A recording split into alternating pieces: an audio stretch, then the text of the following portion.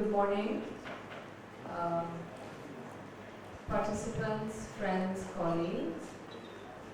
Welcome to the Speakers Forum series, the third of the series on faith and development, titled Making Pluralism Possible, the Promise and Challenge of Religious Peacebuilding in South Asia. We hope that today will be an eventful day, and it will be a productive day for us to think critically and discuss critically and openly some of the issues that have a bearing on pluralism in South Asia and in Bangladesh in particular. Just to walk you through the day, we will begin with a recitation from the sacred texts. Muhammad Shariful Islam will recite from the Quran, Meenakshi Hawlar will recite from the Gita, Aisha Akhtar from the Bible, and Muhammad Faisal bin Ashik from Tripitaka. We will begin with a welcome address by the Honorable Vice Chancellor of Dhaka University, Professor A.M.S. Arifin Siddiqui, followed by opening remarks by Professor Catherine Marshall from Georgetown University, Dr. Mahbub Hussain, Chairperson of Economics and Social Sciences at Berkeley University, and Dr. Fazreen Huda, Director, Center for Interreligious and Intercultural Dialogue at Dhaka University. After the opening remarks, we will move on to our panels. Panel 1 is the roots and religious dimensions of conflict in South Asia. Panel 2, after lunch, will be conflict in Bangladesh and the region, examining ground realities. And panel 3 will be religious peacebuilding in Bangladesh, what's working and what more is needed. We hope to end the day with closing remarks by Professor Catherine Marshall and Syed Saad Amdalib, Honorable Vice Chancellor of Berkeley University. Just before we begin, I'd like to mention that the Speakers Forum series is a collaborative initiative by the Berkley Center for Religious, Peace and World Affairs at Georgetown University and the Economics and Social Science Department at Berkeley University. For this third forum, we are collaborating with the Department of World Religions and the Center for Interreligious and Intercultural Dialogue at Dhaka University. We'd like to extend our heartfelt thanks and gratitude to our colleagues at Dhaka University for helping us with the venue and the preparations for today's event. Thank you again for coming, and without further ado, I will hand over to our colleagues who will recite from the sacred texts. Thank you.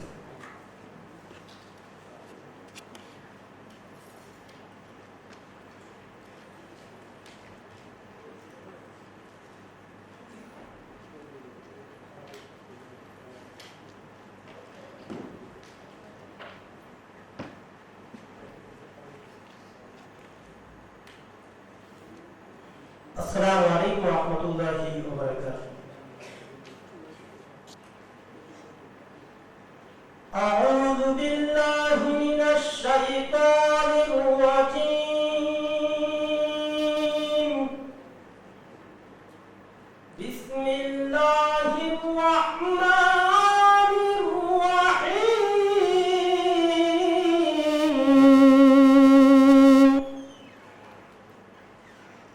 والضحى والليل إذا سجى.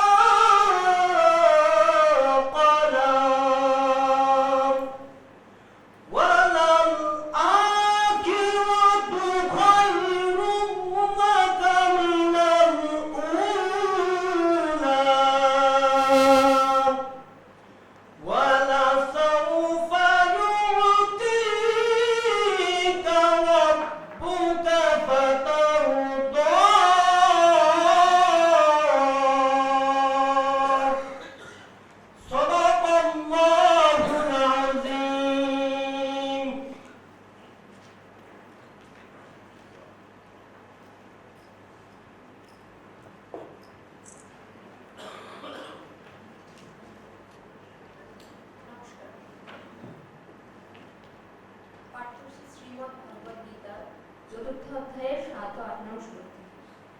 যদা যদা হি ধর্মস্য গ্লানির্ভবতি ভারতে অভ্যুত্থানম ধর্মস্য তদাত্মানং সৃজামহ পরিত্রাণায় সাধনাং বিনাশায় চ দুষ্কৃতম ধর্ম সংস্থাপনার্থায় সম্ভবামি যুগে যুগে। অনুবাদ: যখনই ধর্মের পতন হয় ও অধর্মের উত্থান হয় তখনই আমি নিজেকে সৃষ্টি করি, অর্থাৎ দেহ ধারণ করে অবতীর্ণ হই। সাধুগণের রক্ষার জন্য, দুষ্টগণের বিনাশের জন্য এবং ধর্ম প্রতিষ্ঠার জন্য আমি যুগে যুগে দেহ ধারণ করে অবতীর্ণ হই।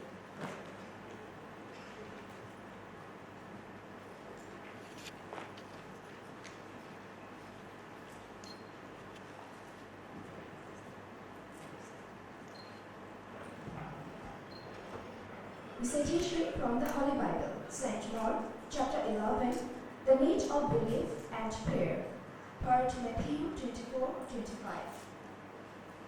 Therefore, I say unto you, what things soever you desire, when you pray, believe that you receive them, and you shall have them.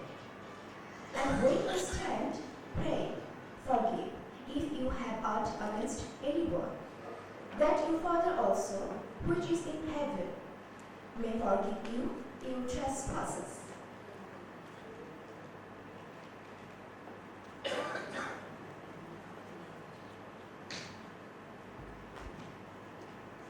I'm reciting from the Holy Chapter. Namo tassa bhagavata arahata samma sambuddhassa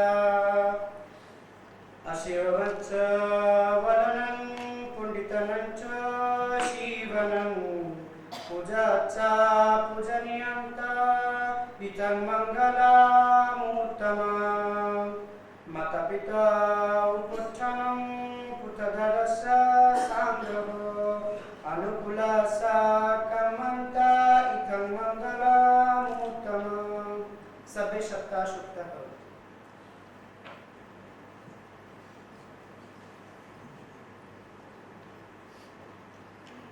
Thank you for that. Before we proceed to the welcome address and the opening remarks, I'd like to request all of you to turn your mobiles off or turn the ringtone to silent and refrain from speaking while sessions are on. I now welcome Professor AAMS Arifin Siddiqui, Honorable Vice Chancellor of Berkeley University, to come to the podium for his welcome. Thank you.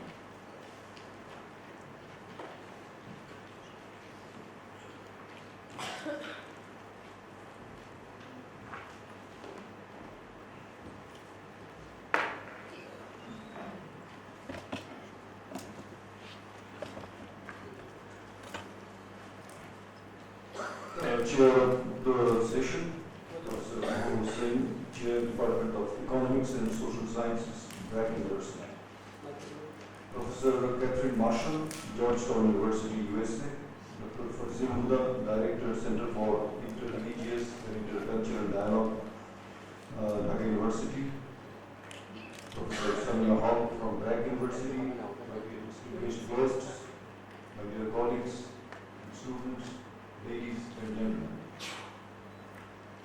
Assalamu alaikum and a very good morning. Shubha Shokal. I deem it a privilege and an honor to be invited here at this inaugural ceremony of the International Seminar on making pluralism possible, the Pluralism challenge of religious peace building in South Asia this morning. I welcome all of you, ladies and gentlemen, at this important occasion at the lush green campus of Dhaka University. We feel greatly honored to be associated with such a galaxy of eminent scholars who have assembled here today to take part in this interfaith dialogue. At the outset of my speech, ladies and gentlemen, let me recite from Tagore on omnipotent, omnipresent and omniscient character of God. Bhajan, pujan, sadhan, aradhana, samasto thak pore. রুদ্ধধরে দরালয়ের কোণে কেন আছিস পড়ে অন্ধকারে লুকিয়ে আপন মনে কাহারে তুই বুঝিস সঙ্গ করে নয়ন মেলে দেখ দেখি তুই চেয়ে দেবতা নাই ঘরে।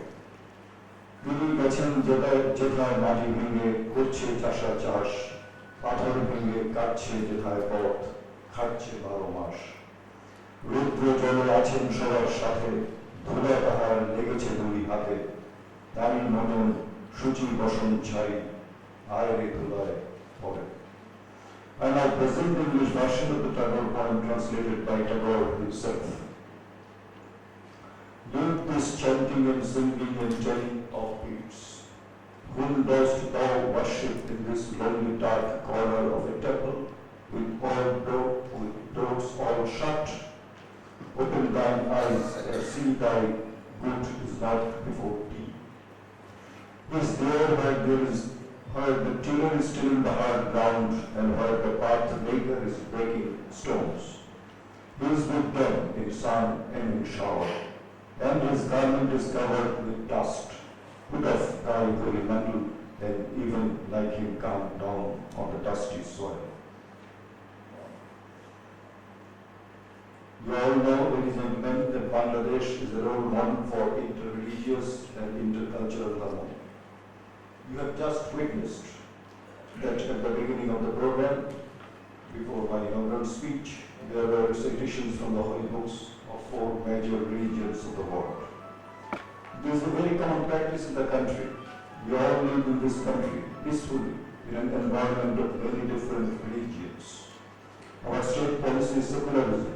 Our constitution guarantees equality to all citizens of the Republic, irrespective of their faith, caste, creed, color, or their economic, social, ideological, or political status. The father of our nation, Bangladesh Sheikh Mujibur Rahman, always emphasized on the importance of secularistic state policy in the common interest of religious harmony and integration in the country and in the world. Bangabandhu's repeated call to the nation was to show utmost respect to each other's religion, language, culture, and traditions. This is really a pluralistic spirit to be preached and practiced. My dear guests, religious pluralism is a long history that reaches from antiquity to 21st century modernity and post-modernity. Let me quote here from UNESCO's Declaration of Tolerance. I quote, "Ideally from an interfaith global perspective, pluralism implies that all religions can coexist in a tolerant, harmonious way. But practically, it means that all religions must conform, I repeat, must conform to a planned universal standard, so that one set of doctrines or values no longer offend those who follow other gods." Unquote. My dear guests, we should eliminate the exclusivist and reductionist proclivities toward other religions, and we must inculcate the culture of dialogue among the followers of various faiths in order to foster congenial interreligious commitment in relation to materiality and spirituality. I can quote here American President Barack Obama. He said, I quote him, "We are no longer just a Christian nation. We are also a Jewish nation, a Muslim nation, a Buddhist nation, a Hindu nation, and a nation of non-believers." Unquote. The famous Irish playwright George Bernard Shaw, who received both the Nobel Prize and the Academy Award, a rare distinction for a single person, once wrote, "There is only one religion, though there are 100 versions of it." The former Secretary General of the United Nations, Mr. Kofi Annan, once said that we may have different religions, different languages, different colored schemes, but we belong to one human race. Wilfred Spaulding's book, Toward a World Theology, says that Christians, Muslims, Hindus, and Buddhists are all linked together historically by the use of prayer beads, borrowed from each other all around the world. Ladies and gentlemen, as for today's conference, its value can hardly be overestimated at this critical juncture of history. I say this particularly because the world today is filled with multifarious problems such as terrorism, violation of fundamental human rights, social injustice, racial and religious discrimination, and interreligious and intra-religious conflicts. What is especially alarming is the abuse and misuse of religion on sectarian and fanatic designs. In different parts of the world, terrorists attack and annihilate fellow human beings. Riots and cruelties, murder and massacre, greed and hatred prevail over logic and reason.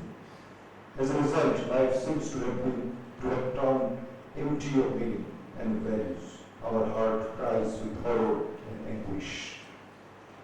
Let me conclude my speech with a quotation from one of my favorite broadcaster, Walter Cronkite. I quote Cronkite: "Never before probably has the need for interfaith dialogue and commitment been nearly as great as it is at this very moment." Unquote. Distinguished guests, I have no doubt that your deliberations and discussion will bring out fruitful ideas and sound strategic policy for building a world of peace and religious harmony. I thank the organizers for arranging this timely conference, and I am hopeful that your collaboration will further intensify our universal religiosity in coming days and years. With these few words, I now gladly declare the conference formally open and wish the conference on religious pluralism all success. Thank you, ladies and gentlemen, for your time and attention. Thank you.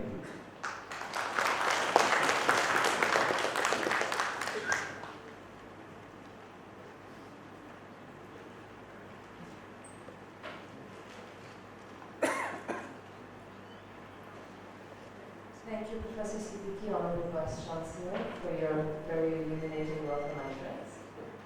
I now request Professor Catherine Marshall from the Berkley Center for Religion, Peace and World Affairs at Georgetown University to lead the opening remarks.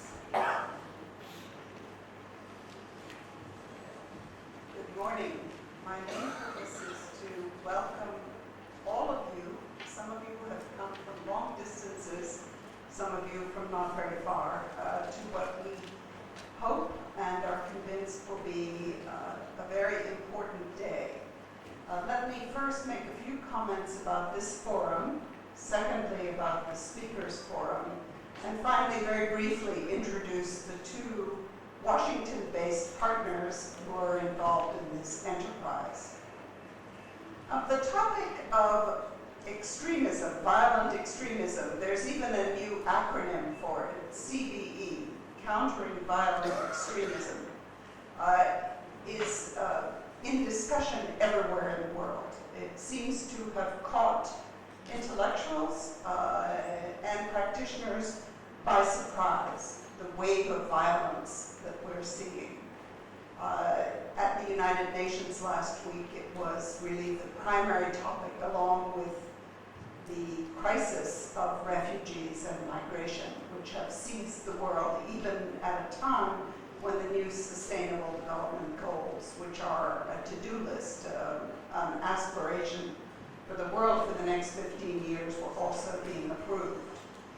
The term that's being used and that I think we're inspired by is the word peacebuilding.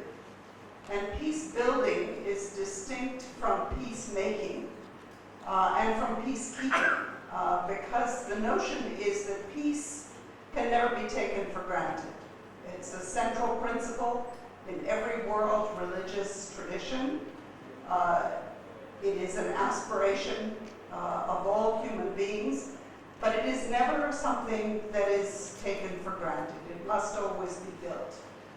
So our forum here aims to explore these issues in the context of South and Southeast Asia, but with implications for the much broader discussion that's happening at a world level. In other words, this is probably one of the leading issues on the world agenda today, and that is the reason why it is on our agenda here.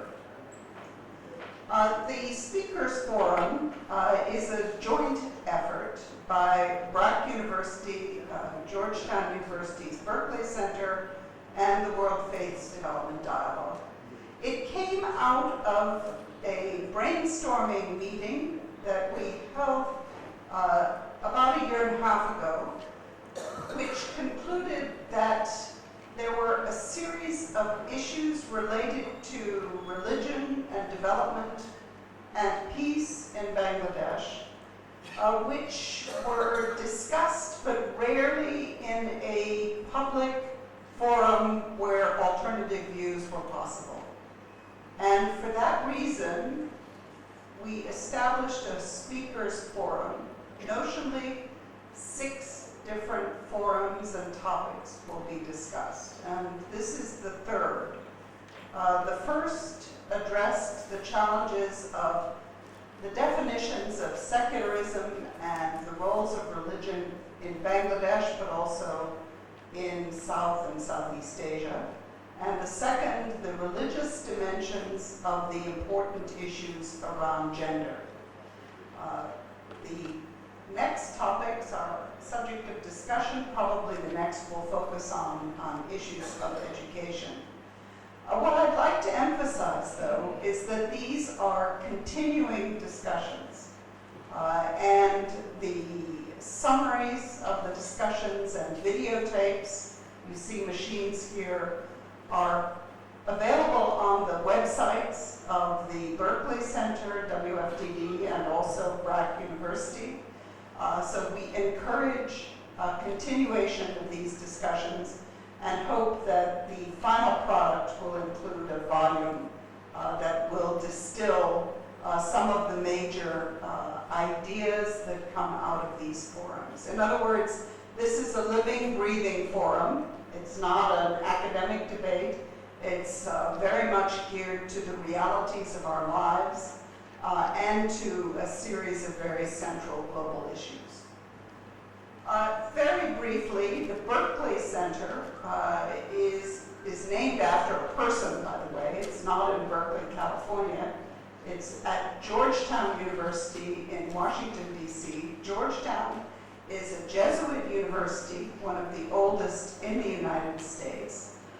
Very well known, especially for its School of Foreign Service, but for other departments of the university. The Berkley Center reports directly to the president of the university, and it is multidisciplinary. It draws professors, students, expertise from many different parts of the university: theology, history, medicine, law, sociology, etc. So the Berkley Center is in its 10th year, and one of the major programs has been Religion and Global Development, which has included an emerging partnership with Brack University, which we first engaged in a South and Southeast Asia regional South and Central Asia regional consultation here a few years ago in Dhaka. World Faiths Development Dialogue, WFDD, has an unusual parentage and origin. It was born in the World Bank, where the president, Jim Wolfenson, and the Archbishop of Canterbury agreed that there were 2 constituencies in the world that cared deeply about the problems of poverty and social justice and exclusion. And those were the worlds of development and the worlds of religious organizations and leaders. And therefore, they agreed that rather than being in antagonistic relationships, they should engage in a continuing dialogue. And so from that, in 1998, the World Faiths Development Dialogue was born, and it is now based at Georgetown University.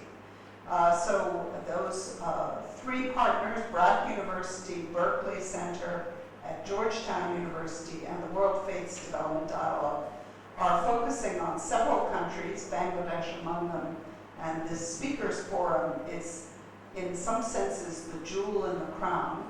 It is the essence of the kind of engagement that we think is important and that exemplifies the complex, important issues that link the religious ideas, institutions, and leaders with those who are engaged in development and conflict resolution.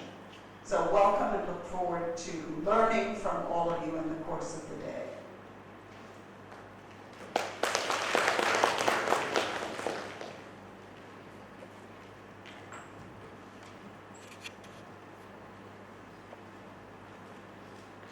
Thank you, Professor Catherine Marshall. I now request Dr. Mabu Hussain, Chairperson of the Department of Economics and Social Sciences at Berkeley University, to lead his opening remarks.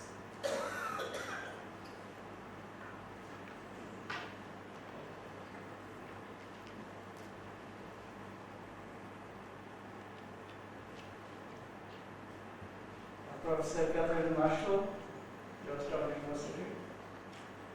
Dr. Farzin Mula, Director, Center for Interreligious and Intercultural Dialogue.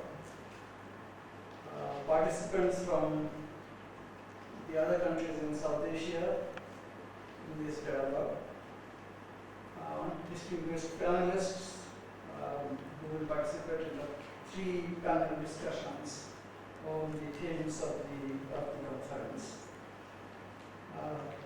The participants from Bangladesh, which I understand includes different groups of people, including clerics in this conference, and other distinguished participants. I would like to welcome all of you to this Speakers Forum entitled Making Pluralism Possible, the promise and challenges of religious peacebuilding in South Asia. I'd first like to thank Berkeley University Center for Religion, Peace and World Affairs for selecting Bangladesh as one of their priority countries for promoting this dialogue with the objective of peace building, and also Berkeley University's Department of Economics and Social Sciences as one of their participants in the work that they have been doing in Bangladesh. And I now understand that the Berkeley University has also joined hand with us in pursuing further this kind of dialogue for religious harmony, for peace building in the countries. Now, all of us know that the religion and different interpretations of the scripts are strong drivers of differences in values, beliefs, and faith that contribute to political conflicts, political and social conflicts, and hinders economic development of those countries. There are plenty of examples of this.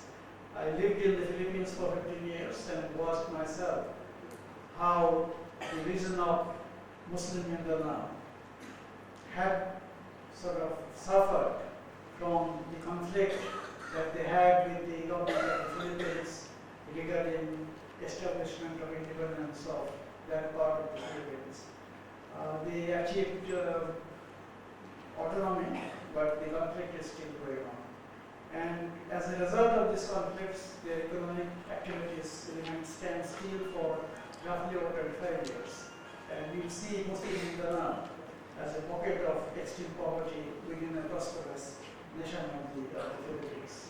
So that's what happens if you don't have religious tolerance and try to work with for living with harmony with the government and others. This is a responsibility for both sides, from the government as well as those who oppose the government on that. And we have several examples of this conflict leading to underdevelopment of the country throughout the world. The other example is Nigeria. It is a very rich country, rich with natural resources. But because of the conflict between the Muslim North and the other parts of Nigeria, the development is seriously hampered in this regard. So I think the issues of today's dialogue is very important.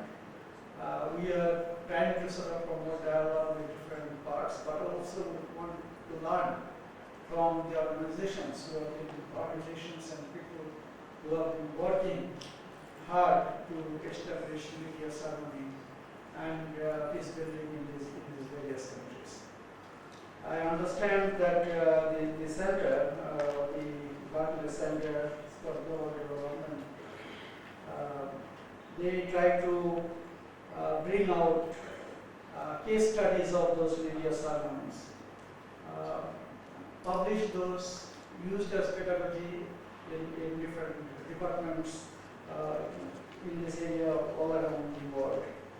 And they promote participatory approaches to speech-based interpretation and the importance of the approach as a catalyst for social development and peace building in different countries of the world. I would like to thank Samia for organizing these dialogues in Bangladesh. I understand that we have already completed 2 of those dialogues, and this is the 3rd one, which focuses on more on peace building in this India. And we are going to have several more dialogues in this issue. Our objective is, through these dialogues, we're going to get a group of people and researchers in order to pursue this area of research for academic excellence and others.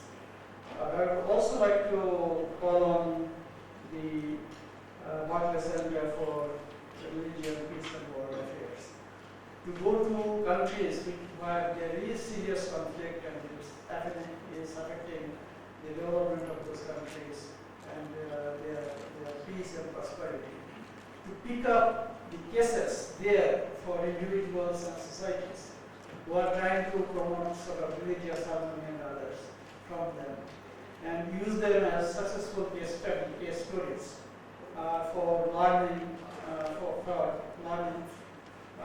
countries like ours. I understand that here in this panel we will hear from Myanmar, and we understand very much what is happening in this country because of the intolerance of the religions, of the government in power and the minority Muslim communities there. And Bangladesh is also affected in that because of the influx of refugees and the inability of the government to sort of take care of those refugees here. So this would be a very novel kind of sort of organization and the activities that they have been doing. And I wish that they promote more work in this area for learning, for our community. And I wish that today's forum helps us advance our knowledge in this area and inspire more people and societies to work for peace building among different conflicting groups and others.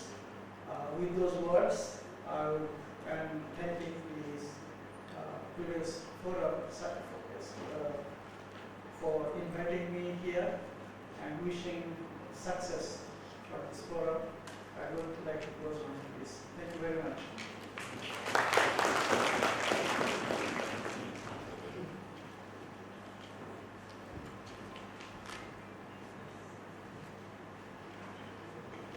Thank you, Dr. Mahbub Hussain.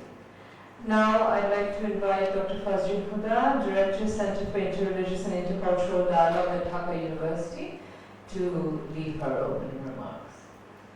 And I've been told that to use the other podium is better for the videographers.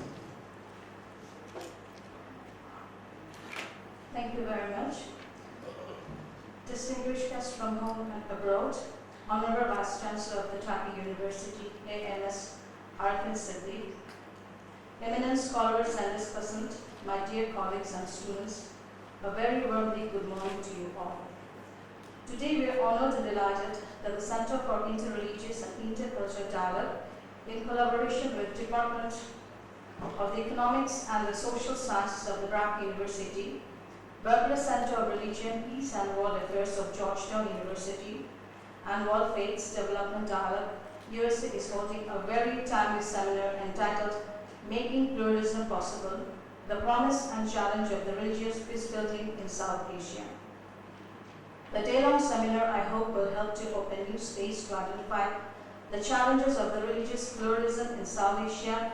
At the same time, it would recommend significant proposals on how peacebuilding could possibly be successful in a diverse ethnic, religious, and cultural traits in South Asia. Moreover, the discussion groups will also focus how dialogue could be the best possible solution among the different religious communities and leaders of South Asia, the field that has been unexplored till today, since in South Asia, politics and religion has been abused and misused by the greedy politicians. Generally, religious pluralism has been defined that all religions are equally valid.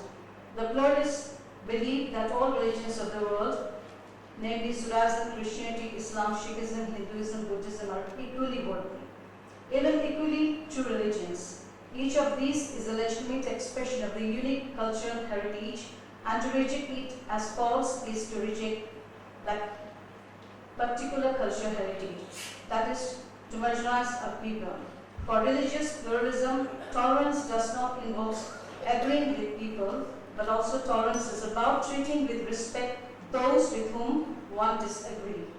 In subcontinent, if you look onto the subcontinent history, we'll see that Bengal has a distinct image of practicing religious pluralism in her long historical tradition.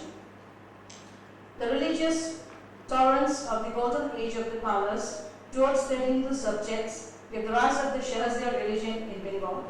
During Muslim period, the gradual mixture with the Hindu culture and the Islamic principles of the equality and the tolerance, the subject of the Bengal treated as equals irrespective of caste and creed.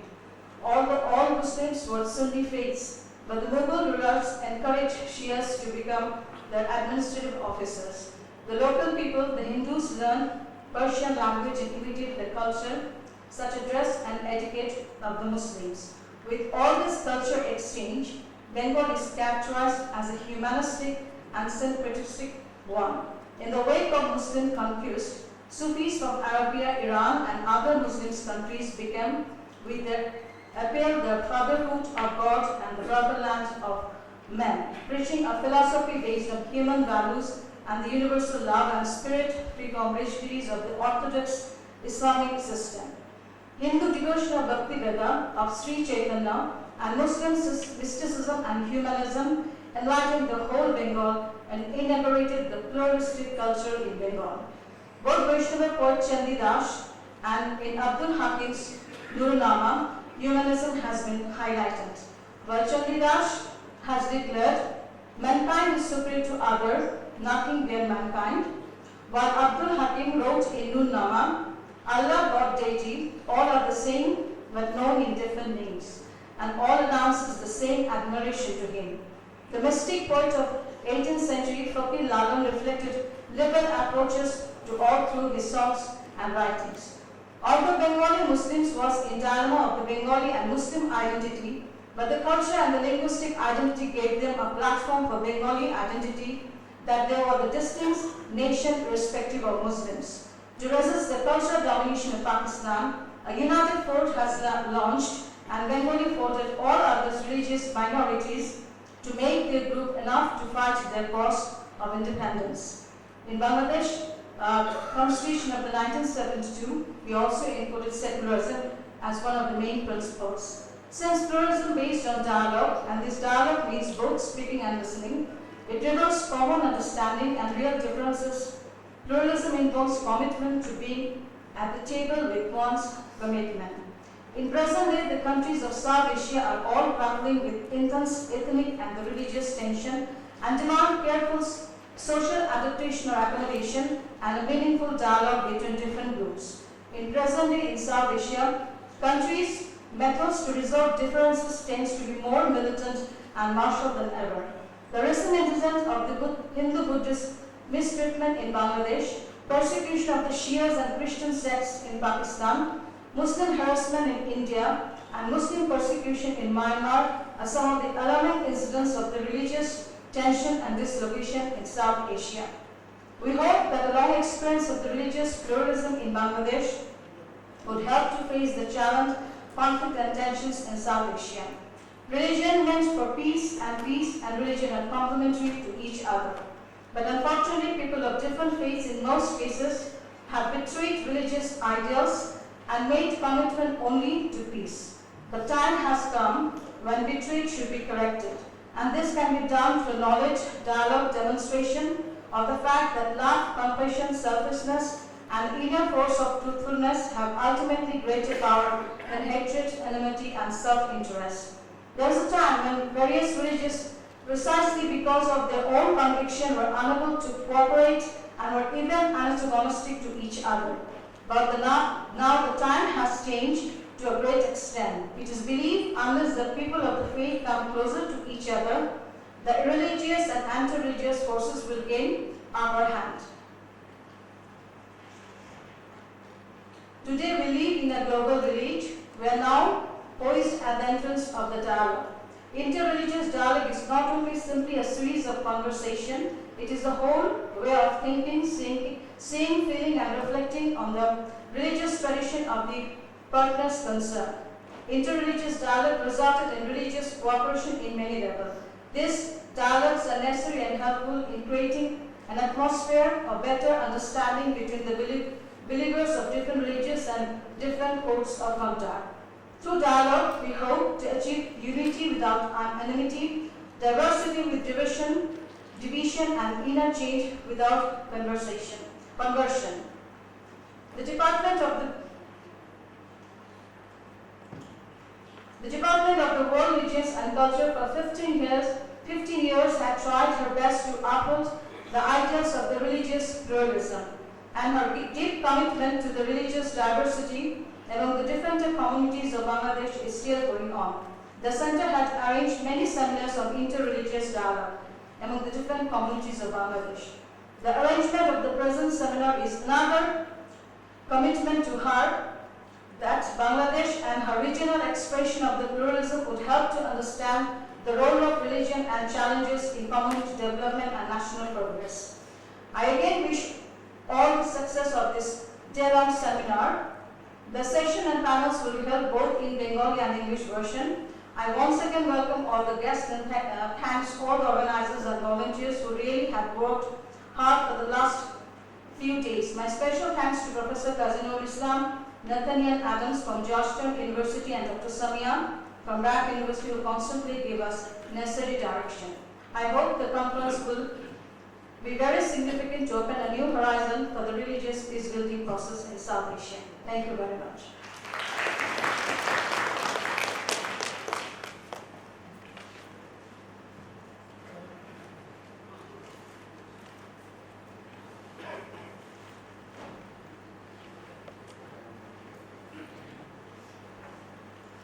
Thank you, Dr. Fazreen Huda, for your comments, observations, and your welcome address. With that, we close the panel with the opening remarks and move on to panel number 1, which is the roots and religious dimensions of conflict in Asia. Our panelists are Dr. Deepali Bhanu from University of Delhi in India, Dr. Ihsan Ali Fauzi from the Center for Study of Religion and Democracy in Indonesia, Dr. Syed Anwar Hussain from Dhaka University, and Alhaj Uray Min from the Islamic Center of Myanmar. The discussant for this panel will be Dr. Kazinul Islam from the Department of World Religions at Dhaka University, and the moderator will be Professor Catherine Marshall from Georgetown University. So I request our panelists, discussant and moderator to come to the stage.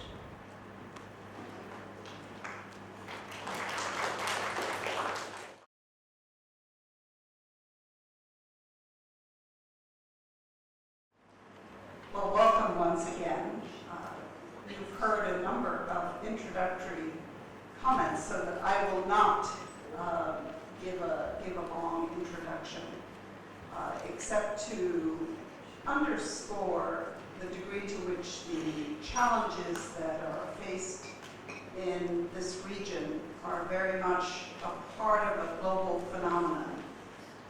And I've been very much struck by one commenter whose analysis was that we have hit the analytic wall in thinking about what seem to be new dimensions of intolerance and extremism, and particularly violent extremism.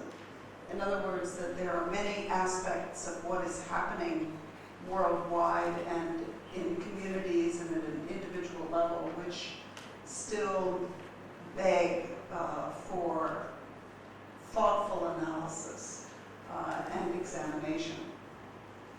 We have here what I think is a remarkable panel, and the idea is that we will hear from panel members in a series of short interventions for about an hour.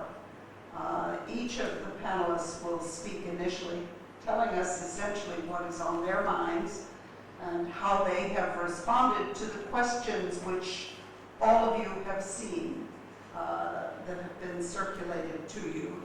And after that, we will engage in an exchange with all of you. So please prepare your questions and comments. You all have the biographies of the participants, so that I will not read those aloud to you, but would want to emphasize that this is a special group. We're grateful for people who've come from long distances, and they represent some very important currents, some important insights, I think, into this puzzle that we face. Dipali Banat from the University of Delhi has many years of work on interfaith programs.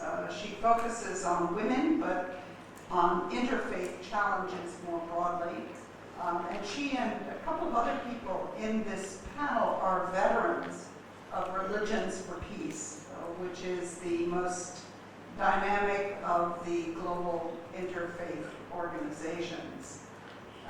Ishan Ali Fazi from Indonesia, from Jakarta, is with the Center for the Study of Religion and Democracy, and his focus is very much on religiously inspired, religiously linked violence. I say that because I think all of us would start with the principle that religion in itself is not violent and is not prone to conflict, so that it's religiously linked, whether it is, as was suggested earlier, inspired by politicians, or whether it comes and arises from new kinds of tensions within communities. Saeed Anwar is from Dhaka University. Al-Hajj Ayat Nguyen, if I pronounce that correctly, has come from Myanmar, the Islamic Center. He is an educator who has a history with a number of universities and studies, and finally designated as our commentator, but I'm expecting that he will have much to add to the discussion, is Qazi Nurul Islam.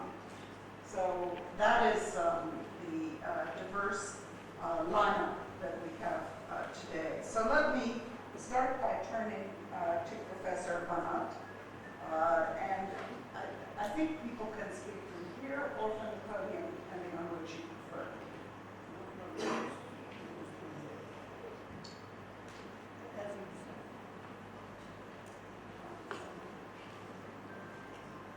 After 7 minutes.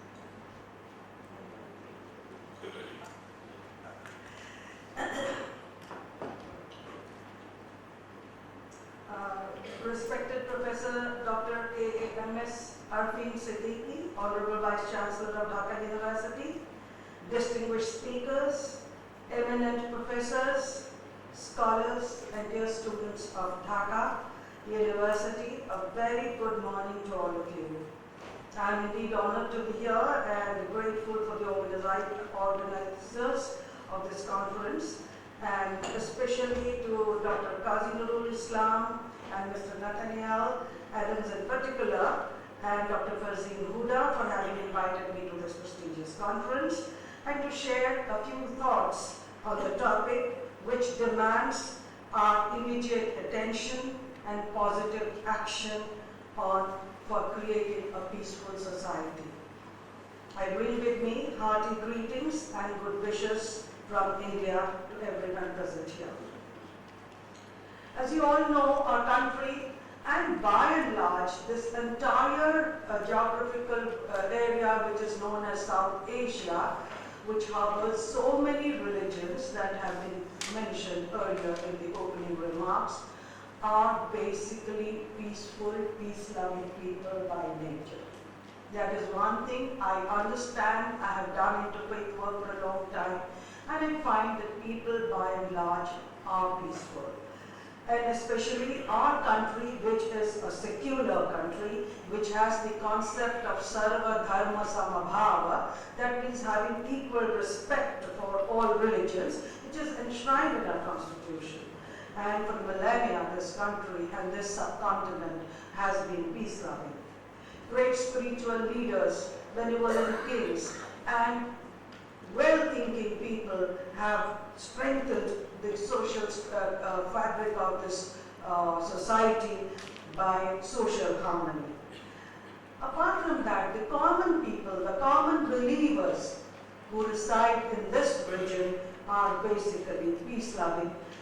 The kind of peaceful coexistence that has been happening over the years demonstrates the unity that underlines the vibrant diversity in a religiously pluralistic area that has been made possible due to the conscious efforts of not only the political, religious leadership, but also by the personal commitment of all sections of the society.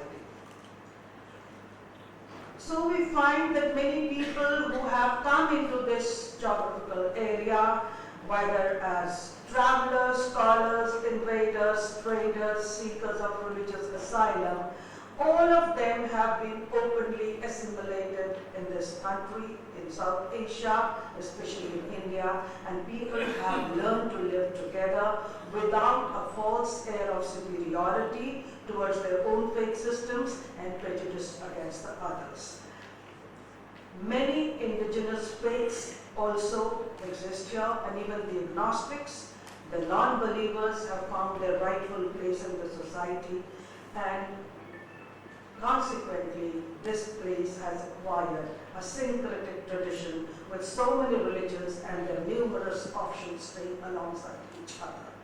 I will not go into the history that has been taught to us, but we all know that efforts have been made like kings like Ashoka, the Hindu king, who said, Sabbe Pakhanda Vaseyu, may all religions coexist together. Or the great Akbar, who also made special efforts to bring together. There are so many people who have made efforts. And liberal Muslim rulers, benevolent kings, Hindu kings, etc., so on and so forth. I will not go into that detail because we all know about it. Even in modern India, when there was a struggle for independence, great Indian leaders like Mahatma Gandhi, Sri Ramakrishna, Swami Vivekananda, and many other Muslim leaders who took part in the freedom struggle of India and the subcontinent, they also tried to infuse this kind of unity of minds despite different faiths. But we have also seen in the past few decades ugly communal riots which have taken place, which has shaken up the fabric of this peaceful society.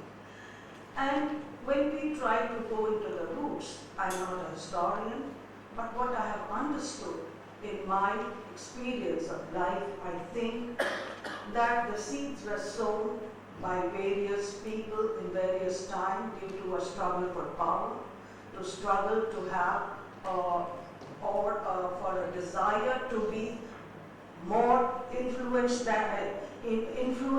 than the others. But if we look at the colonial rule, the British rule, we find that the divide and rule policy of our colonial rulers and the British have been instrumental in creating this kind of division.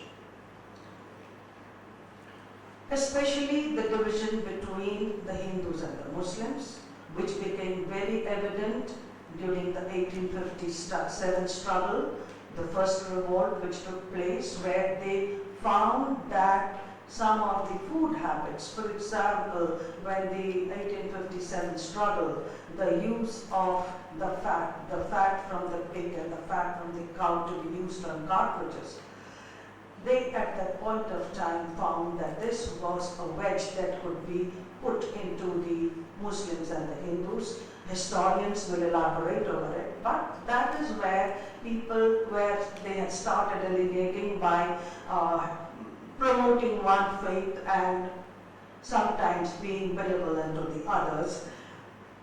But one of the most potent instruments or tools that was used by them was the writing of history. And as historians, you will write that writing history is a very, very dangerous instrument, because now people are rewriting history, reconstructing history, and the way history was written by glorifying one king, denigrating the other, demonizing one community and denigrating the other, self-glorification. So this is what is happening. Therefore, the teaching of history is a very serious issue which has to be taken care of. Because we all sitting here know the difficulties that we have when we have communal riots. But I think here, at the end of the day, we are here to understand and find solutions, which was very rightly pointed out, that peace building is our focus, and peacemaking and peacekeeping are two different things. So how do we build that peace where society which has been divided horizontally and vertically due to various, not only religions, but different classes of society, castes of society, which will threaten whenever one community gains an upper hand. So, in the same community also the kings, for example, Akbar becomes the great when Aurangzeb becomes denigrated, who is shown to be, the destroyer of temples or destroyer of faith. Whereas if you look closely into what has been written about them, you will find that he was also a great benevolent king, who had rebuilt the temples. So this is history, I think, is one thing which has put a wedge into the thinking of the communities.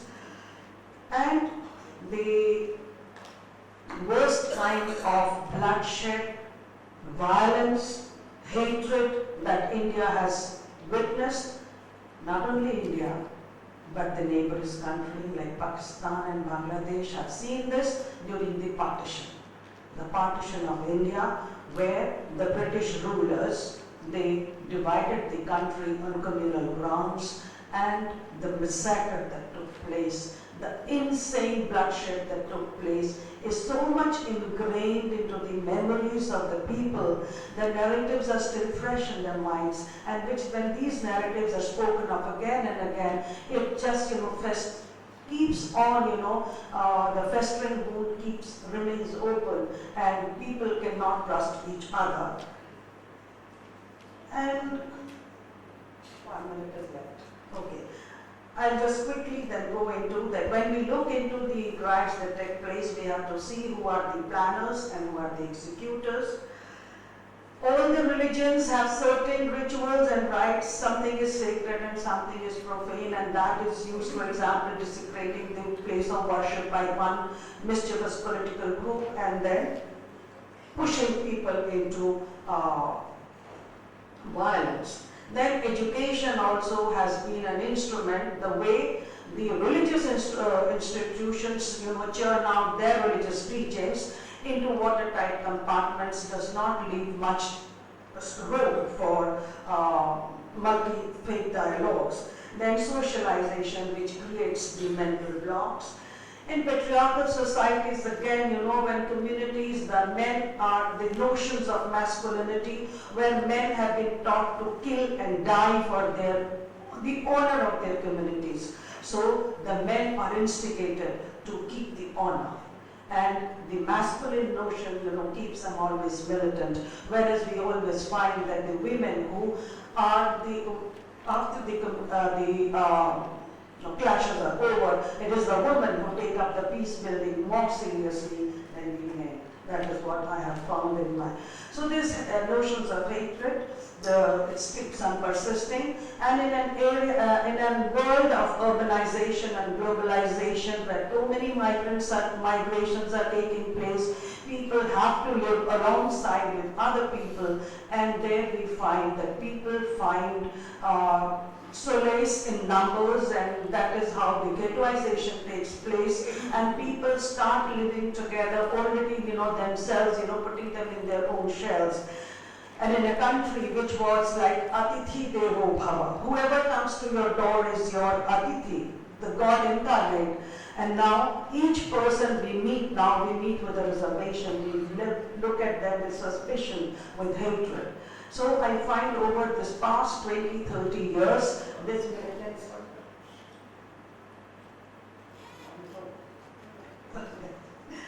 so this feeling of hatred, because the narratives which are spoken of again and again, the feeling of revenge, which keeps festering, and another instrument is the poverty, the frustration and unemployment. If you look around in your own families, your own groups, and in the larger circle that you move, you will find there are not many people who create these kinds of communal divides. But then who is it that all of a sudden, if there is a little quarrel somewhere, it flames into a communal riot, because any kind of conflict, when there are especially two communities fighting with each other, it takes on a communal color, because then people tend to take sides on the religious grounds, because that is where they think they belong. Whereas you as young people, you think that whenever there is any kind of clash on the campus, don't you think that immediately you start taking sides of the people you believe in? And you think they are speaking the truth without really going into the root cause. We enter violence without thinking. So therefore, I would urge the young people here, because it is they who are going to take this country forward, this whole South Asian region forward in a peaceful way, to first analyze the root cause. Because when you start analyzing, you will find that sometimes it is politically motivated, it is a power struggle, it is a struggle to gain in the development issues, to gain land from the poorness, and it is usually the poor people, the people who are staying in the slums, who are instigated, people who are instigated by giving them small amount, and the neighbors become enemies, which is very strange, because by and large people have been living peacefully. But when this instigation comes, and then media, now media has become a little responsible while reporting these things. You will find that the clashes and all are very readily available, and they churn out, newspapers sell. But good news does not sell, but sometimes now they have started. For example, it was very heartening that the Shias and the Sunnis for the first time in this Bakrid, they prayed together in Lucknow Mosque. It was a big news. So I had so much to say, but the time is constrained, but I think there will be enough time throughout the day to discuss all this. But I feel very strongly that we can overcome this by bringing rational thinking into any conflict. Thank you. Thank you. You've put so many of the issues that we want to discuss today on the agenda. You've got us started in a great way. So let's move on now.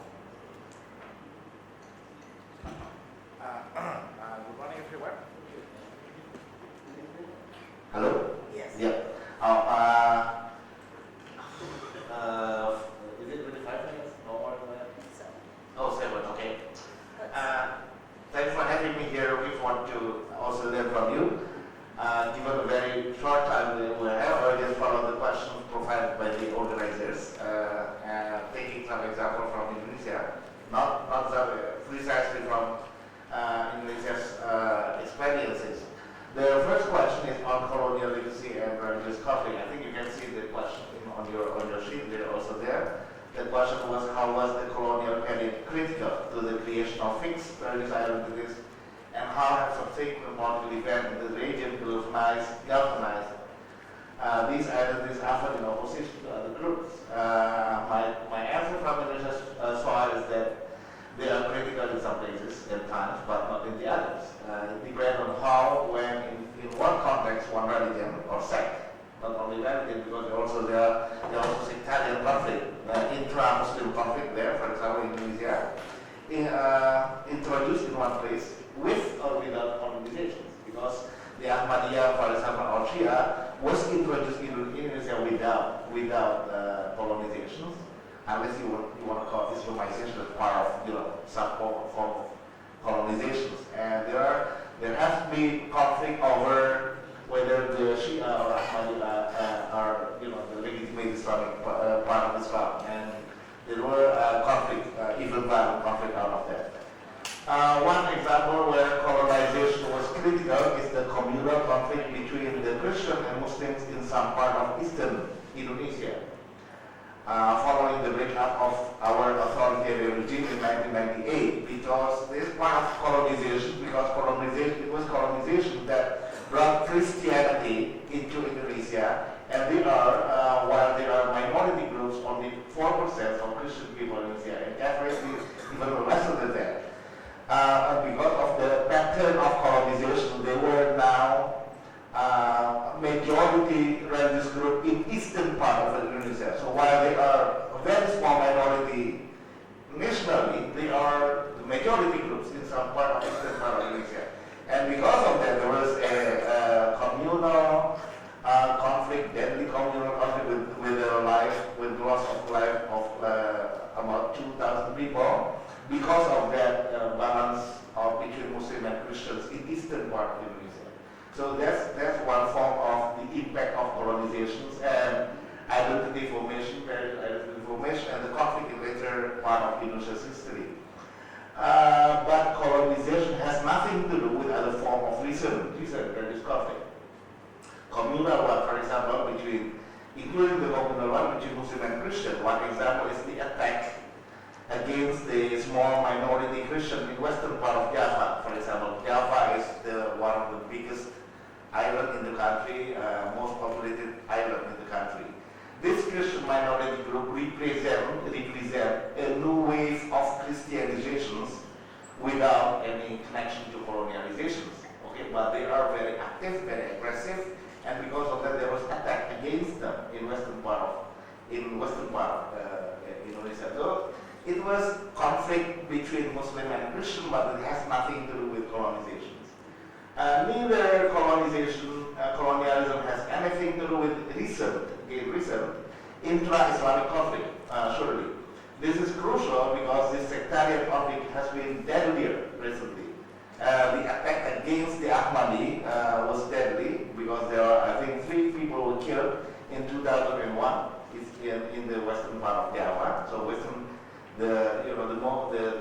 the Muslims are majority, but there are intra-Islamic conflict, not only between Muslim and Christian, but also where some Muslims, Sunni group this time, think that the Ahmadi are not part of the Muslims, or sometimes in the other part of the country, they think that the Shia are not part of the Muslim also.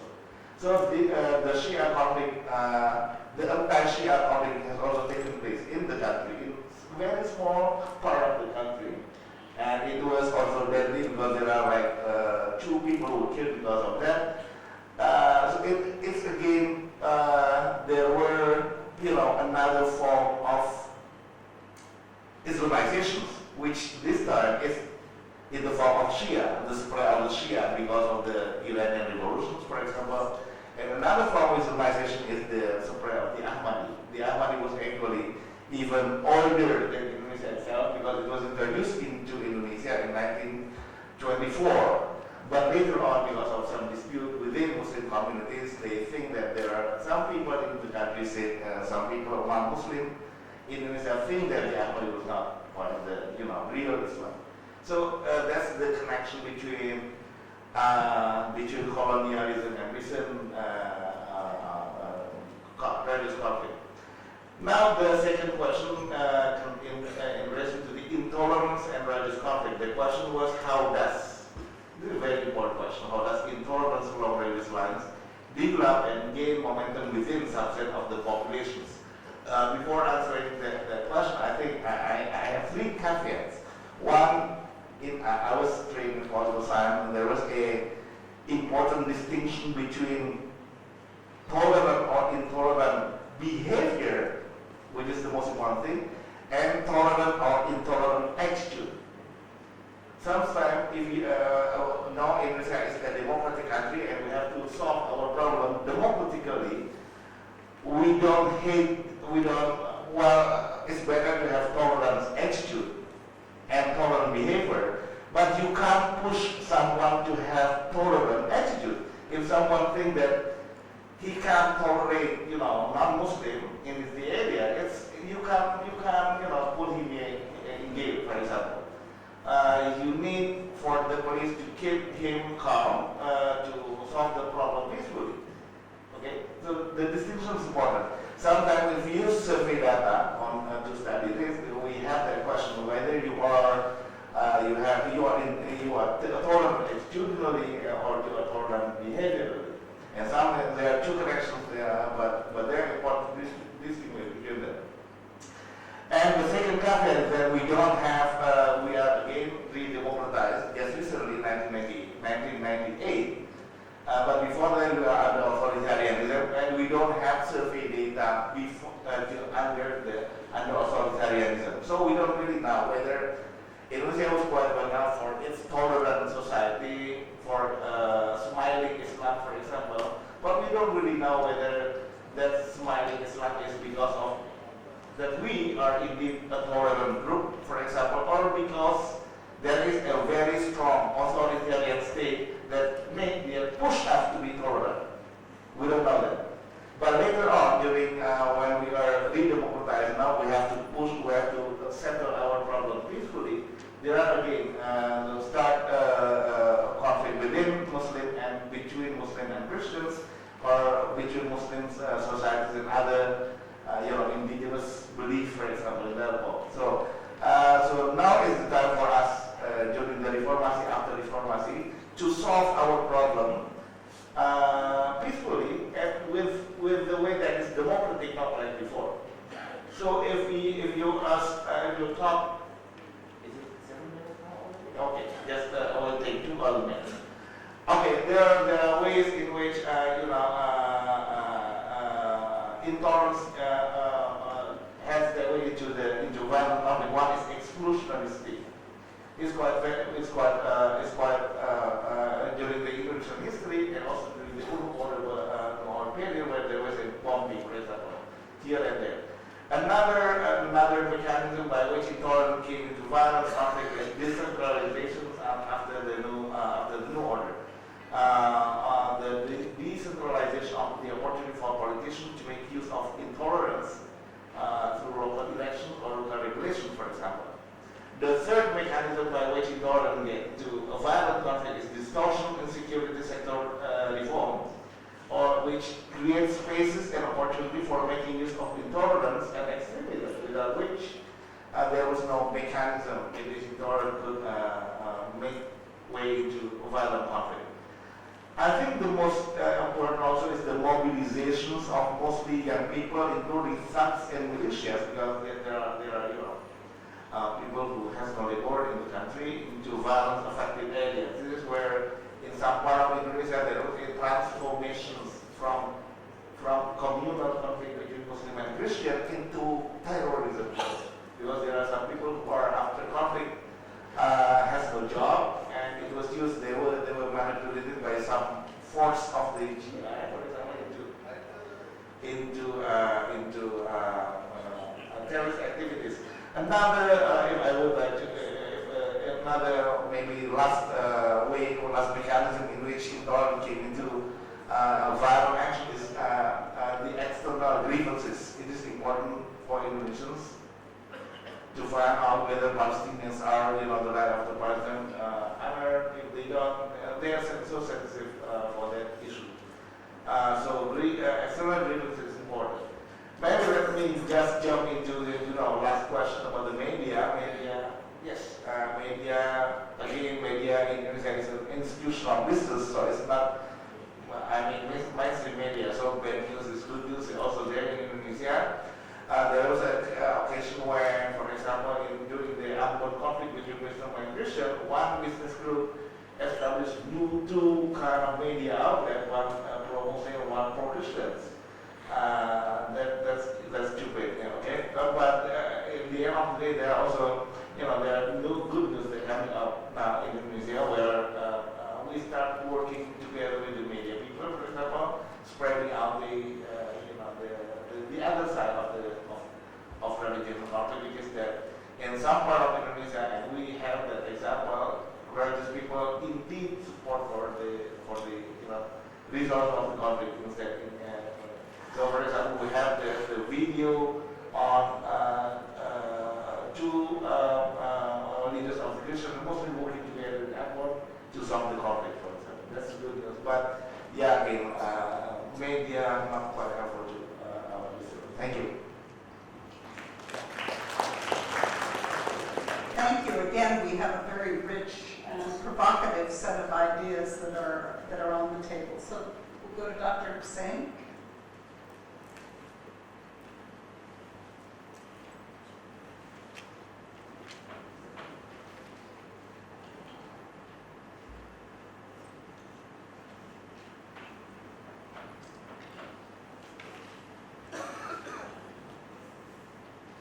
Distinguished moderator, Professor Catherine Marshall, distinguished discussant, Professor Qadirul Islam, distinguished members of the panel, and also the audience, good morning. Much has been written or talked about to delve deep into the South Asian conflict phenomenon. Although the roots have been more or less identified, any solution still eludes the region. Consequently, South Asia remains a conflict-prone zone. But in such a discourse, very little attention is paid to the region as one of the catalyzers of conflict in the region. Of course, it must be admitted that not always apparent, but must be underlying cause is religion in the conflict phenomenon. There could be two types of conflict in a regional context: inter-country and inter-country. More often than not,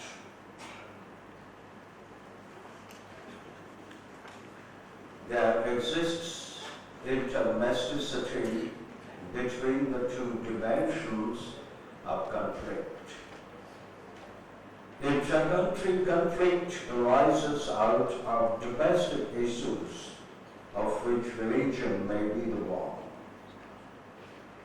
Inter-country religion-driven conflict may have cross-border linkages and ramifications, and South Asia of late has been home to such a typology of conflict. Communal riots in India have been found to have repercussions in Pakistan and Bangladesh and vice versa. Extremist Islamic outfits operating in South Asia have full-fledged cross-region and global linkages. Such religiously spawned conflicts threaten security nationally, regionally, and globally.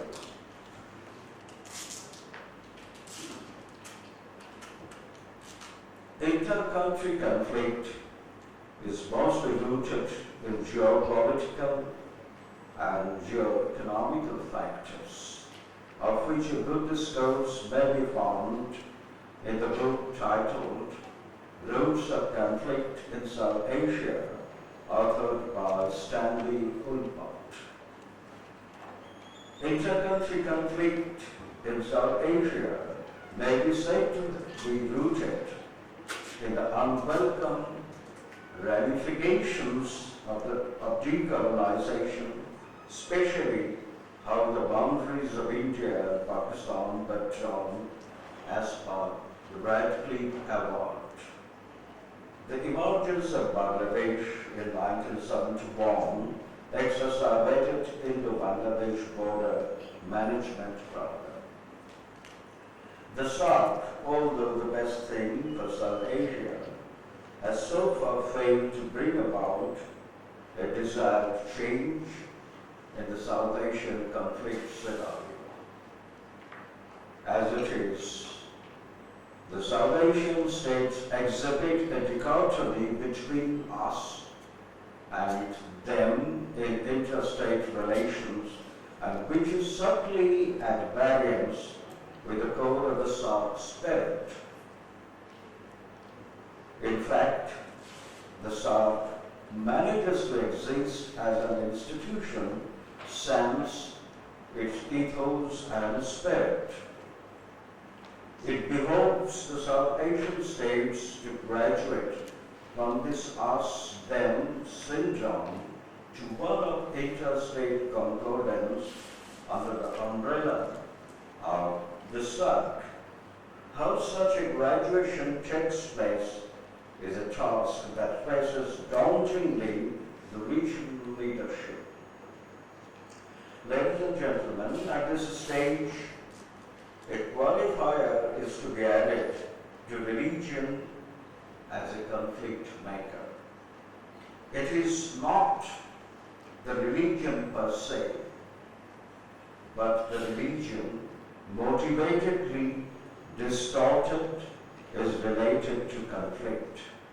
An objective analysis would show that politicization of religion and or religionization of politics promote conflict in South Asia as anywhere else across the world. In fact, religion appears to be a double-edged sword. One edge represents the religion per se and cuts through all types of ignorance and makes a human being a benign creature. The other edge represents a distorted religion and its practitioner as an unreasonable and blindly extremist element. It is this edge with which we are concerned, insofar as religion-spawned conflict is a moot question. Left to itself, every religion, in the spirit and essence, is benignly egalitarian and pluralistic vis-a-vis other religions, but the projection of which has not been as strong and visible as should have been. Ladies and gentlemen, there is a strong rationale to suggest that religion may be a tool for conflict resolution, provided that it is the religion per se. Moreover, there has to be created enough rapport across religions per se through well-informed and action-oriented interfaith dialogue. A deepening and widening of such accord is sure enough to deny any space to motivatedly distorted and thus extremist religion. It's the challenge of the day that the fate of religious extremism spawning conflict of enormous dimension be confronted head-on through creating a strong space for interreligious accord and harmony. Ladies and gentlemen, the agenda must be to replace conflict of religion by one of peace through religion and religions. Thank you very much indeed for bearing with me. Thank you very much. Again, now we have the international dimensions even more added to the agenda. So, Dr. Quinn.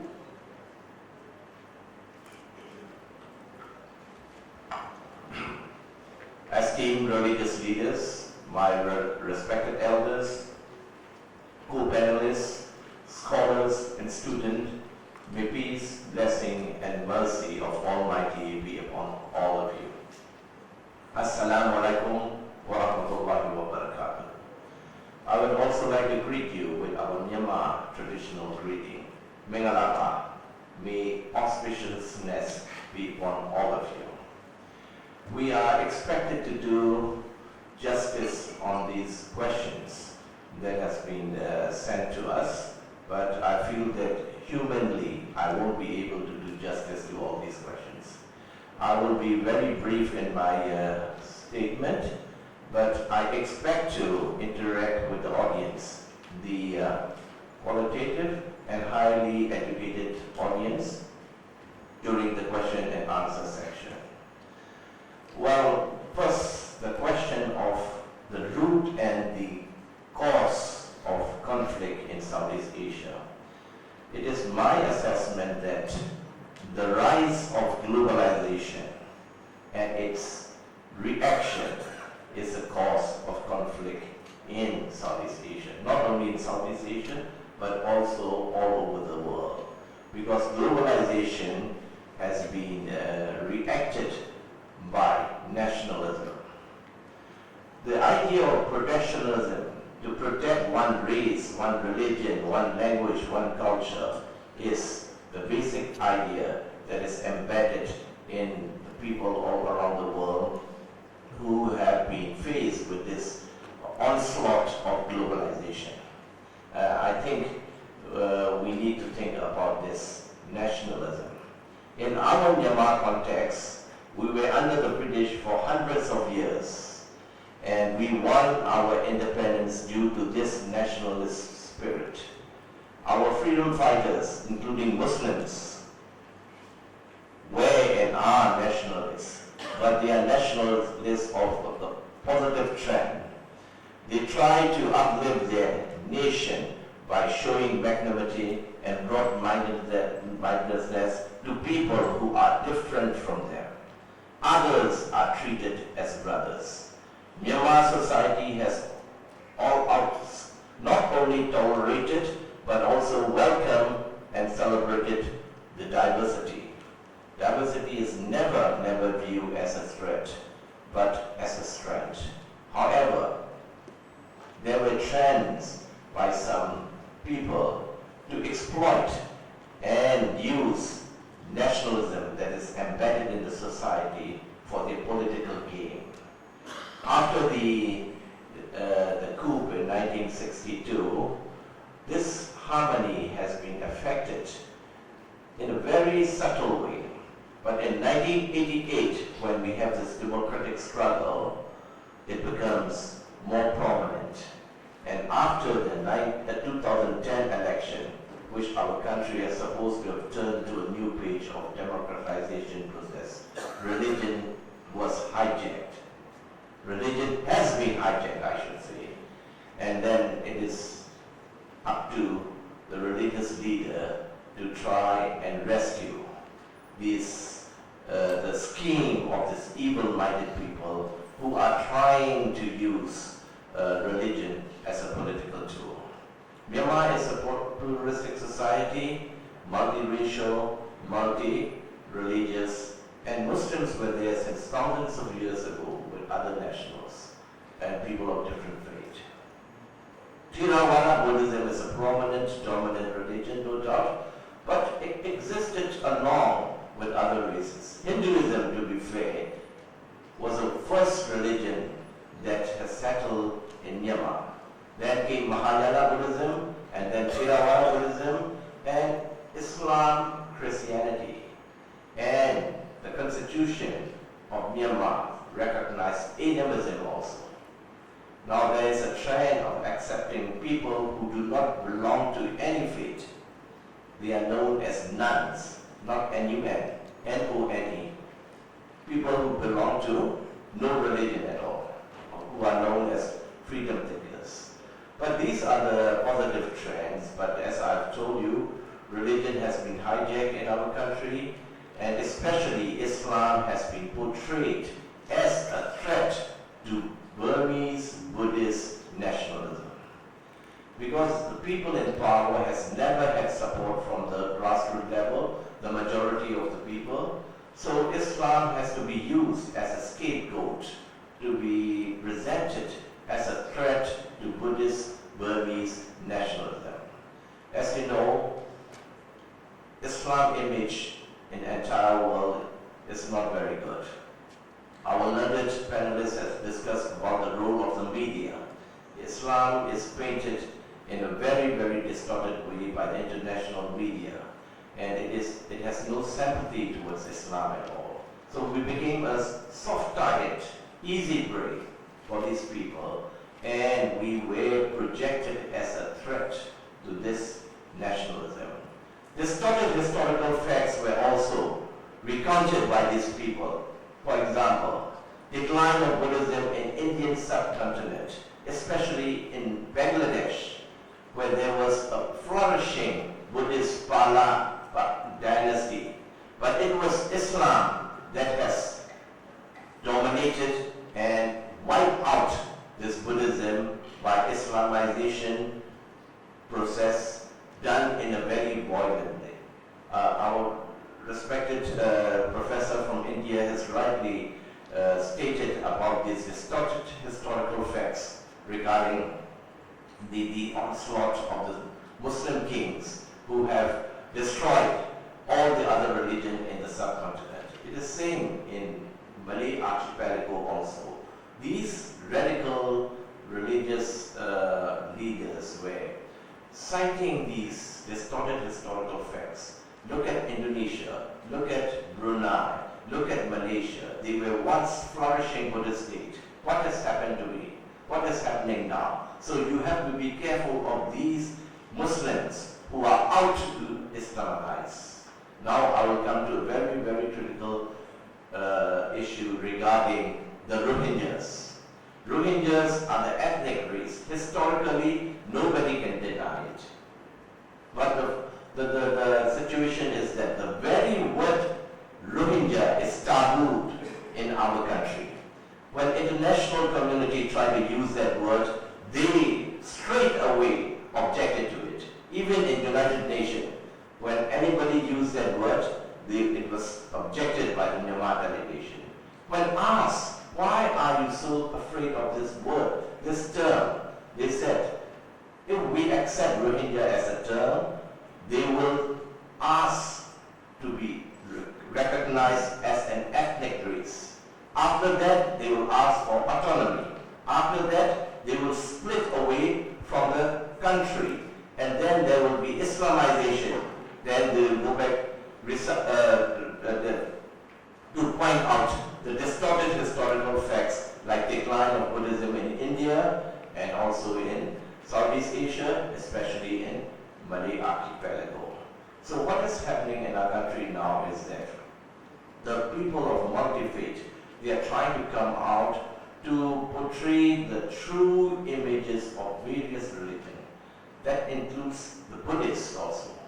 The Buddhists feel that the Buddhism image has been painted, so they're trying to improve it. They are majority, but silent majority. Their voices need to be heard. So we are encouraging them, but those who are making noises, they have support from a very powerful people who are behind the screen. So what is happening at the moment is that tomorrow there will be a great rally in our capital, the former capital, Yangon, regarding this victory rallies of this Buddhist association known as Mabata, which means protection of race, Burma, religion, Theravada Buddhism, language, Burmese language. So they feel that their religion, their language, their race need to be protected, especially from Islam. So they try to enact laws in the parliament. The president try to accommodate with their wish, and these laws were enacted. They were signed by the president. Now they are enforced now. Now what they are doing during this time of election is that they are holding rallies, victory rallies of enactment of these laws all over the country. Tomorrow they will be holding in Yangon in a very grand scale at a sports stadium, and Muslims are invited. They said these laws were enacted for peace and for unity. And a lot of media inquired me and tried to interview with me. I answered that every religion needs to be protected, but we should know where the cause is, from whom we should be protected. If you don't know the root cause, the medicine and the disease will be not in line. So the disease will not be cured if you don't know the root cause. So what I would like to say is that we need help from our people from Bangladesh. There are flaws in all the countries. Nobody is perfect. But comparatively speaking, what Bangladesh is doing as a pluralistic society is a lesson that we need to learn. This is my first visit. This is my first visit to Bangladesh, although I am your neighbor.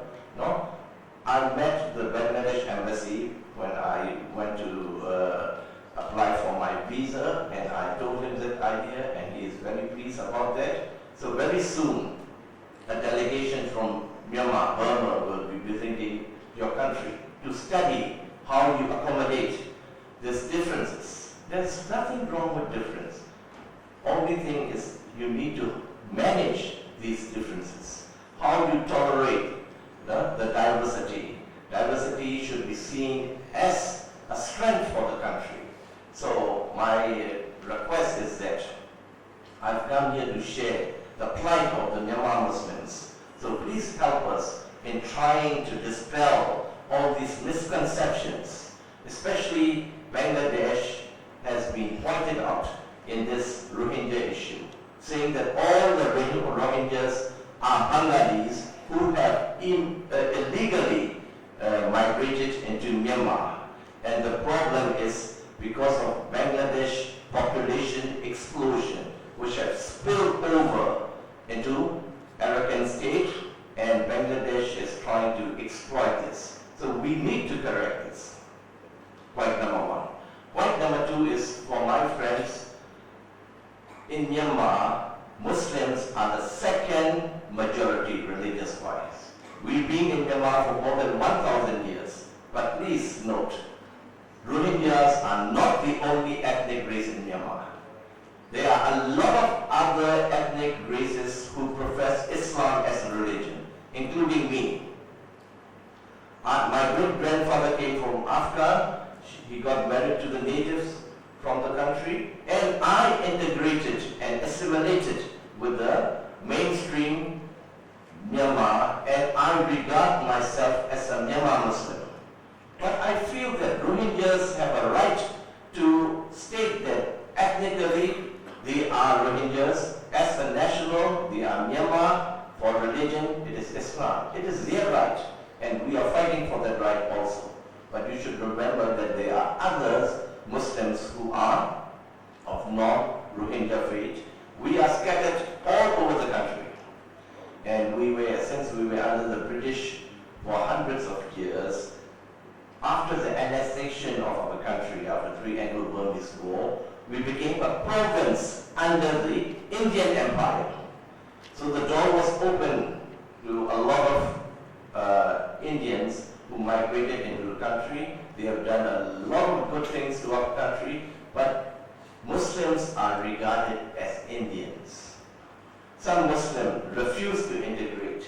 They still dress and adopt Indian culture, which they sincerely feel that it is Islamic. So the misunderstanding is there.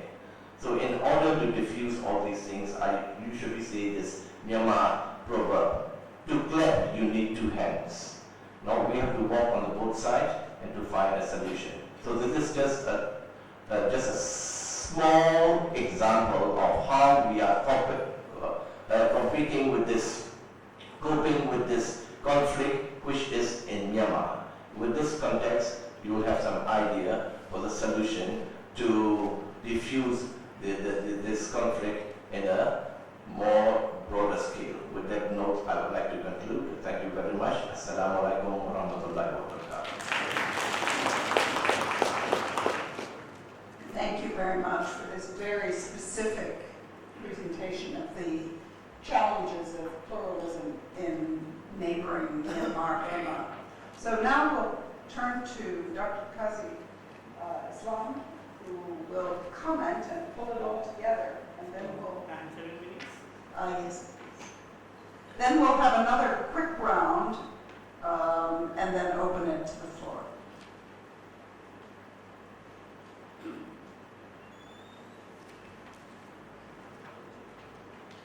Distinguished guests from different faiths, brothers and sisters present. Assalamu alaikum. Still good morning and namaskar. Let me start with Professor Deepali Bhanot. This Indian subcontinent has been known throughout the world for this particular philosophy of Sarva Dharma Samabhava, Atithi Devo Bhavo, Vasudhaiva Kutumbakam, Sabbe Satta Pita Bhavantu. Most of you are aware of these terms, you will know this.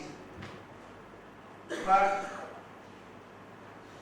even after that, we find that there are many discriminations in the subcontinent among people of different faiths, particularly in India. Professor Bhanot was referring mainly to Indian problems and Indian issues. I shall have to be very brief. Let me most humbly tell you that though India is officially a secular country, but even after that, they have a serious problem. On the 8th August of 2005, the Supreme Court, the affiliate division of the Supreme Court, unanimously gave a verdict. There are 11 members, Muslims, Hindus and Christians were there. They gave unanimous verdict that Buddhism, Jainism and Sikhism, these three religions are not independent religions.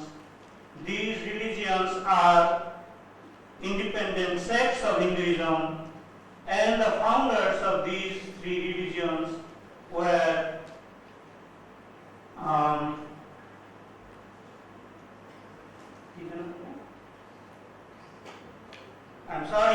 there were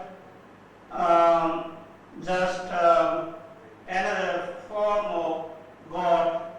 They have come to this world just to change the people of this world at large. So I feel very bad when we cannot consider Buddhists to be independent, or Sikhs or the joins, I am sure they belong to independent religious traditions. And fortunately, in Bangladesh, Buddhists, Hindus, and people of all Christians, people of all faiths are given equal rights.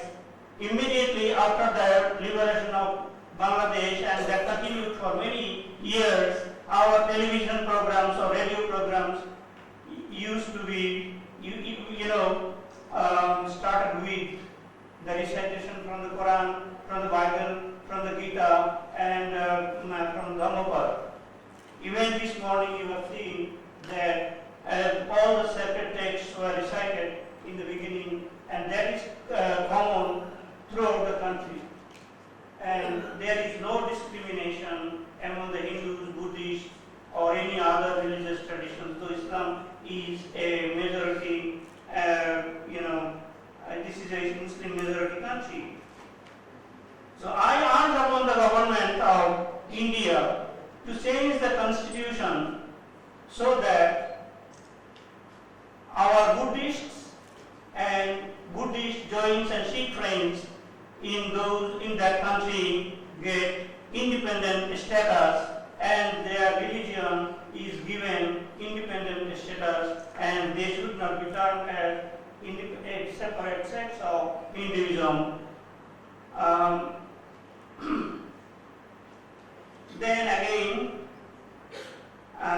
history writing, she has rightly said that history writing is very important for understanding different religions and removing, misunderstanding among the people of different faiths. If you ask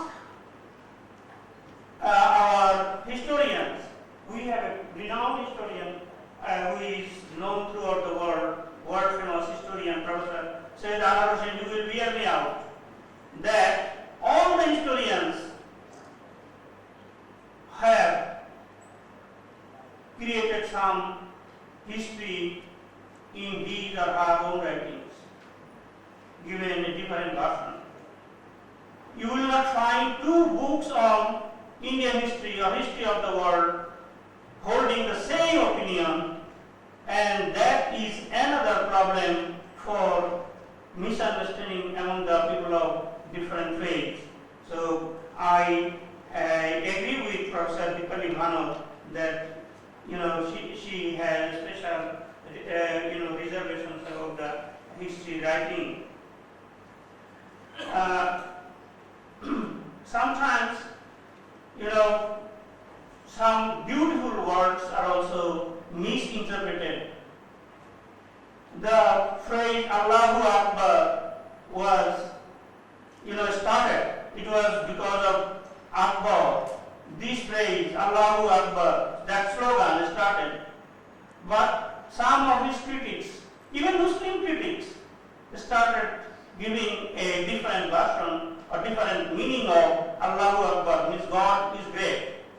They used to give this propaganda that Akbar's philosophy is this: Allah is Akbar. Akbar himself is God. See the difference. Allahu Akbar, God is great, and Allahi Akbar, Akbar himself is God. That created tremendous commotion among the Muslims, and Akbar, in his last days, he was not very popular among the Muslims. Now about our brother from Indonesia, Dr. Ihsan Ali Fauzi. He has rightly said about problems of Shias, Sunnis, and Ahmadiyyas in his country. In at least 4 states of Indonesia, Ahmadiyya community is virtually banned. But Indonesians, by and large, are so broad-minded, so much respectful about people of other faiths can hardly be imagined. We cannot even imagine when I visited Yogyakarta first time, Professor Berkley was with me. On the city roads, you will find statues of Hindu gods and goddesses, well protected, well maintained, and that is a Muslim-dominated state. 98% people of that state, are Muslims, and they are so respectful about people of other faiths that so many, hundreds of statues of Hindu gods and goddesses are on the streets. If you go to Bali, you won't believe that you have come to a Muslim state. Bali is, Bali is another, mini Hindu state. So many temples with so many gods and goddesses are there in Bali. It is unthinkable. And government protects. The highest or the best known Buddhist temple in the world is Borobudur, is in Indonesia, and that is being protected and taken care of by Indonesian government so carefully, spending thousands and thousands of dollars every year. That is unthinkable. And I think that kind of pluralistic attitude should prevail everywhere.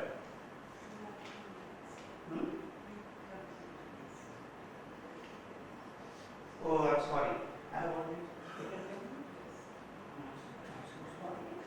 Then Dr. Hussain, I'm sorry, what you have said was so crystal clear, so I don't need to enter into any discussion on what you have said, but about our brother from Burma or Myanmar. He is a very close friend of mine. Only before few months, I had a long discussion with him in Indonesia, and we decided that we will hold a Buddhist-Muslim meeting here under the banner of Asian Conference on Religions for Peace. And its head office is in Japan now. Even the Religions for Peace International, the Secretary General and the Associate Secretary General gave me the clearance that the Religions for Peace would sponsor this program, and we, myself and our brother from Myanmar, we were given the responsibility to arrange this program, and inshallah we will hold that program in future, and we will have opportunities to discuss all these things. Time is short. I'm so sorry for not being able to share my views with all of you. Thank you very much.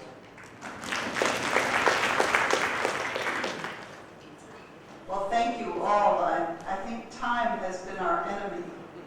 It has fled through this session, but I don't want to deprive all of you who sat so patiently for several hours of the opportunity to engage in this important discussion.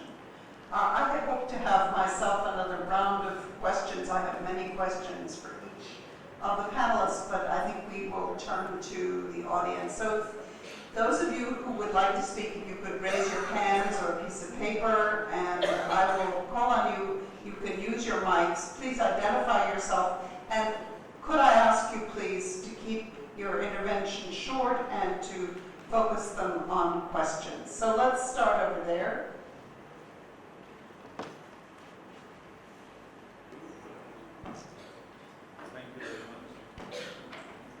Thank you very much, Professor Berkley, to give me privilege to share something. Humbly, I would like to know from the panelists, what is the origin of pluralism and when? Number two, whether pluralism originated from pantheism or pantheism originated from pluralism. I would like to know these two things specifically from our honorable panelist. This is Professor Misra, and I Okay, share something more when I get chance next time. okay, would one of you like to volunteer an answer to this rather challenging question? May I answer to one part of your question? The other part of the question will be answered by our historians. Now, you were asking the question about pantheism and pluralism. These are two poles apart. Pantheism means God is all and all is God. And pluralism means,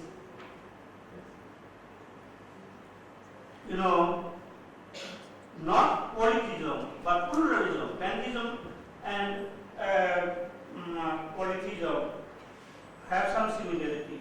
But pluralism and pantheism, they do not have any connection.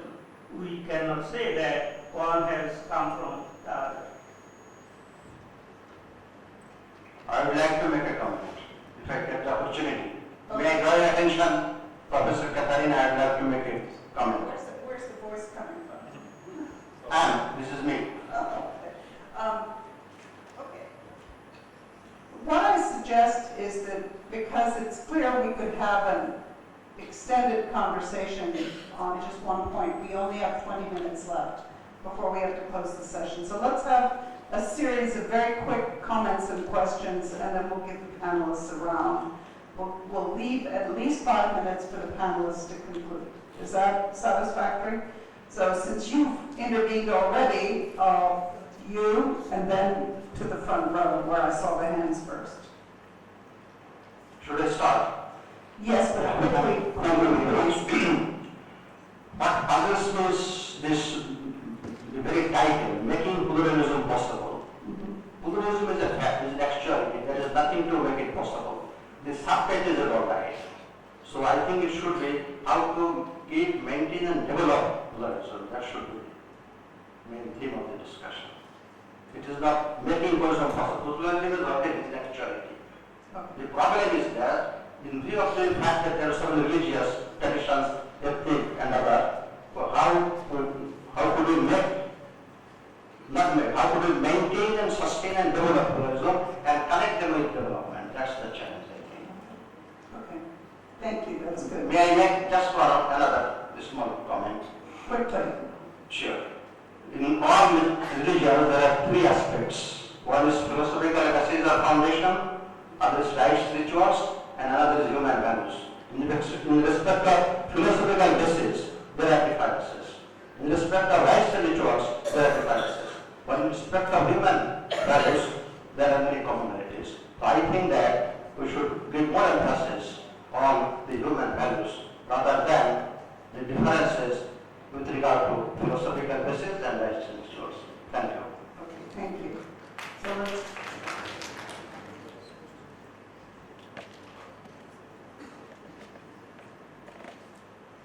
Thank you very much, Professor Kathleen Marshall, for giving me an opportunity. In fact, we have to think very seriously that since the creation of this modern world, since the creation of human being, we have seen the evils. That is, God has created man, human being, and shaitan also. So it will continue. Now the subject is that how to minimize. When we see in Gita, there was Duryodhana, there was Sri Krishna. So it will happen. In the liberation war of Bangladesh, we have seen Ghulam Azam as Shaitan and Bangurundu as the savior. So it will continue. No one can, unless, still the human being, we are in the world. we had to face problem with the religion. No matter, it has to be. Now the question, how to minimize this? Please, I am expecting an answer. Thank you.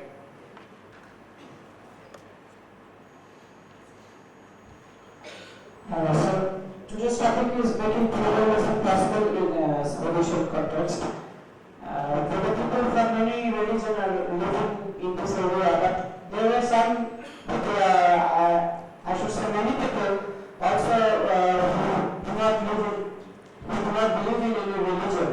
I mean, they are non-religious. Nowadays, there is many incidents of clashes between non-religious people and religious people, especially in Bangladesh. So the first question is to the panel, that is, what does these speakers provide mean by religious peacebuilding? Does it include non-religious people also? If the answer is yes, then another byproduct question will be to my academic teacher, Dr. Kathleen Islam, that is, if the answer is yes, what are those steps that we are taking for peacebuilding among non-religious brother and religious brother? Thank you. Thank you. Thank you, Professor Kathleen Marshall. I'm Francis Haller. I'm a development activist working with an NGO.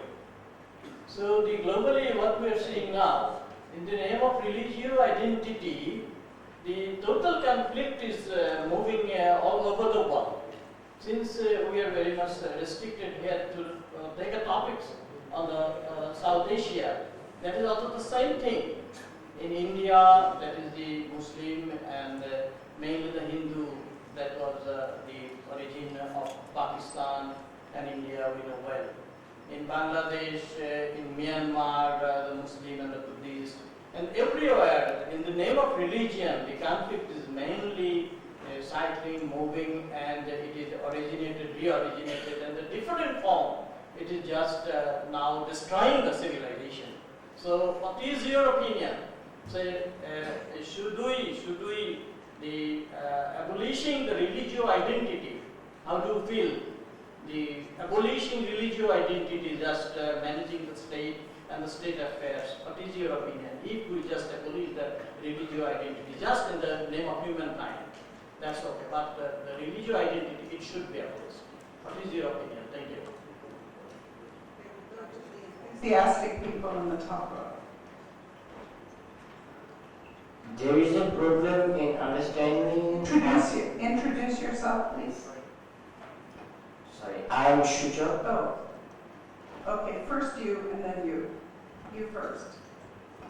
Thank you. I am Muhammad Musliuddin Shuja from Department of World Religions and Culture. There is a problem of understanding of religious pluralism and the difference between pluralism and polytheism. Would you please make us clear about those terms, especially the pluralism? Thanks all to the panel. Everyone tried their best to find out the roots and religious dimensions of conflict in East Asia. I am collaborating Department of World Religions and Culture. I'm a second semester. I am doing my thesis about similar concept of Rabindranath in his literature. I am finding that Rabindranath himself was also very much conscious about religious segregation in South Asia. In the year 1931, he was registered by Inspector Abdul Karim, who has written book Islam's Contribution to Science and Civilization. In the introduction of that book, he commented that one of the most important sources of Hindu-Muslim conflict in India is that we don't so love each other. We live side by side and yet very often our words are entirely different. Such mental aliveness has created immense mischiefs in the past and progress and evil future. And still now, it is true. In the year 1931, he commented that we are very much unaware about each other. And in the year 2015, we also... You need to slow down. Slow down and please be brief and be clear. I am saying asking what steps we have been taken to make the people aware about religious pluralism or to end the violation of our Hindu Muslims. I don't think we understood your question, but we'll go to you. But thank you for trying. Thank you very much. Right. Chan Pastor came up to the body.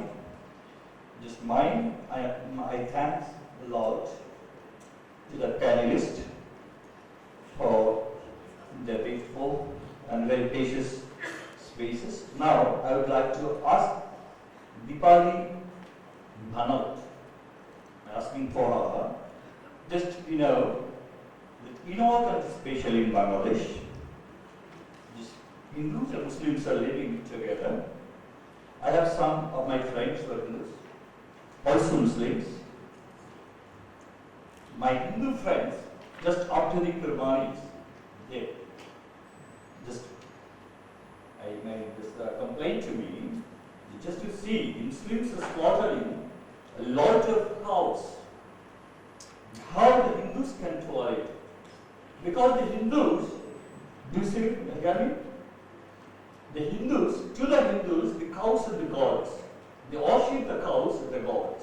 But how they can tolerate this?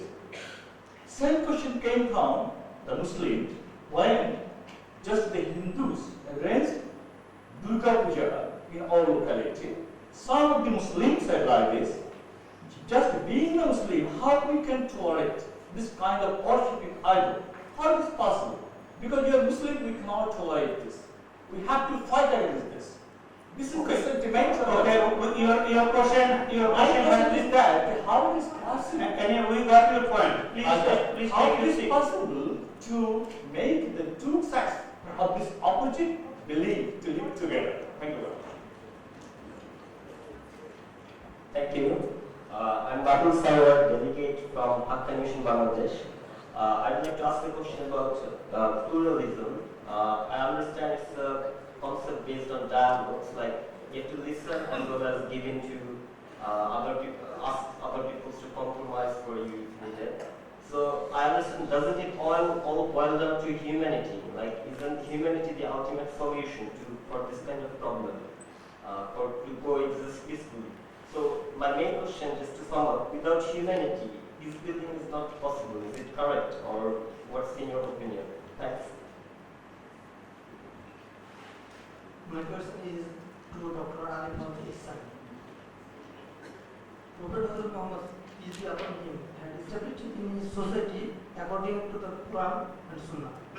All Muslims love him and try to establish his ideology in society for the ensuring welfare of this world and hereafter. But some Muslims are divided into Shia, Sunni, and etc., and they are already engaged in conflict.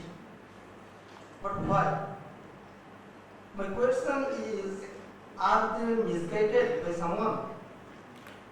And if not, then what is the problem to work together for world peace? Thank you. Are there other burning questions? Okay, we'll take one more, and then I'm going to turn to the panel to try to address them and to make any further comments they would like. Thank you for giving me this opportunity. I want to know that the young generations, that young students, are getting engaged in religious extremism like as ISI or any other religious extremist group, and they are not. They are very much well educated and they are well privileged, and they are from developed countries like America, United Kingdom. And why they fail to understand the meaning of pluralism and what are the reasons behind this? They are engaged in this kind of religious extremism. Thank you. I've been given a few extra minutes, so the panelists will now have an opportunity to address this range of questions and any other thoughts they have on their minds. Let me start with Dr. Singh. So we could go along the panel and try to address the different questions, but also what came out of your own reflections. Okay. Thank you, devoted for giving me the floor again. Well, I will certainly try to butt in with a little more clarification of what pluralism stands for. Because I suspect that prevails a good deal of lack of perception or misperception as to the tenor and the spirit of this word. But to quote from Surah Hajj of the Holy Quran, this is number 22 chapter and verse 40, wherein Allah says, if Allah had not willed, there would not have been any mosque, temple or synagogue. Moreover, in Surah Ibrahim and Surah Fatih, Allah clearly mentions that each and every community all over the world and across the world has received Allah's messenger. So, what do all this mean? It means that there has to be a proper understanding and proper respect for all the religions. These might appear to be different religions, but in essence, all the religions do contain the same word, same orders, and same also principles that not all these principles are common, in essence, but in ramifications and also in various manifestations. Many religions might appear to be different, but that's not the case in essence. So that's why pluralism suggests that respect all the religions. In terms of religion, pluralism could be political, social as well, cultural as well. So that is the purest and the simplest meaning of pluralism. Thank you very much, Uday. I would not like to drag this discussion into a high and dry philosophical discussion. Well, according to my opinion, pluralism, according to the Sufis' idea, is that it is just like a coin, the other side of the coin. Truth is one, but it is known in different ways, different manners, different names.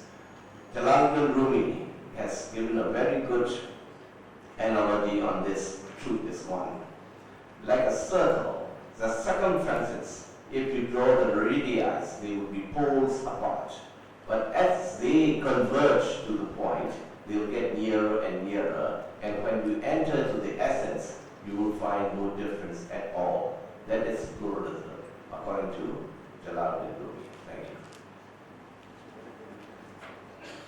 I'm afraid that I have some issues that need to be dealt here.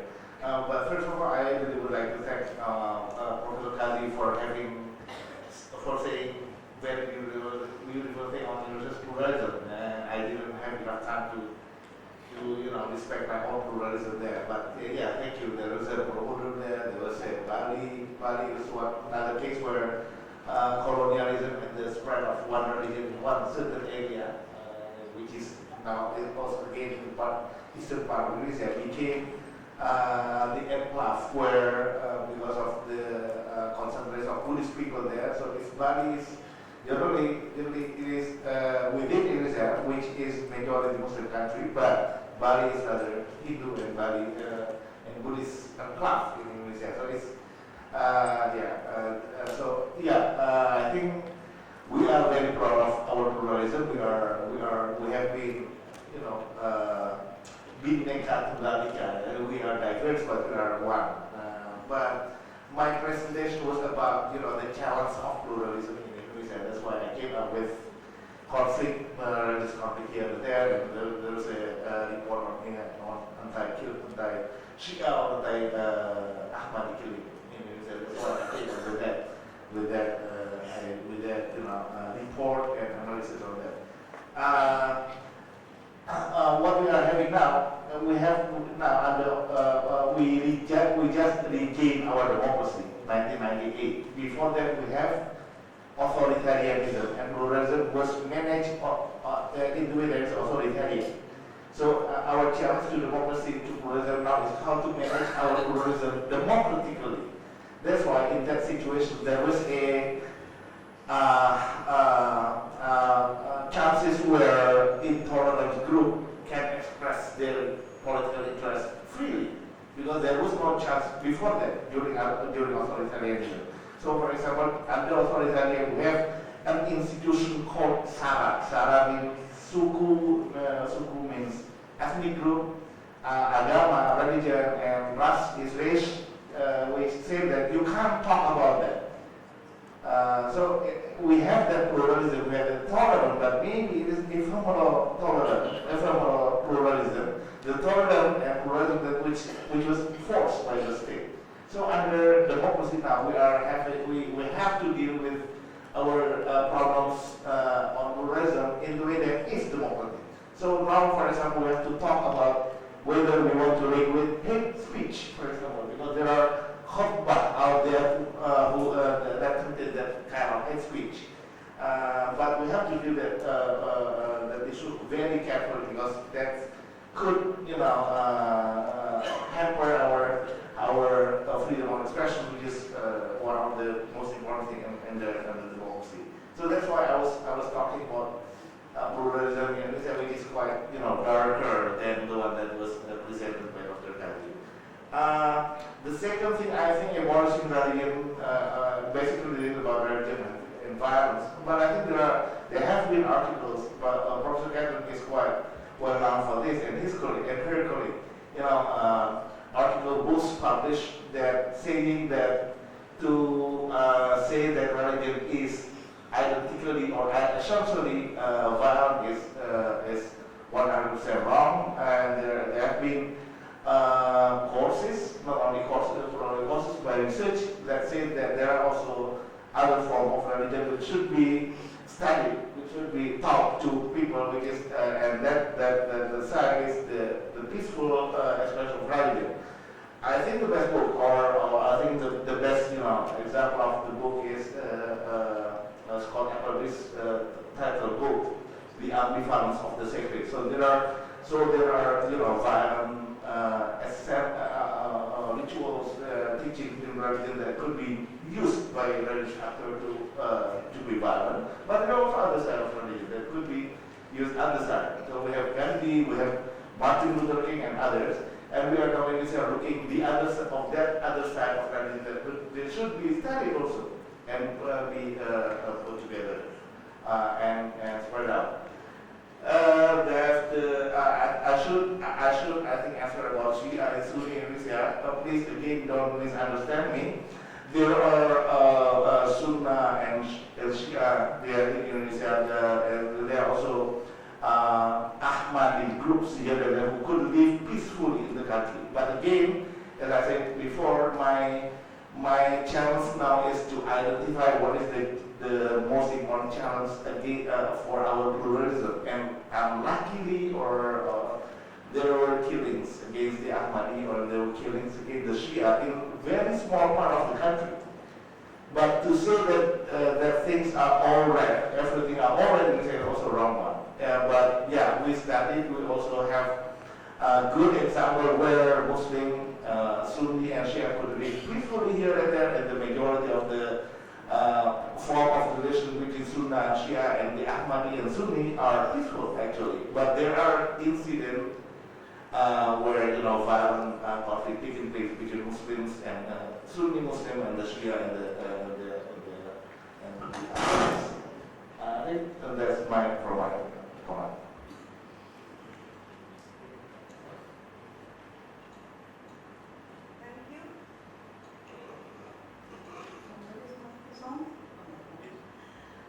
Thank you. There has been so much discussion on pluralism.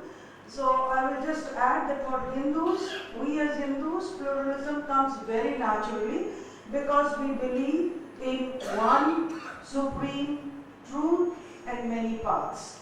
So in Hinduism, right from the beginning, not only does open understanding, common understanding and respect for each and every way of worship has been in our blood, in our, what it has been taught to us, that there is one ultimate truth and there are many parts to it. So therefore there is no conflict in that kind of understanding, and the many gods that we have. And somebody had asked about, even atheists, non-believers. How can non-believers be a part of religion being used as a part of peace building? Well, even the non-believers have some ideologies. Those ideologies and beliefs are their religion. What is religion? It is our convictions that we follow. And it finds expression in many kinds of rituals and prayers that we do. Even if the non-believers, they do not pray to a single God, but it does not mean that they have lost their faith in humanity. I think rather they have more humanity, and those who chant simply the sacred scriptures, or they just follow the rituals blindly. So therefore, I think like in the Hindu philosophy, the Charvaks had a respectful place. The non-believers, I think, are the ones who are going to lead the way, who are going to tell us that religions is just a part of life. For example, when we talk about religious conflicts, don't we have intra-religious conflicts? Don't brothers in the same house have conflicts? But as in the microcosm, we are able to overcome conflicts. All the decisions are not met, but we make compromises in life. And the word tolerance, I think the word tolerance has a negative connotation. Madam Catherine can tolerate me, I am a Hindu, I am sitting next to her, I am taking more time. She's tolerant, means she is just being there, and she said, okay, you are there and I tolerate you. But I think it should be religious understanding. She should understand me that I am a Hindu, and therefore my way of worship is this. And therefore understanding comes from love. We understand each other like in a family. It is the love, it is the compassion, the kindness and charity which brings and binds us together. The thing is, we cannot think beyond our box. We cannot think that another person who is following it can also be treated. So the love, kindness, these are the moral values that all the religions teach. So we have to rise above our narrow sectarianism, our rituals and rites. And for my brother who had asked this question about tolerance, mystics and sages and all the gurus have given many kinds of thoughts for this. For example, the question of cow slaughter, the Bhakti poet Kabir, he has said, Kabira teri jhopadi galkatiyan ke paas, apni karni wo kare, tu kyun kaya udas? My house is next door to a cow slaughter or a person who is a butcher. Let him do his work. Why are you getting upset? If he is doing a bad karma, he will face it. The problem is, I am always concerned with what other is doing. And that makes me upset. If we look into ourselves and think, what are the mistakes that I am doing? So therefore, this theory of karma, that whatever karma I do, I will reap the benefit or I will get the punishment, reward or punishment of the karma. So the theory of karma came into existence just to tell us that this is the path of righteousness and we should not deviate from that. For the Muslim to tolerate a Durga Puja, I think they do not tolerate, they understand. They understand that this is a Hindu way of worship. That is their way of worshipping divinity. And not only divinity, a female goddess. And therefore worshipping the female energy is very, I should salute those Muslim brethren and sisters who are promoting Durga Puja in their own courtyard, in their neighborhood. I think that is pluralism. That is the way. So, now in our countries, little sectarian people are standing up, stop beefeating, stop doing this, don't do this, don't do that. Well, who are we to make that kind of moral statements? We are not moral guardians. The more we try to control other people, the more we will be upset. It doesn't harm anybody. Look at your own family. The more you try to control people, more power, everything slips out of your hand. So therefore, one thing, my mother was a simple person from Bangladesh. My roots are in Bangladesh. And she was an uneducated lady. And she had taught me when we were young, one simple rule, a very simple rule. She said, if you keep your fists a little open, you can have many things here. The more you control the fist, nothing will remain. So therefore, try to exercise control to a limit that it is acceptable to the others. If you try to do more, nothing will remain with you. You will be isolated. You will be discriminated. You will remain aloof from the society, and you yourself are alienating yourself. So therefore, my dear brother, I think if you have been tolerant with Hindus for so far, tolerant with Christians and Muslims and Buddhists, I would suggest that we should be understanding and just not tolerant. Thank you. And that, even Dalai Lama has said that it is but natural to have many diverse faiths. But it is important to look at, I forget the exact quotation, but he says that it is very natural for us to have many diverse faiths, but to follow and understand each other's humanity, that is. Thank you, sir. Thank you, madam. Can I ask you a little question? Does this then? No.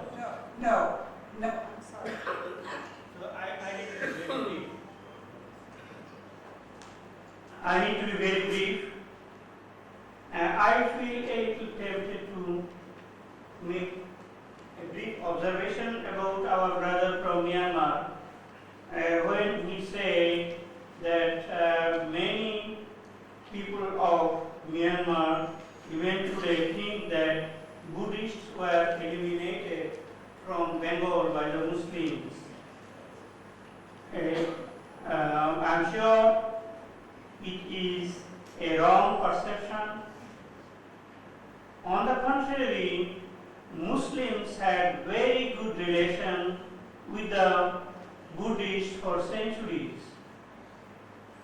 You know, Buddhists ruled the country, ruled Bengal for 400 years. That was the golden period of Bengal. After there is Buddhist rule, Hindu rulers came, and the Shen dynasty, though they ruled not for long, but they created serious problems for the Buddhists, and they forced many Buddhists to convert into Hinduism again. And many Buddhists, either they opted for that kind of conversion, or many Buddhists opted for becoming, Muslims. Remember, Islam came here only after 1203, though there were many Sufis before that. But even today, if you count throughout the subcontinent, count the number of Buddhists in Bengal, in Bangladesh, will be more than the total Buddhists living in Pakistan, India, and Nepal. Number one. Number two, in 1947, when India was divided, Buddhists of this part, they did not opt for India. Had they been tortured by the Muslims, they would have opted for India. They did not opt for India, they opted for Pakistan. That is a clear example that Buddhists were loved by the Muslims, they were not tortured by the Muslims. They were not eliminated by the Muslims. And one thing more about Professor Bano, she mentioned about tolerance, and she used a better term, understanding. From tolerance leads to sympathy, and finally for interfaith understanding. Let us proceed from tolerance to sympathy, understanding, and let us reach to the state of empathy. If we can really reach to that state, then interfaith dialogue will be really meaningful. Thank you very much. Well, thank you. We're coming to the end of this first panel. Let me make a couple of comments. First, let me be a little bit academic in responding to these questions about pluralism, which I think is fundamental to know what it is that we're talking about. The basic understanding today is that the challenges are, to a degree, the challenges of the modern world, of the globalized world. That in the past, many people's religious beliefs were born. They were born to a certain tradition and had no option. Often it was the ruler who decided the religious traditions. But today, in the modern world, people are living together, particularly in urban areas, but in other areas, in ways that would have been unimaginable even 100 years ago. And so you have challenges of plural communities where people are living in close proximity and must engage, must understand, and must hopefully love and respect their neighbors as their traditions are called on in ways that are new. So the other side of that, which is again a major issue in terms of understandings of religious freedom, is that in many modern societies people can choose their religious belief. And during the recent visit by the Pope in the United States, it was often pointed out that people who were Catholics but who have left the Catholic faith are the second largest religion in the United States. In other words, a very large number of people choose to change their religious beliefs. And secondly, in terms of what the aspiration is, the interreligious dialogue is an underlying theme in pluralism. Interreligious action, ways to move away from the tensions that we've been describing and the violence, which are the spark for today's event. But there are many different approaches to interreligious action and dialogue. Some people believe that it starts with scriptural reasoning, with an effort to understand beliefs, whereas another tendency or another school of thought is to work together to find a common problem, climate change, for example, or fighting corruption, or ending maternal mortality and bringing different religious traditions together behind a common cause. I think it is important to recognize that there are some people whose aspiration is a single world religion. I mean, there is that, but by far the most common approach, which Religions for Peace and others would subscribe to, is that we need to respect and to honor and to appreciate that diversity, as it is in biology, in human families, is a good thing and enriches the human experience, and that the aspiration is to understand other faiths without seeking to change, and to pray side by side rather than having a single tradition. So there are all of these different tendencies, but the basic idea is to move well beyond tolerance to understanding and to respect and to love. So our discussion this morning has started our day-long journey, and it has focused on this very complex issue of the roots of tension. Far more than the roots of pluralism, what is causing the upsurge in violent extremism, in incidents of violence in communities that lived together in harmony for centuries. It is a puzzle, and it is not only a puzzle, it is one of the most serious problems in the world today. And clearly what we got from the distinguished panel, and I think very thoughtful engagement with the questions that were raised, is a very strong sense. I was struck, in fact, Dr. Banat started as many discussions do, with a tribute to the centuries of living together and of harmony, and then comes the but. What is the but? Why is it that things are different? What is it that is causing this?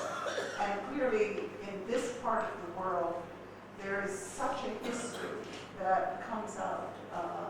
The historians have a major role in this, and it translates into narrative and story and the way people understand. It relates also to urbanization, to economic disruption, to grievances. And one of the questions is, what is special about religion? Is it that it is easy for unscrupulous politicians to manipulate? Does it touch a part of the human emotion that perhaps agricultural crisis does not? And how can that be addressed and, yes, managed in dynamic democratic societies where the dream of authoritarianism is, we hope, fading? So I think we're left with many insights, but also with many questions, and I thank you all.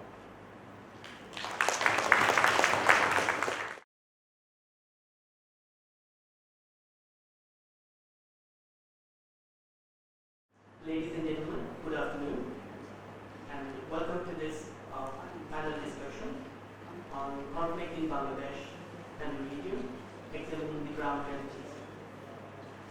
We have a very distinguished panel today. On my left, I have Dr. Benna Thakurka, Research Initiatives Bangladesh, and then Principal Sukumol Borwa, Asian Conference Religions for Peace. On my right, I have Dr. Benedict De Rosario from Caritas Bangladesh, and then Dr. Ishan Ali Fauzi from the Center for the Study of Religion and Democracy in Indonesia. And we have Professor K. Saduddin, who is on his way and we hope, will be joining us shortly. So before we start the panel discussions, I'll just start by discussing a little on the background of conflict motivated by religion in Bangladesh. And as we start this panel, we received the very sad news that a Japanese national was shot dead this morning in the north of the country, in Rampur, in a hit that was very similar to what we saw in Gulshan, where an Italian aid worker was shot dead by three unidentified assailants, and this killing was also from the primary information that we have, the preliminary information that we have seems similar. He was also a development worker, and we are yet to get details, but this seems like an ominous sign when it comes to peacebuilding in Bangladesh.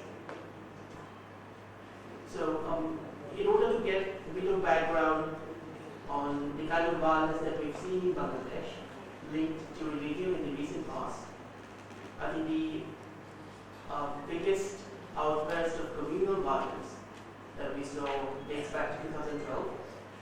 In September 2012, we saw a mob attack Buddhist temples, monasteries, and houses in Ramu in Cox's Bazar, in the southeast of Bangladesh.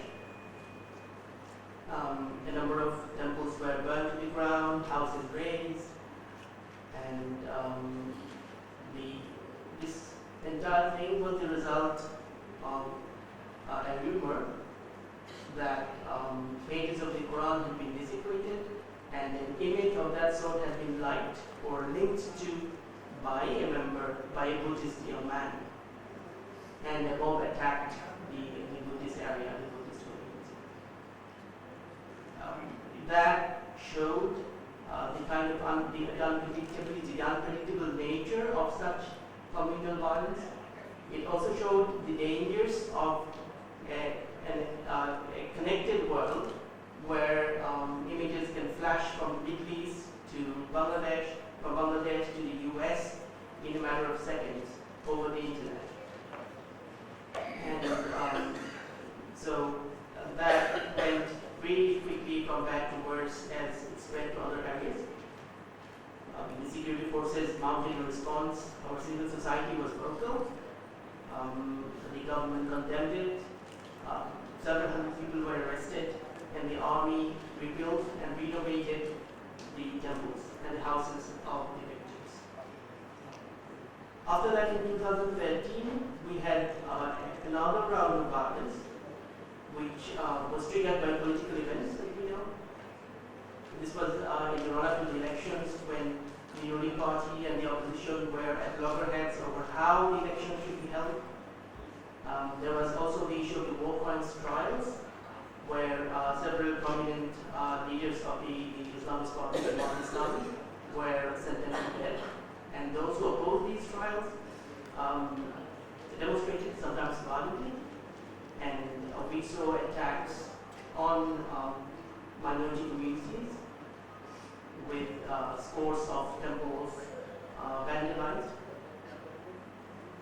It has to be remembered that there is a view that these attacks with political triggers can sometimes be seen as religious, but there is a view that this can also be construed as political, because there is a perception that minority communities are supporters of the ruling party, and the attacks were triggered by this perception, and the political tensions actually preyed on or exacerbated the tensions, the communal tensions in those areas which were affected. In 2013, as we know, the nature of violence linked to religion shifted slightly. In some ways, this is a very important shift. Because in Bangladesh, communal violence or communal riots are thankfully a rarity. We don't actually see the bloody violence that we unfortunately have seen in neighboring countries quite often. But when the Shahbag protests took place, where a section of secular youth protested against the influence of religion on society and demanded maximum sentence, maximum punishment for war criminals, that brought the religious secular divide into sharp focus.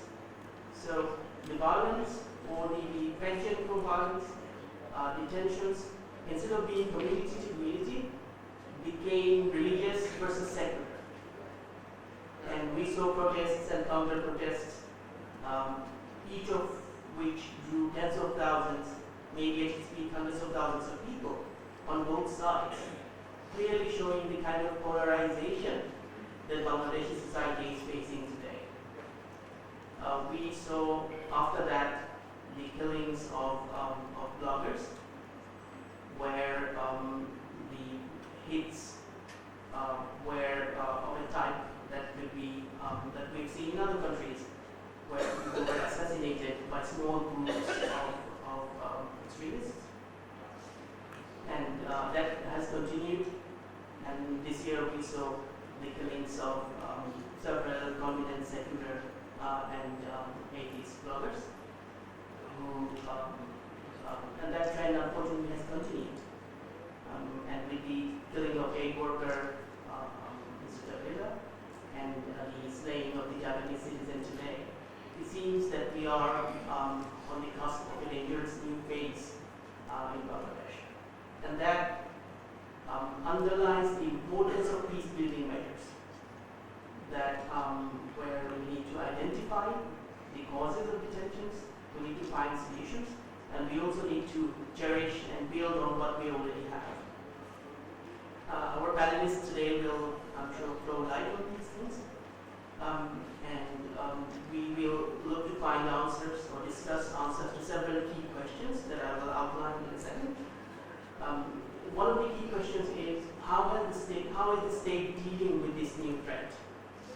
because it would be wrong to assume that the threat is not evolving. So if the threat is evolving, the countermeasures should also evolve. And as a journalist, when I report in the field, I see the nature of the threat to be much more sophisticated, much more nuanced than it was 10 years ago. And I've recently been doing a series of stories, or researching a series of stories on extremist outfits. And what I found frankly shocking, because it showed that the way we have perceived the threat has evolved significantly. And there are groups now that are linked to international extremist networks. And because of that, they have access to the logistics, the resources that those networks have. And those are easily passed on to others.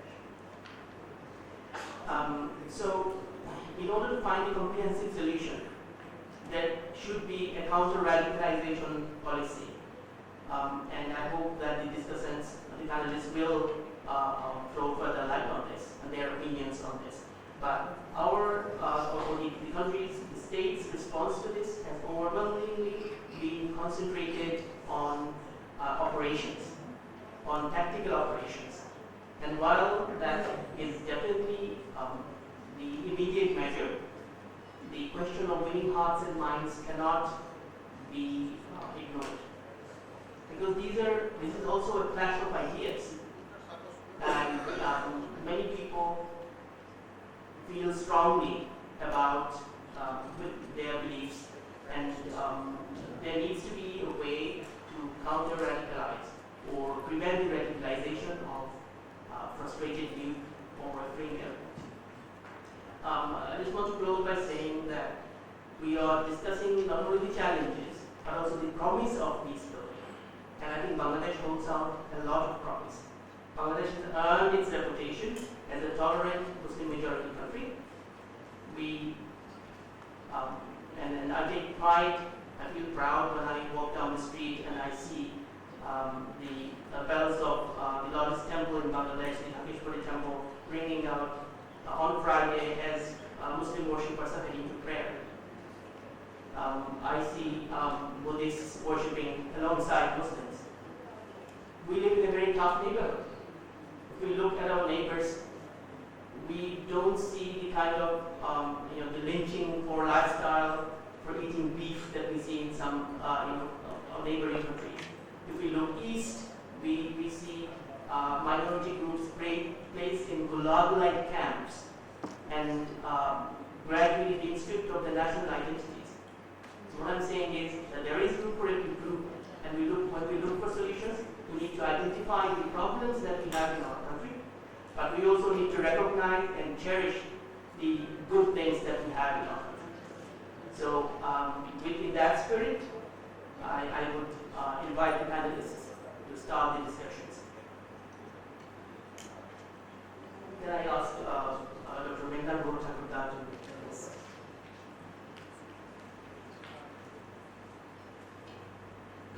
Thank you very much. I'm glad to be here, but discussing a very complex issue. I didn't expect to go first, but so I'll just lay the ground for discussion. I'm sure there are more specialized ways in which the other discussants can come forward. Although I do belong to a religious community, but I don't only belong to a religious community. I am here as a researcher, and I'm here as an activist too, who has worked with various communities in Bangladesh.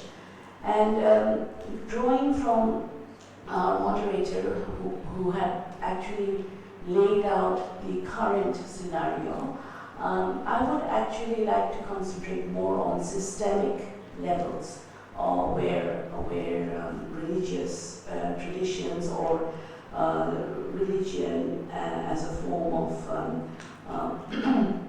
intervention has come up with the nation state and with politics in general. Religion, as is in as together with politics is nothing new in this region.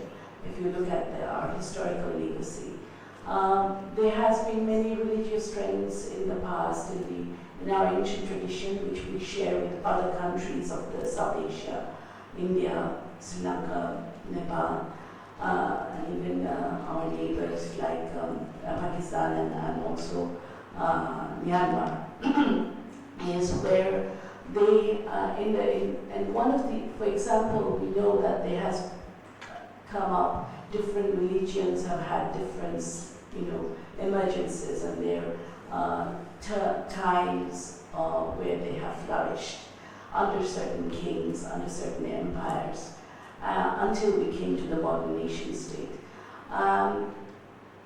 In the 16th century, for example, we've already heard of the Bhakti cult, where in Hinduism a more egalitarian trend which established direct connection of the person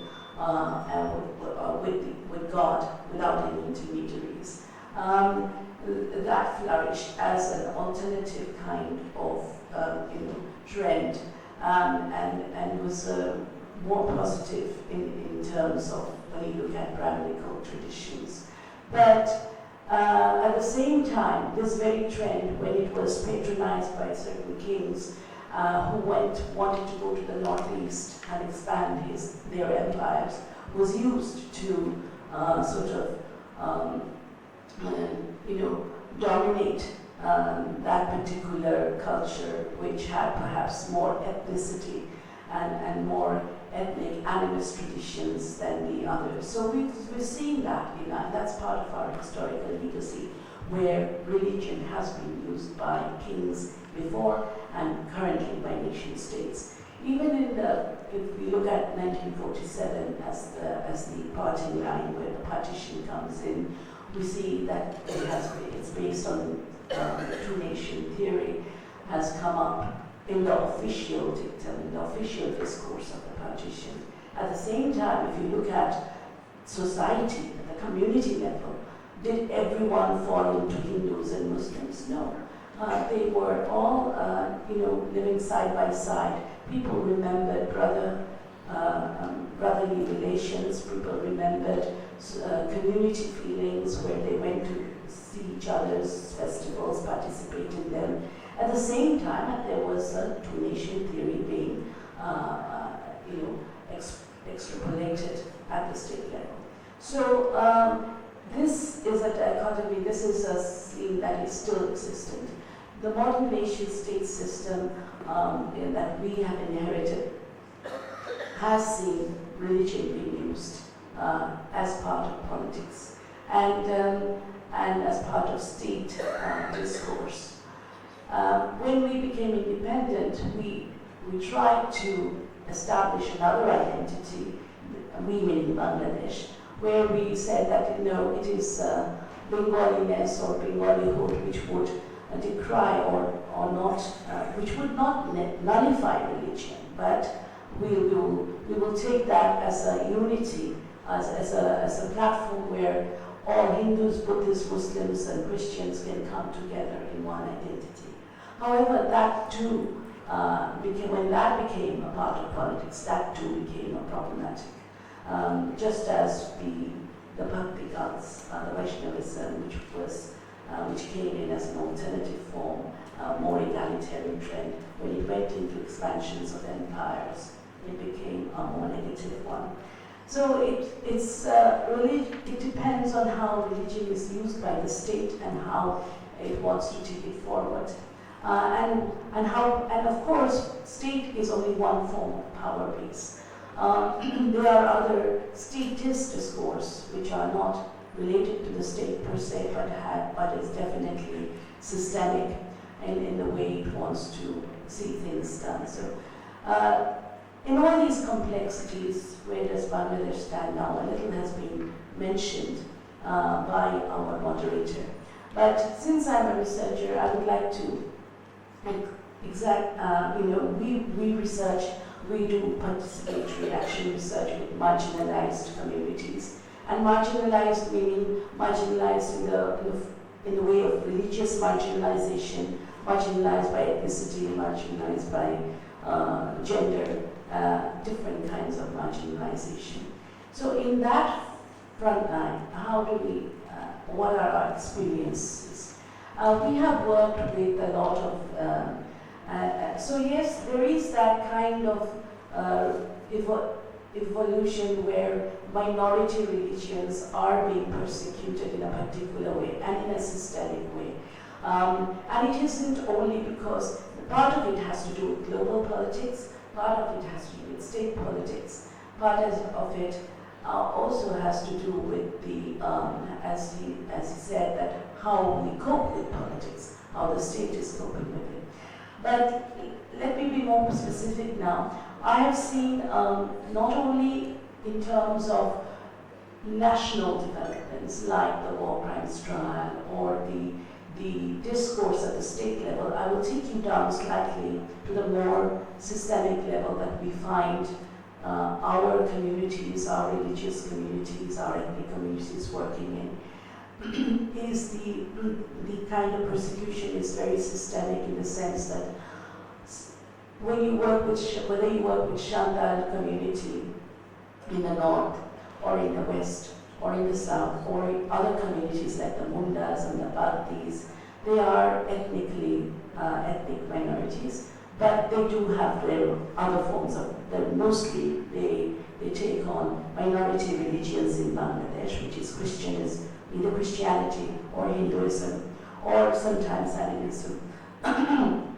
So they, one of the systemic things that I've witnessed is that all through, we know that land is a scarce commodity in Bangladesh, so all kinds of land are being grabbed without religion being a problem. But when you see that the crematory grounds and the graveyards of Christians and the crematory grounds of Hindus being grabbed by dominant people, the dominant power base, you do have to look at it, look at religion and power, in a very critical way. Where the temple lands are being aggrandized, or whether churches, the land belonging to churches are being encroached upon. They do have a similarity all over Bangladesh, and this is not purely, cannot be defined by war crimes trial or the Shabbat movement or the extremists that are taking place globally. It has to do with local politics. We also have worked, personally, I have worked myself with the Arakanese Muslims who have come from Myanmar as refugees, and it's been difficult. We have worked with those who have been officially called refugees, unlike there are many others who are living in the countryside who doesn't have official status. And one of the very interesting things that have come up and just one example of a complexity. I don't have time to go in details, but maybe if you ask questions, I will. So it was, we've heard us talk about Ramu, which is the Buddhist, the very much the Buddhist town, city or small town in the Cox's Bazar area, where the temples were torched. And there was said, under the pretext of someone writing something in the Facebook, which was anti-Islam. And but the first thing that one of our politicians said that it was the Rohingyas who were behind it. But we know, me working with the Rohingyas, that there were hardly any Rohingyas at all. It was actually because of local power politics. And that was proven in different reports. So often we use that, these minority communities as an excuse and it's used systemically at the state discourse level. And that is what prevents us from coping with the actual realities on the ground. When we went to enter the camps, we were told that it's a very conservative Muslim community because they have, and we tried to understand why. And they said it's quite understandable. If your mosques have been torn down, if you have been stopped from praying in the mosques, if your children were not allowed to go to schools in a country which is dominantly Buddhist, then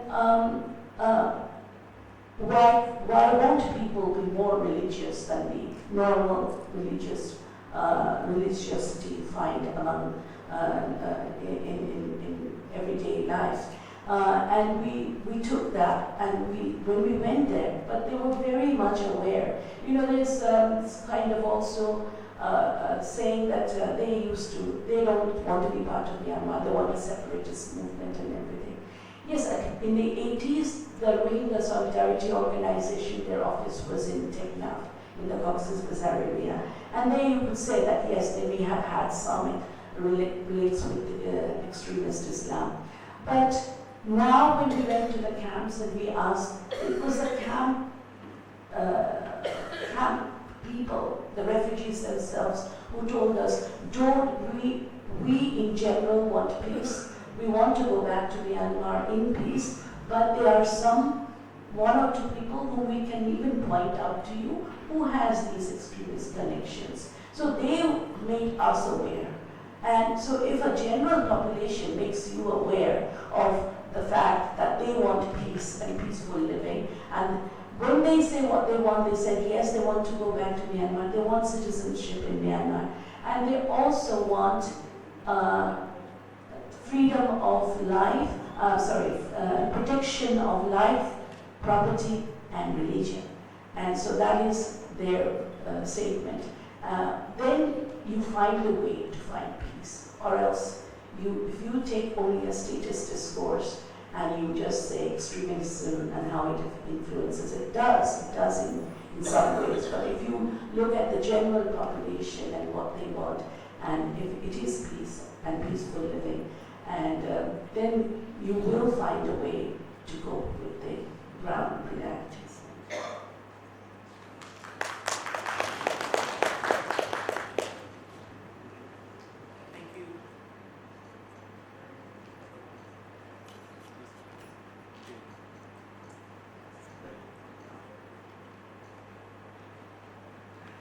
Thank you, Dr. Venugopal. A very interesting discussion, highlighting the systemic problems at ground level, and the triggers for violence against minority communities. It is probably true that communities that are persecuted or under pressure double down, become more insular, and become more conservative religious. As a result, I hope to hear more about that, more discussion about that from other panelists as well. I would request, since we have a lot of interesting stuff to get into and very limited time, I would request all panelists to limit themselves to 5 to 7 minutes, so we can interact with the audience and get as many questions in as we can. Thank you. I would like to invite next Dr. Benedict, Dr. Principal Sukumal Gaurava from the Asian Conference Religions for Peace, Bangladesh, to give his presentation. Thank you. Honorable President, distinguished guests, ladies and gentlemen. Good afternoon and greetings of peace to you all. It is a great honor and privilege for me to be here at this August forum.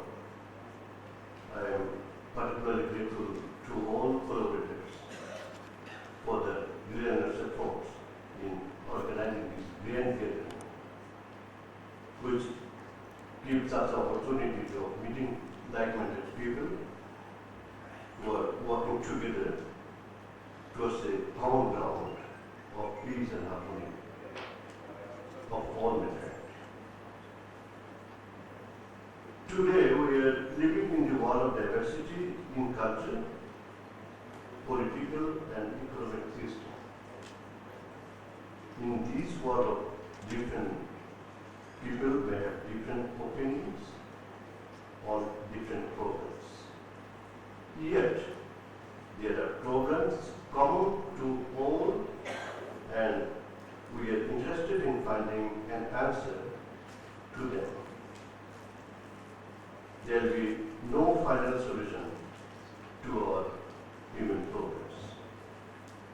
Therefore, we must accept unity and diversity, concept in finding common platform for solving common problems of peace and security.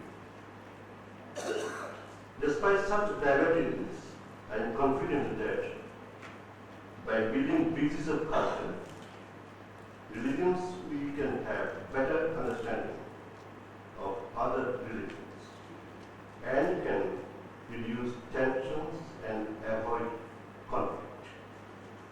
I support the view that a bridge is a crossing in both directions and which allow people to meet together and work together for a common goal. I also agree with the view that diversity is a blessing that mankind should and must embrace and celebrate. By building such bridges, we will be able to channel different views and inspirations into common ground to promote peace. We should be mindful that if we are unable to reduce and remove all evil thoughts, evil speech, and evil deeds, we are like the beings living in a world of darkness.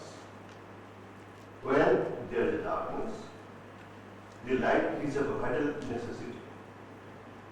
The darkness and the light are the two opposite things that cannot coexist. We have to put the light in place of darkness. We have witnessed a lot of bloodshed due to power craving and ignorance of truth. Therefore, we are badly in need of peace and harmony and coexistence. This is a great challenge for political leaders, spiritual and religious leaders. We all have to accept those responsibilities and face up for those challenges. Any city can be eradicated by its opposite, which is love, patience, and forgiveness, and so on. Any city cannot be eradicated by any city. Violence is ceased through violence. Hatred never ceased through hatred. Through pure love, only they ceased. This is an eternal law. Asia, which was turned by the great leader, most reverend Nicuriano, a rainbow, the breeding ground of all method living religions, we see a religious resurgence and a rising secularism, but also the rise of religious extremism and terrorism. Too many Asian countries are still arriving with conflict and division. The quest for peace remains ardent. Bangladesh is known as a model for inter-religious harmony, and ours is a pluralistic society where Muslims, Hindus, Buddhists, Christians have been living together for centuries with mutual love and respect. But still, there are some sporadic cases of religious violence and conflicts. I solemnly urge our civil society to work together to find ways and means to root out any misdemeanor from our society. A functional civil society requires an agreed upon framework, a minimal moral consensus, which results in development and ongoing refinement of public policy. In the era of religious extremism, now is the time to fuse integrative forces to promote religious harmony, and to find any type of communal disharmony. The role of the civil society in this respect is crucial. Apart from running interreligious dialogues, the peace advocates might mull over the novel means of setting up interreligious mechanisms in the context of the current world realities, already torn by the mistrust and misunderstanding, causing millions of lives to deaths and also pushing them to figure which holds deal for them. I hope this meeting sparked lively presentations and will again valuable insights on a full range of issues. Let me say that this is a gathering of highest people with unmatched capacities to bring intelligence, thoughtfulness, creativity, and leadership to bear on complex and difficult challenges. The Religions for Peace, Asia, founded in 1970 and working over in 90 countries, and the world's largest multi-religious organizations accredited to the United Nations and headquarters in New York, working for peace, harmony, and the well-being of people in their own countries, in the Asian Pacific region and across the world.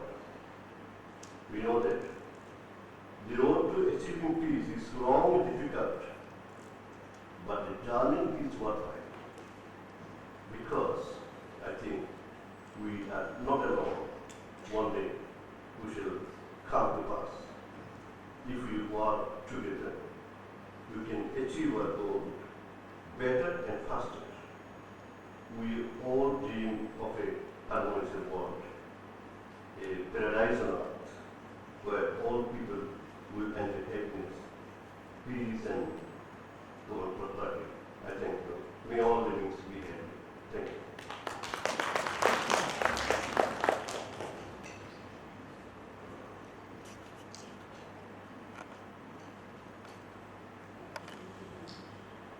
Thank you, Principal Sukumar Gorma.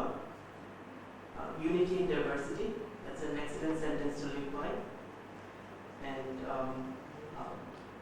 Principal Gorma very rightly highlighted the role of civil society in religious peace building in Bangladesh. And I think it's one of the strengths of Bangladesh society, one of our blessings, that our civil society is very vocal when it comes to human rights issues, when it comes to rights of minorities. And that's a powerful building block that we should look to sustain and look to build on in years to come. I would now invite Benedict De Rosario from Caritas Bangladesh to start his discussion. Benedict.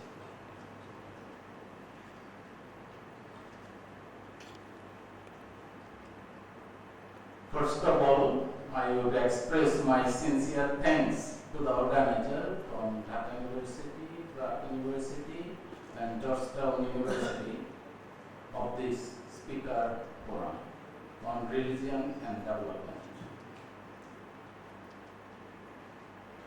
Thanks is also to the moderator, fellow panelists, dear and respected participants, and representative of the media.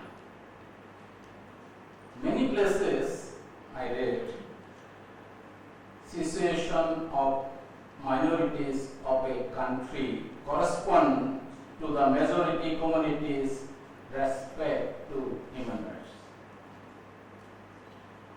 This means that majority community's respect for human rights shows or demonstrates how secure the minorities are in a country. What is the situation of the minorities in our country now? Better than the immediate past, and it will be much better in the days to come.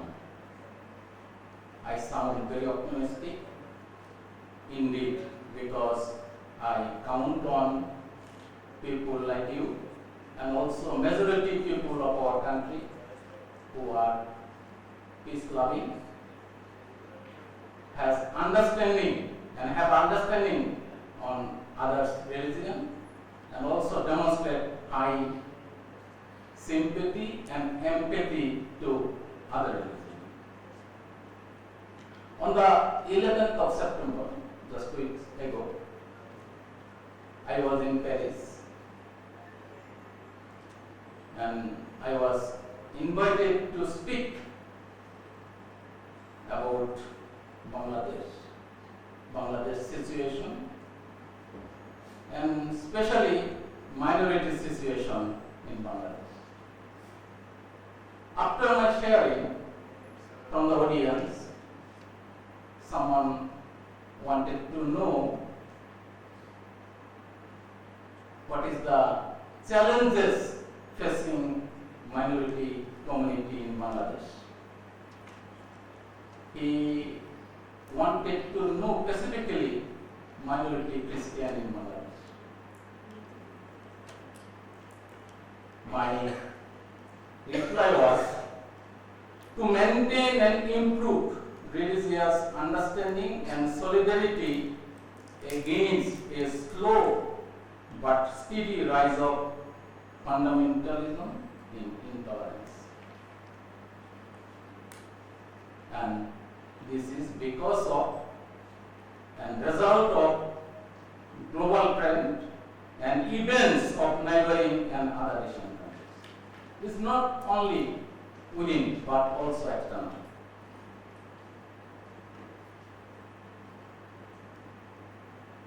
I also added, in Bangladesh, minorities are now better than the minorities living in the neighboring countries.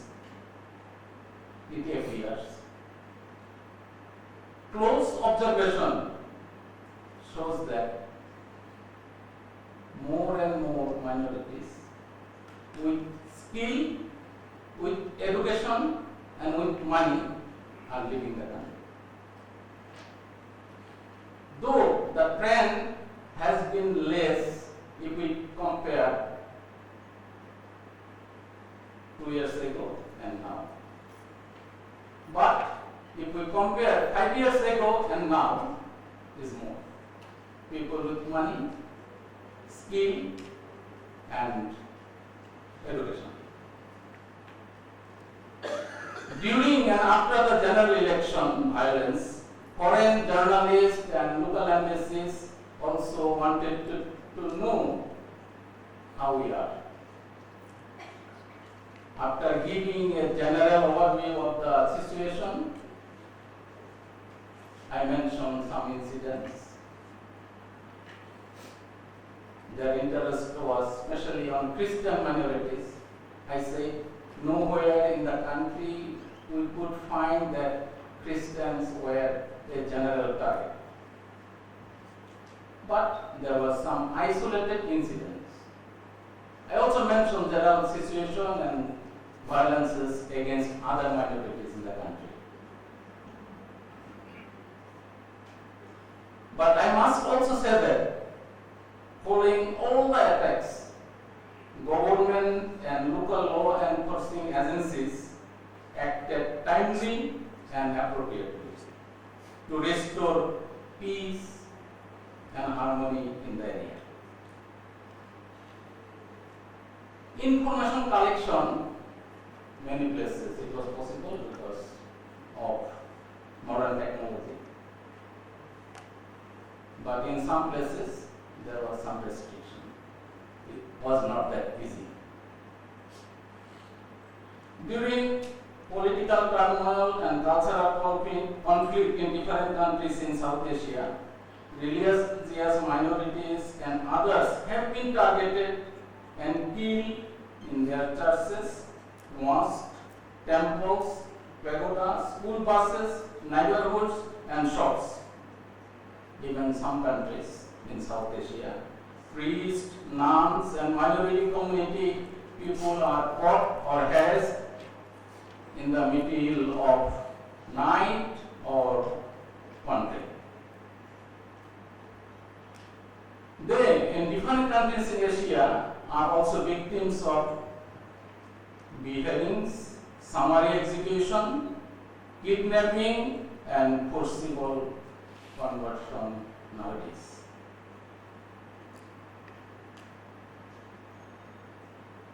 Minorities were special targets of pre- and post-election violence in a number of pocket areas of Bangladesh as well, resulting in burning, killing, and looting.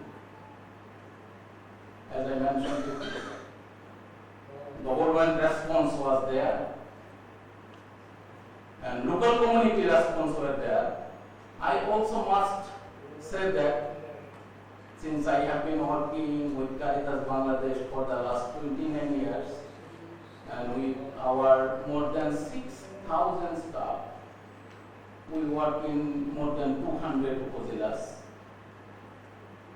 The places where we have been working for the last 10 plus years, and we practice, we encourage interreligious dialogue. We practice and encourage coming all the people of all religion, all faith, even people without organized faith, to come together, sit together, discuss together their problem, they take initiative together. So in those areas, violence were less or no violence at all. Every person born into the world is not created by himself or herself. From the very beginning, we live in a network of relationship. Social interaction is an inseparable component of one's own nature, and through it we see the perfect plan of God. Nobody can be fulfilled alone. It is when each person is fulfilled that the community lives or lives authentically together, only together. Our fulfillment therefore depends not only on our own freedom and on that of others, but also on the interweaving and interpersonal and social relationship. In that way, we become ourselves together. All religion can equally state and right to acknowledgement and to the inviolability of their respective identities.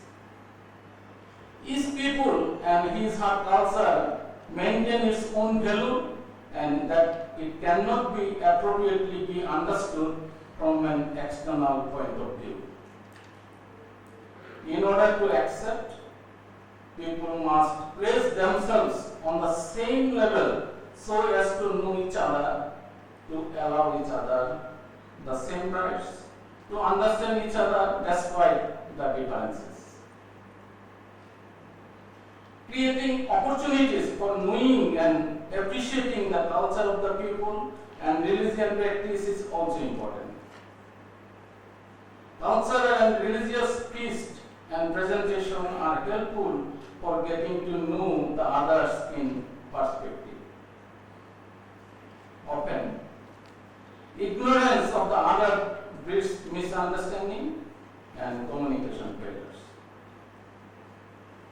People need to be able to interact with other cultures, listen and observe, respect them and their religious value, learn from them and see how can create synergy effects. I hope very much that this kind of dialogue, this kind of coming together will give us already the impact we are making to understand each other better, so that we can move from sympathy to empathy. Thank you very, very much.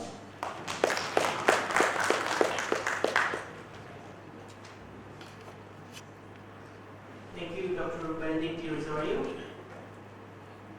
Dr. Rosario very rightly stressed the importance of interreligious dialogue in peacebuilding, and also struck a refreshing note of optimism.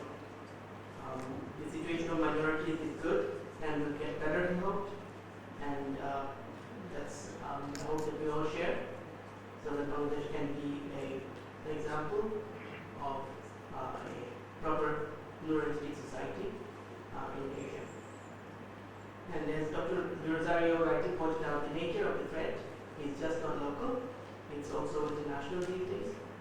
And I hope the next panelist will shed more light on this and help us draw lessons from the experiences of other countries. I present to you Dr. Ihsan Ali Fauzi from the Center for the Study of Religion and Democracy, Indonesia.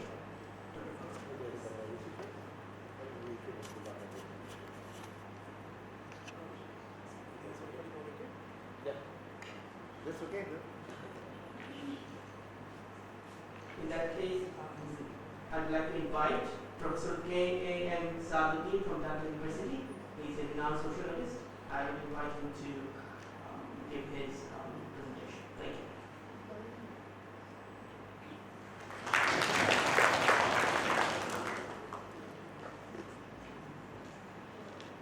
I was glad to have an invitation from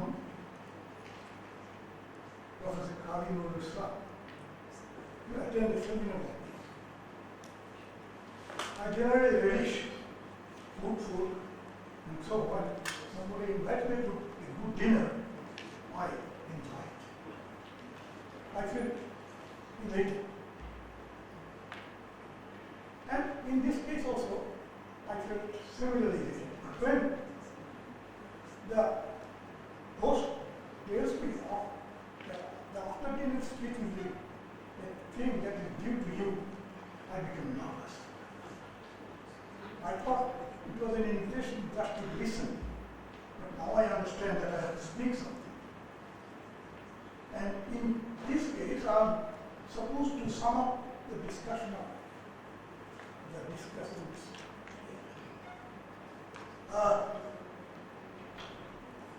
I feel somewhat embarrassed in the sense that I have many things to say which are not within the purview of this particular discussion that took place here.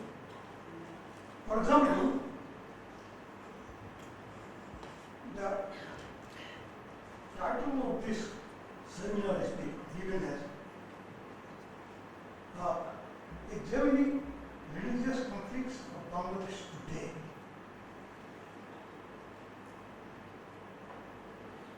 The title itself is somewhat misleading. That is, the title assumes that there is a religious conflict existing in Bangladesh. I, however, do not differ totally. Conflict is inevitable, conflict is almost universal. And religious conflict is as old as human civilization. And what is, after all,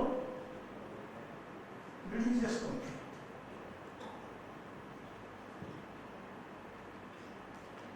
Conflict in religion and conflict with other religions. We have both intra-religious conflict and inter-religious conflict. The interesting thing is that the discussion here centers around inter-religious conflicts, not so much with intra-religious conflicts. But today's world is fraught with a danger that is more intra-religious conflict. That is to say that ISIL has posed a great threat to the entire world, not only the Western world, but even Saudi Arabia is concerned, we are not in this seminar addressing ourselves to this very vital issue of the present threat to our peace in the world. Though the Intelligent Office of Papacy has taken it into consideration. It is very interesting that all persons or politicians found out the exact situation of concern for the present world. Hundreds and thousands of people fleeing from Syria, Iraq, Afghanistan and many places, to Europe and to many other places, and are not given shelter. The death of the young child scared the imagination of the entire world. Hope was moved. That is one of the interesting things. He moved and he went to address the Congress of the USA. It seemed very unusual that with the feeling of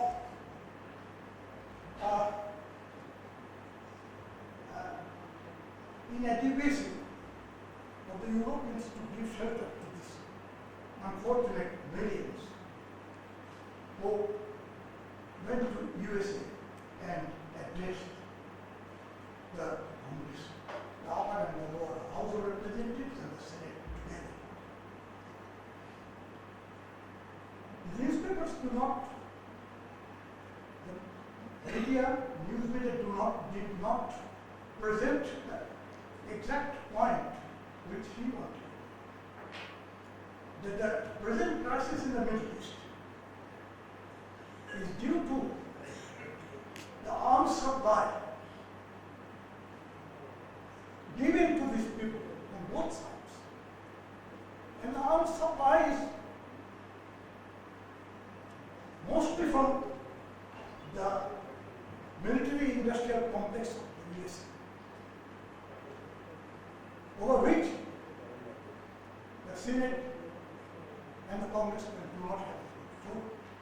And yet it is jeopardizing the very peace of the world. On the one hand, you are talking about ISIL, their dangers and difficulties, their acrimony and enmity which they created in the Middle East. And on the other hand, arms that they are receiving are from mainly from the United States. 75% of the arms are going from there. Without arms, they cannot perpetrate such heinous acts. And who rightly pointed out this very fact that arms should be stopped so that the life of the people in this disturbed Middle East do not engulf the entire world.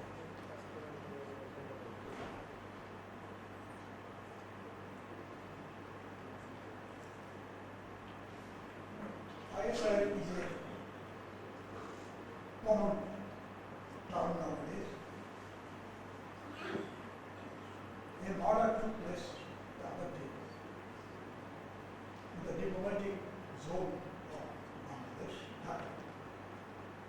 And an Italian non-government NGO worker was killed. Instantly, the Facebook came up with the news and it was circulated that ISIL takes the responsibility of this killing. There are two possibilities. One, that some stray individuals, fundamentalist by nature maybe, they planned to kill someone from Europe so as to prevent any foreigner country, particularly the Australian detective which was supposed to come, the foreign, was supposed to give their body, was on inspection on that day. That was a particular thing motivated by some sinister desire to belittle the image of Bangladesh. And in this confused state of affairs, they took the name of ISI just to hide their own identity. There is one possibility. And there is a second possibility which has been ruled out both by the intelligence department of Bangladesh as well as by the Italian government agencies that ISI has direct participation in it. I think the present situation that we are dealing with is not in the present seminar that we are in today is not dealing with these issues. These are far from the universal discourse that has been presented here. However, I find some interesting facts to note here that Bangladesh is an area of multi-religious habitation with the most peaceful conditions. Whenever the politics remain at a low level, when the political conflict surfaces, Bangladesh's religious conflict also becomes.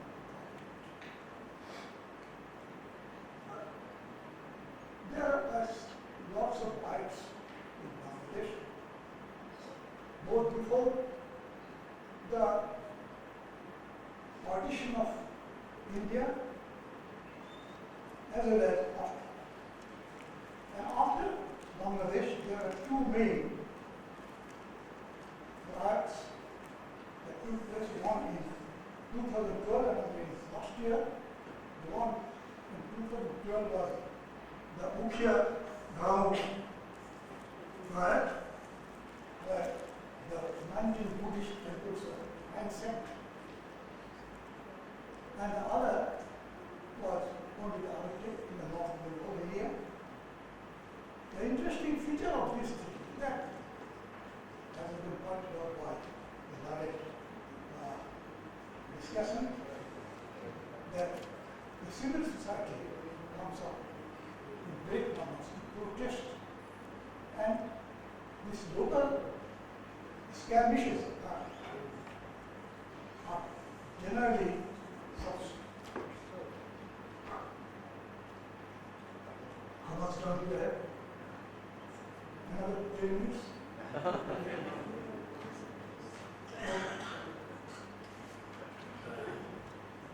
think I'll not be able to finish it in 2 minutes. I need more than that. I've seen myself 3 important riots. One in 1946, which was just before the partition of India. It took place in Calcutta, it started with Calcutta, and it spread all over Bengal. The idea was that Pakistan is to achieve a direct action, and Muhammad Ali Jinnah made a call of direct action on the 16th of August 1946. Calcutta, which had either seen no communal riot, all of a sudden busted into a terrible confrontation.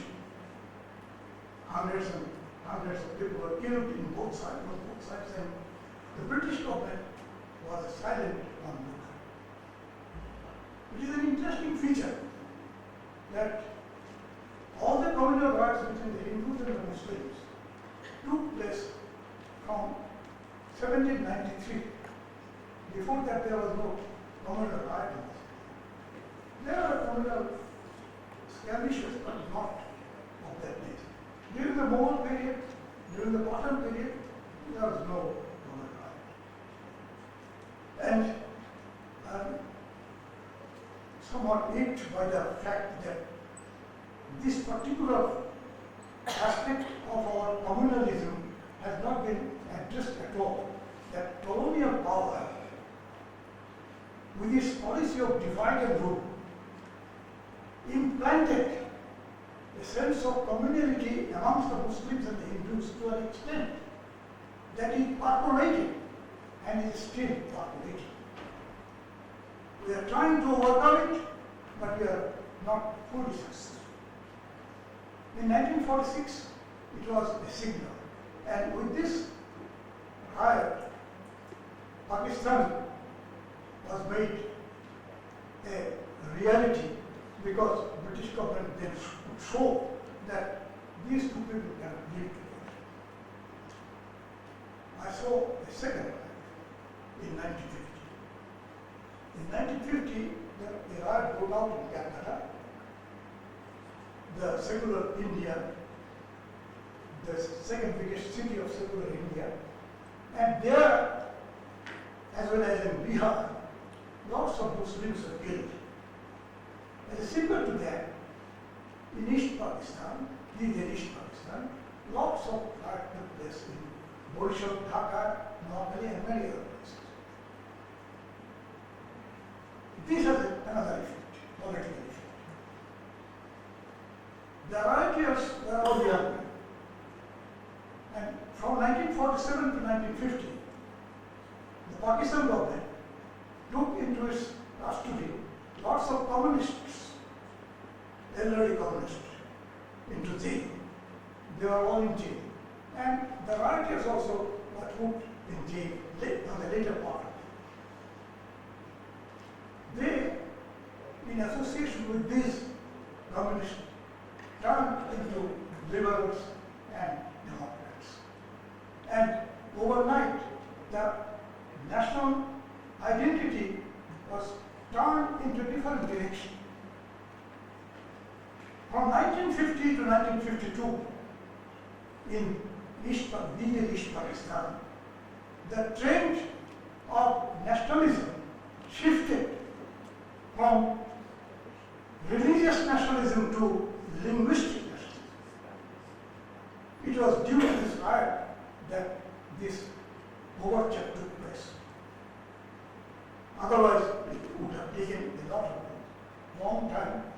The language movement is only a manifestation of this non-communal entity. And thereafter, we find that Bengali nationalism has become a linguistic nationalism and not a religious nationalism.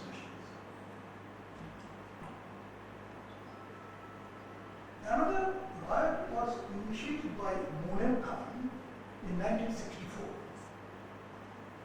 That was the time when Ayub Khan was having a great problem with East Pakistan because East Pakistan was feeling deprived.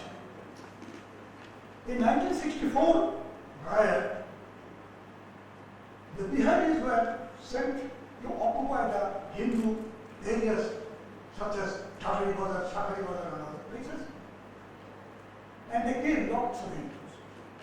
It was Bangabandhu Sheikh Mujibur Rahman and his followers who tried to prevent it at the time. And they went there in Chakri Bazar. I was a personal witness to this thing. That's why I'm telling you this.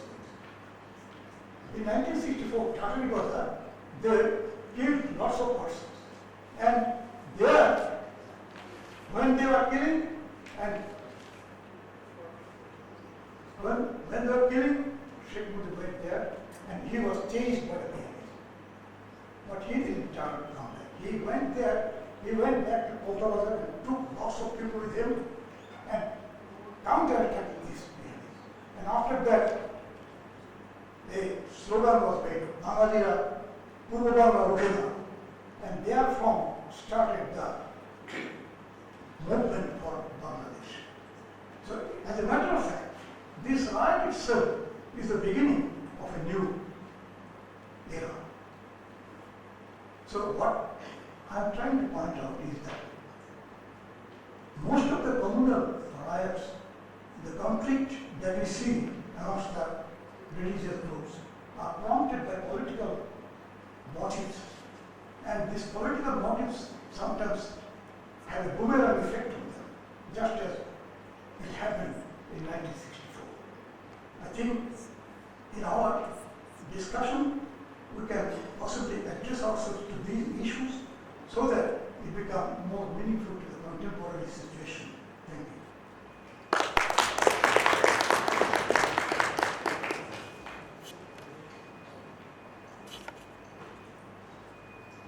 Thank you, Professor Salipin. We are at the end of our discussion, and because I know you're all eager for your tea, and we have overrun our time slot a little bit, so we will defer the questions to the final session. I hope you will attend. I'd like to thank all the panelists and end by saying that when you are talking about defeating religious violence and religious extremism, you're talking about a clash of ideas. And you can't really permanently defeat an idea with a security response. You have to present an idea that's even more powerful. And that's where it's so important to have a participatory democracy that gives a voice to everyone. We know from our experience in other countries that it's when a lot of people feel they have no stake in the system that extremist messages gain acceptance. We have very interesting time coming up, and I hope these questions and others will be discussed. Thank you very much. Enjoy your class.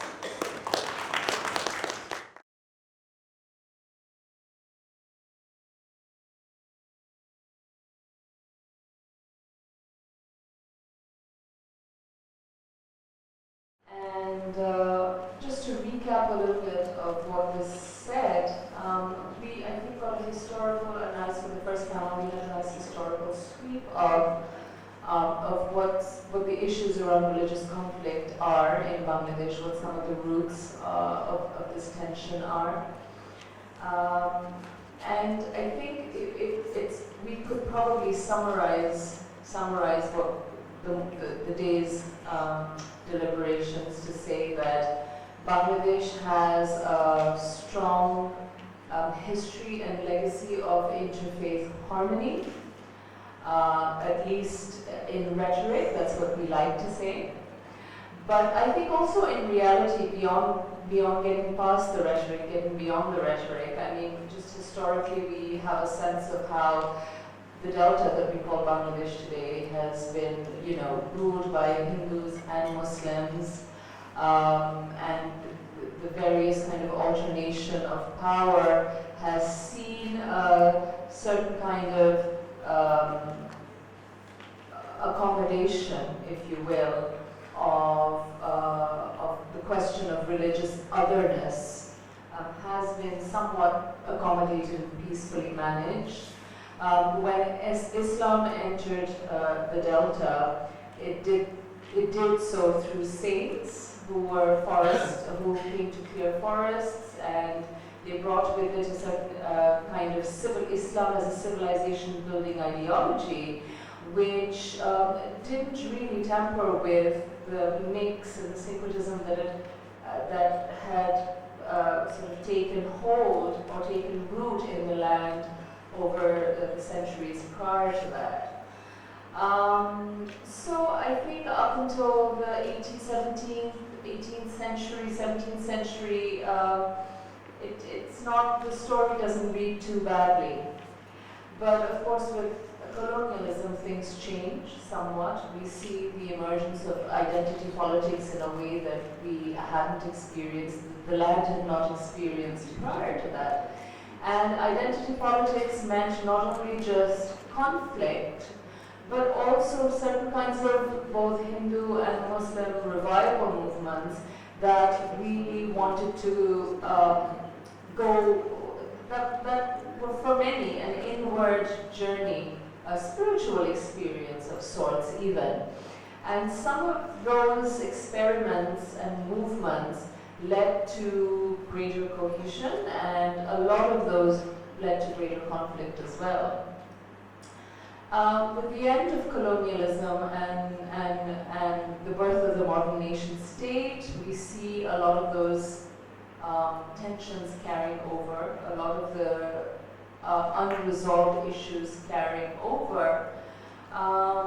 And we got a nice historical sweep about the tensions during the Pakistan era, the lead up to the formation of Pakistan, the identity politics around that. And with the birth of Bangladesh, secularism sort of got tagged onto us, whether in rhetoric or substantively. And there were some positive, cohesive outcomes to having that label tagged onto us. But the question of but has also remained. So as we've heard earlier today, we've had issues or conflicts around, the most recent conflicts being, let's say, the destruction of the temples at Ramu.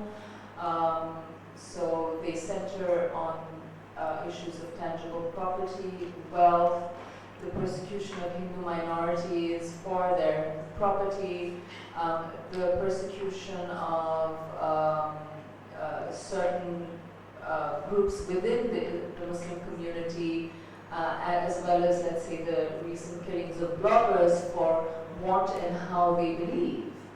So conflict arises not only at a systemic level, but also at the level of belief and faith, and therefore I think the span of conflict could be understood not over very grand issues, but also down to the minutiae of everyday life, of things that pertain to the family, things that pertain to being neighborly, being accommodating, living side by side one another. So I think the day's sessions, the earlier two sessions have brought up enough issues for us to think a little critically about where and how to think of conflict, and then on to this third panel, that how do these conflicts get resolved.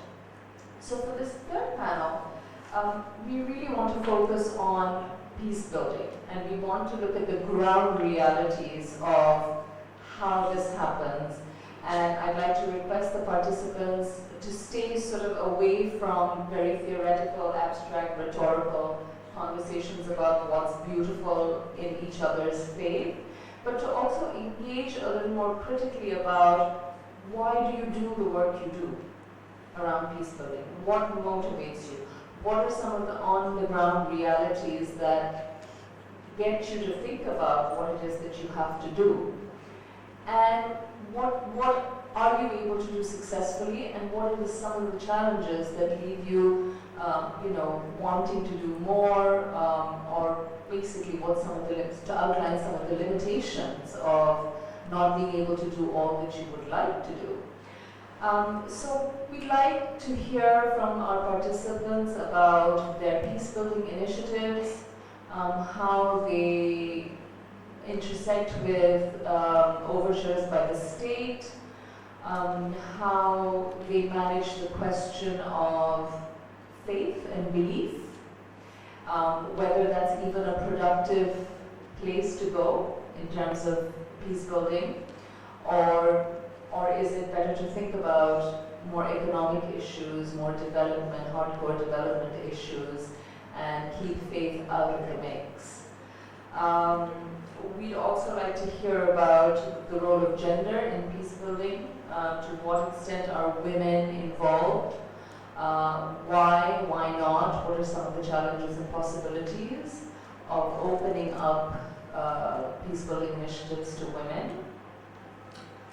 And therefore we'd like to end this panel and the day with some kind of a critical reflection of what the ground realities are, what we're able to do, what we're not able to do, and also to give us a sense of what some of the good stories are,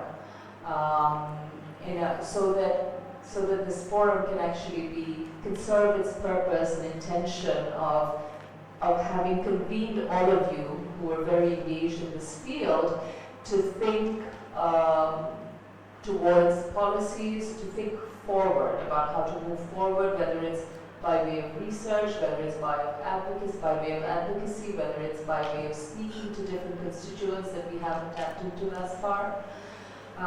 So with that, and without further ado, I will hand over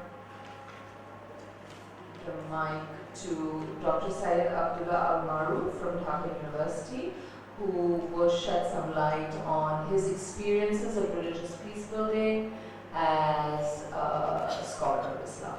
Thank you. Bismillah ar-Rahman ar-Rahim. Distinguished panelists, distinguished discussant, and respected moderator, and I must mention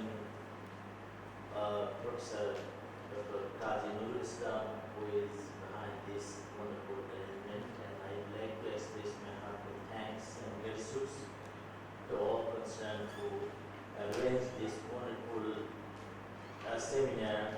It is a time-allotted seminar, a day-long event, and we have been many valuable discussion. Now, due to short span of time, I like to brief my words, saying that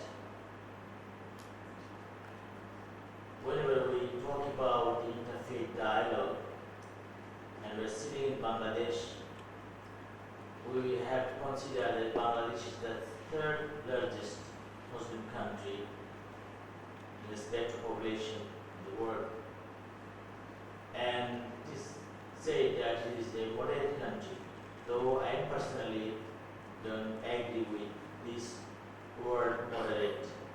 A Muslim is Muslim. It is not moderate or unmoderate, as there is no good terrorist or bad terrorist. Muslim is Muslim. And our strength of harmony is in pride in the meaning or understanding of Islam. It is very bad and sad that in our Muslim community also, most of us, we don't know what to say about this community, interfaith dialogue, or this humanity, or this pluralization in Quran, in Hadith. That's why actually we have conflicting among us, and us means there are 73 factions as stated by Rasulullah sallallahu alaihi wasallam in Islam. So you see in Bangladesh there are some Muslim Islamic faction. They are fighting with others in faith, in practice, in other things, and sometimes it is they are vested and they are paid. They are actually blessed by some political aspects and other country, and we are not a isolated island from a bigger world. It is actually, though we mentioned that we are talking about South Asia, but South Asia is connected with the rest of the world. So when we talk about the peace, our mind goes, oh, Boko Haram, Shabab, oh, IS, all these things, not in South Asia. You know, now when IS rise first, they say it is Khalifa Abu Bakr. To reconcile that it is first Khalifa of Islam in early age of Islam, and his name is Abu Bakr. But he came of a Jewish family, and his name is Shimon Eliot. You can say he is Shimon Eliot. That he is Eliot. And another Shabab that he is also, his name is Abu Bakr. but they all are killing mostly the women. You know about Boko Haram. Boko Haram, the book is haram, book is prohibited. Boko Haram. Dr. Mark, I know that you've had some personal experience with peacebuilding when you work with the foundation. Could you shed some light on that? Okay. The kind of work that you do? Yes, I am actually, the time is very short. But even then, I like to say that if we like to live in a peaceful coexistence with other people of other religion, that is in our Quran. Allah subhanahu wa ta'ala said in Surah Hajj, verse number 40, وَلَوْلَا دَفْعُ اللَّهِ النَّاسَ بَعْدَهُمْ بِبَعْضٍ لَهُدِّمَتْ صَوَامِعُ وَبِيَعٌ وَصَلَوَاتٌ وَمَسَاجِدُ يُذْكَرُ فِيهَا اسْمُ اللَّهِ كَثِيرًا. And if it were not for Allah taking some people by means of others, the earth would have been demolished. Monasteries, churches, synagogues and mosques in which the name of Allah is most mentioned. Allah will surely support those who support Him. Again Allah subhanahu wa ta'ala said in Holy Quran, وَلَوْ شَاءَ رَبُّكَ لَآمَنَ مَنْ فِي الْأَرْضِ كُلُّهُمْ جَمِيعًا أَفَأَنْتَ تُكْرِهُ النَّاسَ حَتَّى يَكُونُوا مُؤْمِنِينَ. And if your Lord, Allah subhanahu wa ta'ala, will those on earth would have been mu'min, believers, all of them entirely. So, Allah subhanahu wa ta'ala again said in the Holy Quran, the human being was one nation. And for Muslim, this is the teaching that Allah subhanahu wa ta'ala said in Holy Quran, Ya ayyuhan nas, inna khalaqnakum min dhakarin wa untha, wa ja'alnakum shu'uban wa qabaila, lita'arafu inna akramakum indallahi atqakum. O humankind, we have created you from a single male and female, and we placed you in different nations and tribes, so that you know each other. The most dignified of you is the most righteous of you. It is the outright declaration of Allah, irrespective of color, race, or religion or anything. So, if I am a Muslim, I cannot abuse to others. Allah subhanahu wa ta'ala said in Holy Quran, وَلَا تَسُبُّوا الَّذِينَ يَدْعُونَ مِن دُونِ اللَّهِ فَيَسُبُّوا اللَّهَ عَدْوًا بِغَيْرِ عِلْمٍ. You don't call name of who are worshipped other than Allah, otherwise they will abuse Allah with enmity without knowing. So, I say to the bloggers also, you don't abuse our Allah, our Rasulullah, and don't you make yourself in threatening. And we don't advocate that kill them, no. And okay, so and now I like to say to you some success story. That is occurred in 2005 when the JNB, a terror organization in Bangladesh, they exploded 500 bombs at a time in 63 districts out of 64 districts of Bangladesh. Then our imams of 300,000 mosques, they went over their number and they addressed their Friday prayer to the devotees to protect this territory. And it is a very big and influential group, and sometimes we ignore these imams. And here in Bangladesh also the Peer, the masters of the Sufi Tariqa as spiritual leaders, they almost all the people, Muslim people, they are the followers of some Peer. So we have to engage them for peace building. Some say making peace, yes, there is peace. And we like to give peace now in Bangladesh. And sometimes we mention the case of Ramu. I say in Lip that they settled down there 300 years back in a Muslim community. and they put there with peace and harmony. But some isolated incident took place over there, and all the civil society or government harmed to them, and they rescued them, and they rebuilt reconstructed their statues and their houses. And we participated in many rallies. Even myself participated in Jahangir University rally. So, Bangladesh community, we are peace-loving people. If there is some isolated incident, we have to face together and with the government and civil society. I think it is the peaceful Islam, peaceful to other people of religion. So I think it is a very, very fruitful discussion today. We can learn something, and I would like to say that you engaged stakeholders, that is the imams and priests and other religious peoples also. And I like to say to media, especially some Western media, they actually defaming our Islam. They actually treating misunderstanding about Islam. So elimination of the misunderstanding is first and foremost. So I think who is a good Muslim, he is good for a Christian, good for a Hindu, good for a Buddhist, and good for humankind, even good for a dog, a cat, and every creation.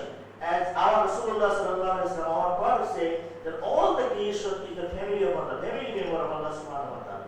And if you like to have Allah's love, you have to love the creation.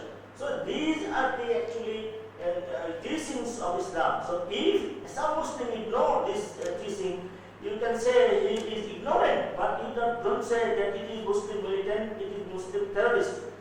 If somebody commits a crime in America or Europe or in every country, if he is non-Muslim, they don't mention that he is a Buddhist or he is a Christian. But whatever some criminal, okay. So I think we should be just in these things, and then there will be a very balanced society and a peaceful and harmonious society for us all. May Allah subhanahu wa ta'ala bless us for here and hereafter. Thank you very much.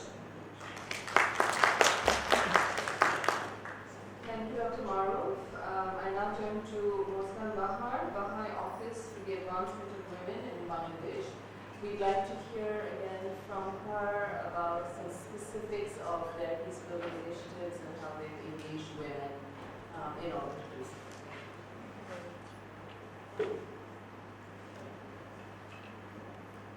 Respected organizers, honored members of the panel, eminent discussants, distinguished moderator, and members of the audience. Religion has been the cause of development and the animating force behind all human civilization.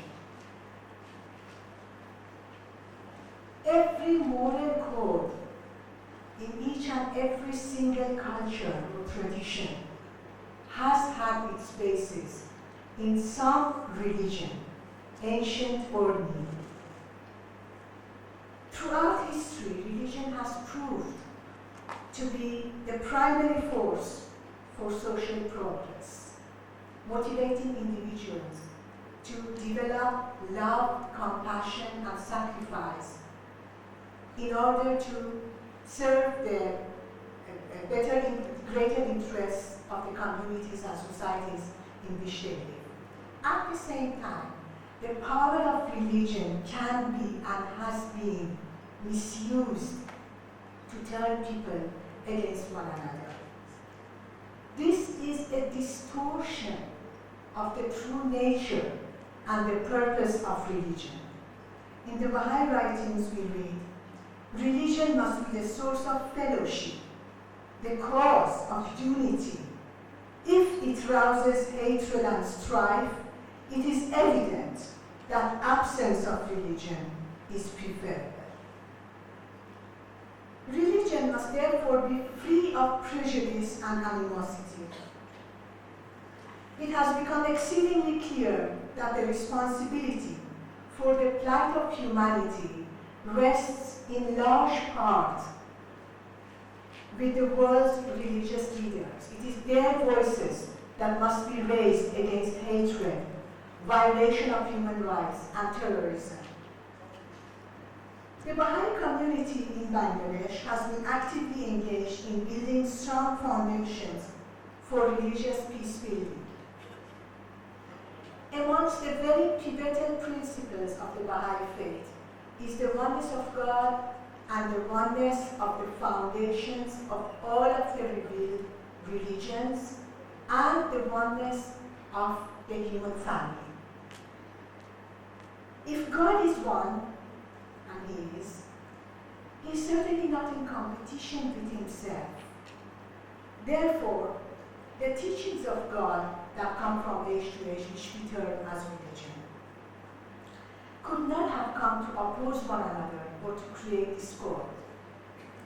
They only came to teach good things from age to age or time to time because we grow in understanding and capabilities. One cannot become a Baha'i if one does not believe in any of the revealed religions. So Baha'is in Bangladesh, as in everywhere else throughout the world, believe in Hinduism, Christianity, Buddhism, Islam, etc. and regard them as risen suns on different days. Therefore, Baha'is in Bangladesh come from different religious backgrounds, but they abide in complete and total peace and unity. I've been asked to give a brief overview of the activities that Baha'is engage in towards the promotion of religious peacebuilding. There are basically four main core activities, and these are universal.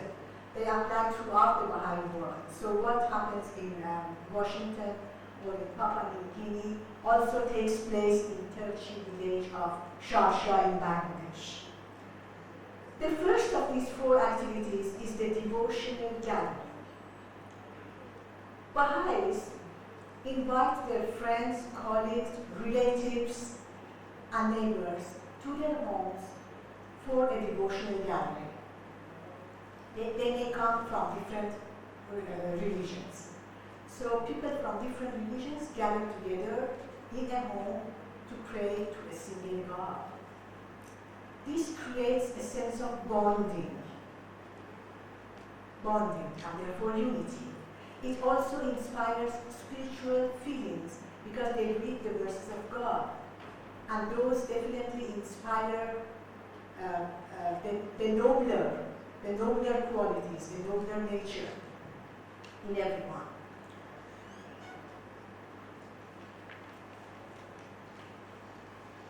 And they also act as reminders to the mind. The second core activity is the moral education of children. Children are definitely, they make our future, they are tomorrow's generation. And no matter how many doctors, engineers, or architects we might be able to produce in our societies, unless and until they are not morally educated and trained as well, society will continue to be dishonest and corrupted, as well as disunited. So there are courses for the children that Baha'is conduct. Here they are taught about lack of prejudice, importance of unity, and all of the other virtues through cooperative games, drawings, stories, and songs. When children are young, they're actually like saplings, young trees.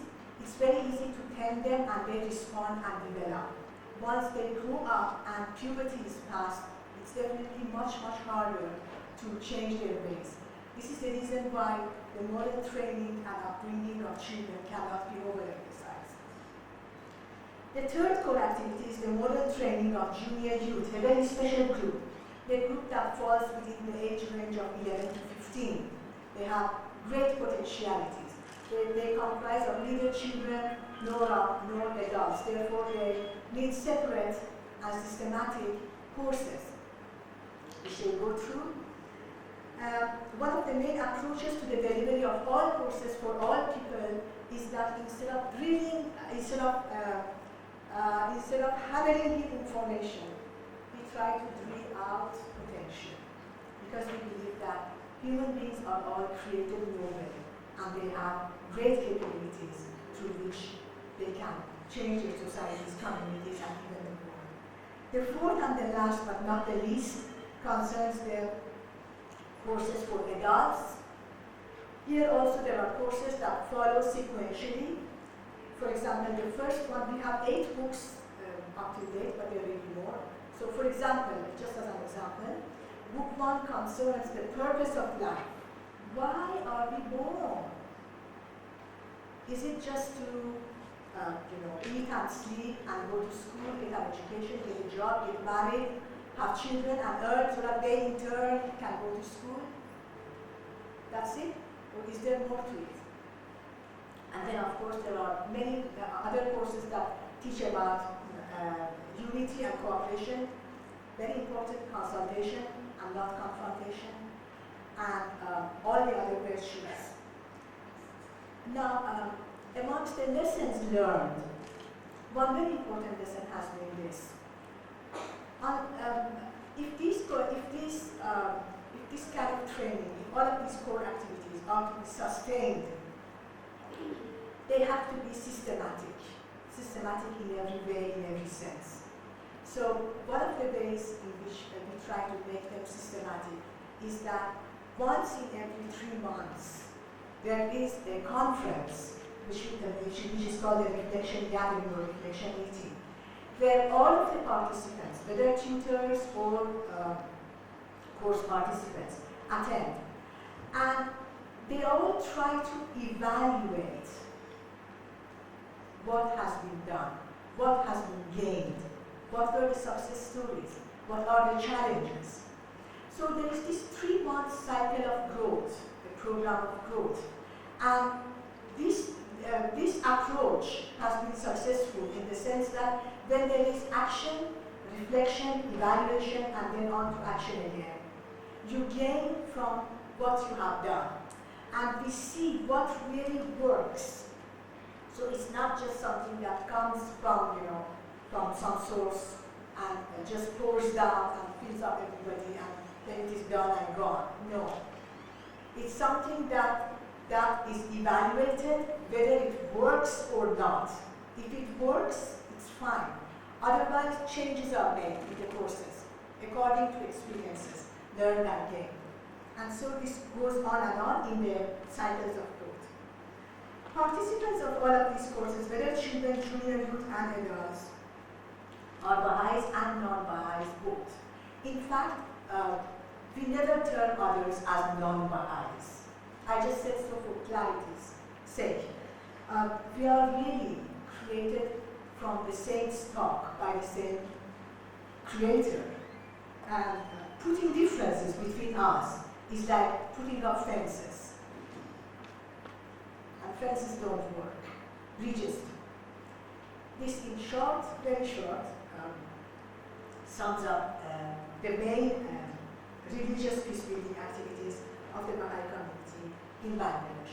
I have one suggestion to make 2 actually, but they are interrelated. I suggest that we should have more of these really beautiful programs here in Bangladesh as well as in other places. This is a great help. I think at least 150 people were here today, randomly. And this is great. This is grassroots activity. We cannot, we cannot just shout out to the universe. We have to start from ground roots. So I think this is great and we should have more of this. My other suggestion that is somehow related to this is that authorities in various religions, leaders of religions in Bangladesh, convene gatherings where they can meet up together, come together, have engage in dialogues and find out ways and means for the promotion of religious peacebuilding in Bangladesh. There was a comment that you capably made about gender, and I would like to give a comment on that. In the Baha'i faith, men and women are regarded as the wings of a single bird. So we read in the Baha'i writings that men and women are the two wings of a single bird, the bird of humanity.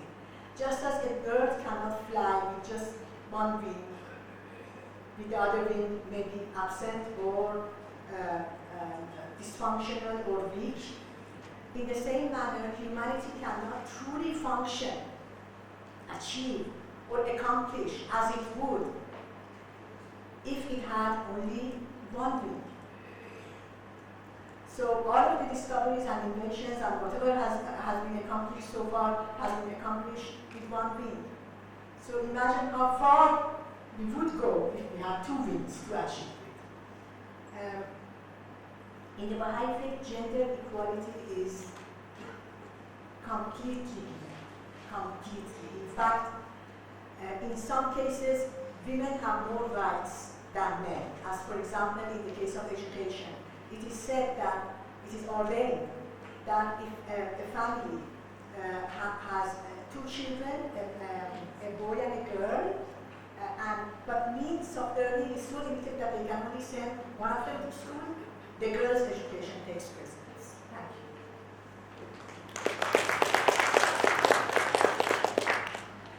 Thank you very much for that.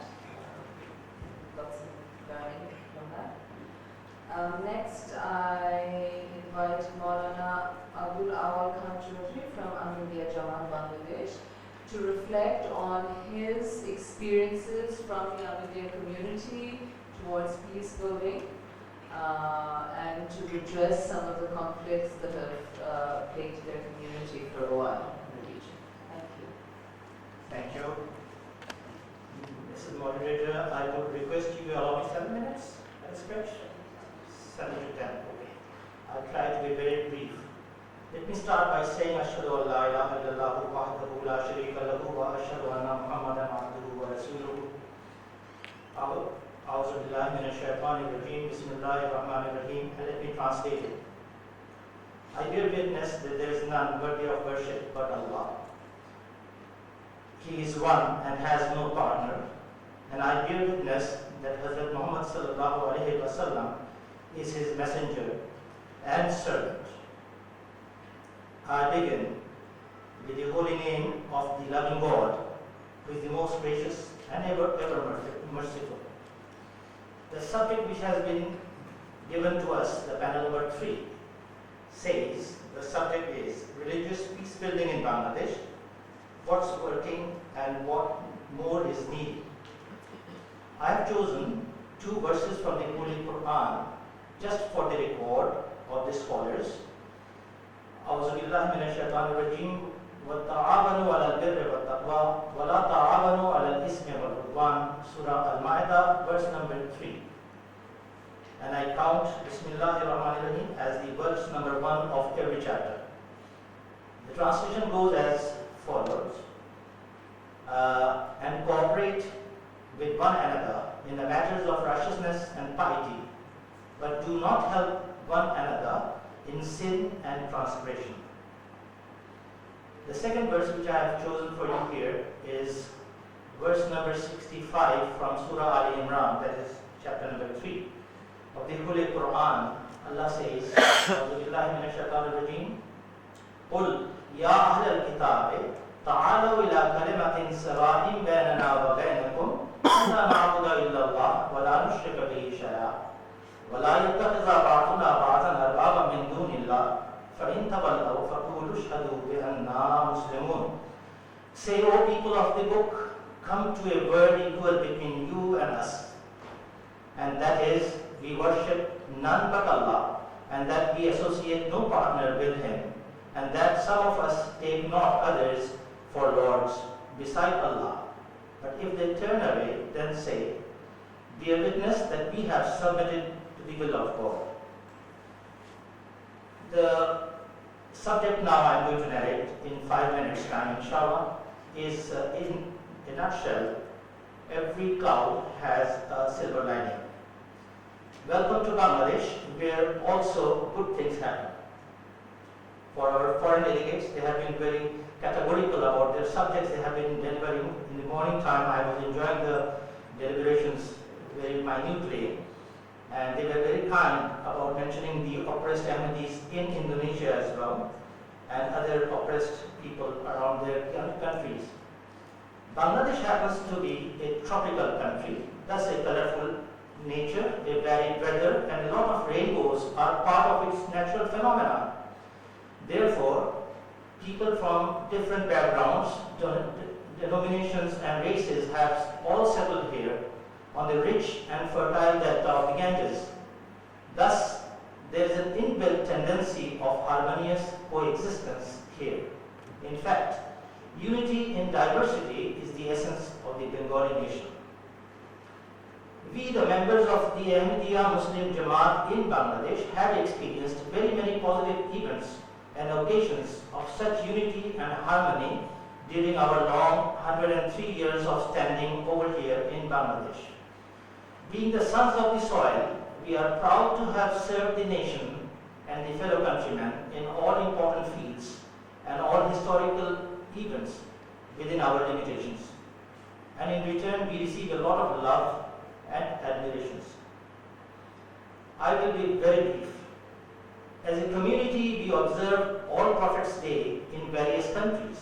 In Bangladesh, we celebrate the same occasion under the banner Sharbo Dharma Sammelan from time to time, in which we receive notable representatives of different faiths and schools of thought.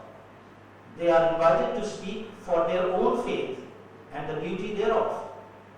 They come very willingly, but in most cases they start praising the host Ahmadi Muslims for their gesture instead of concentrating on the subject given.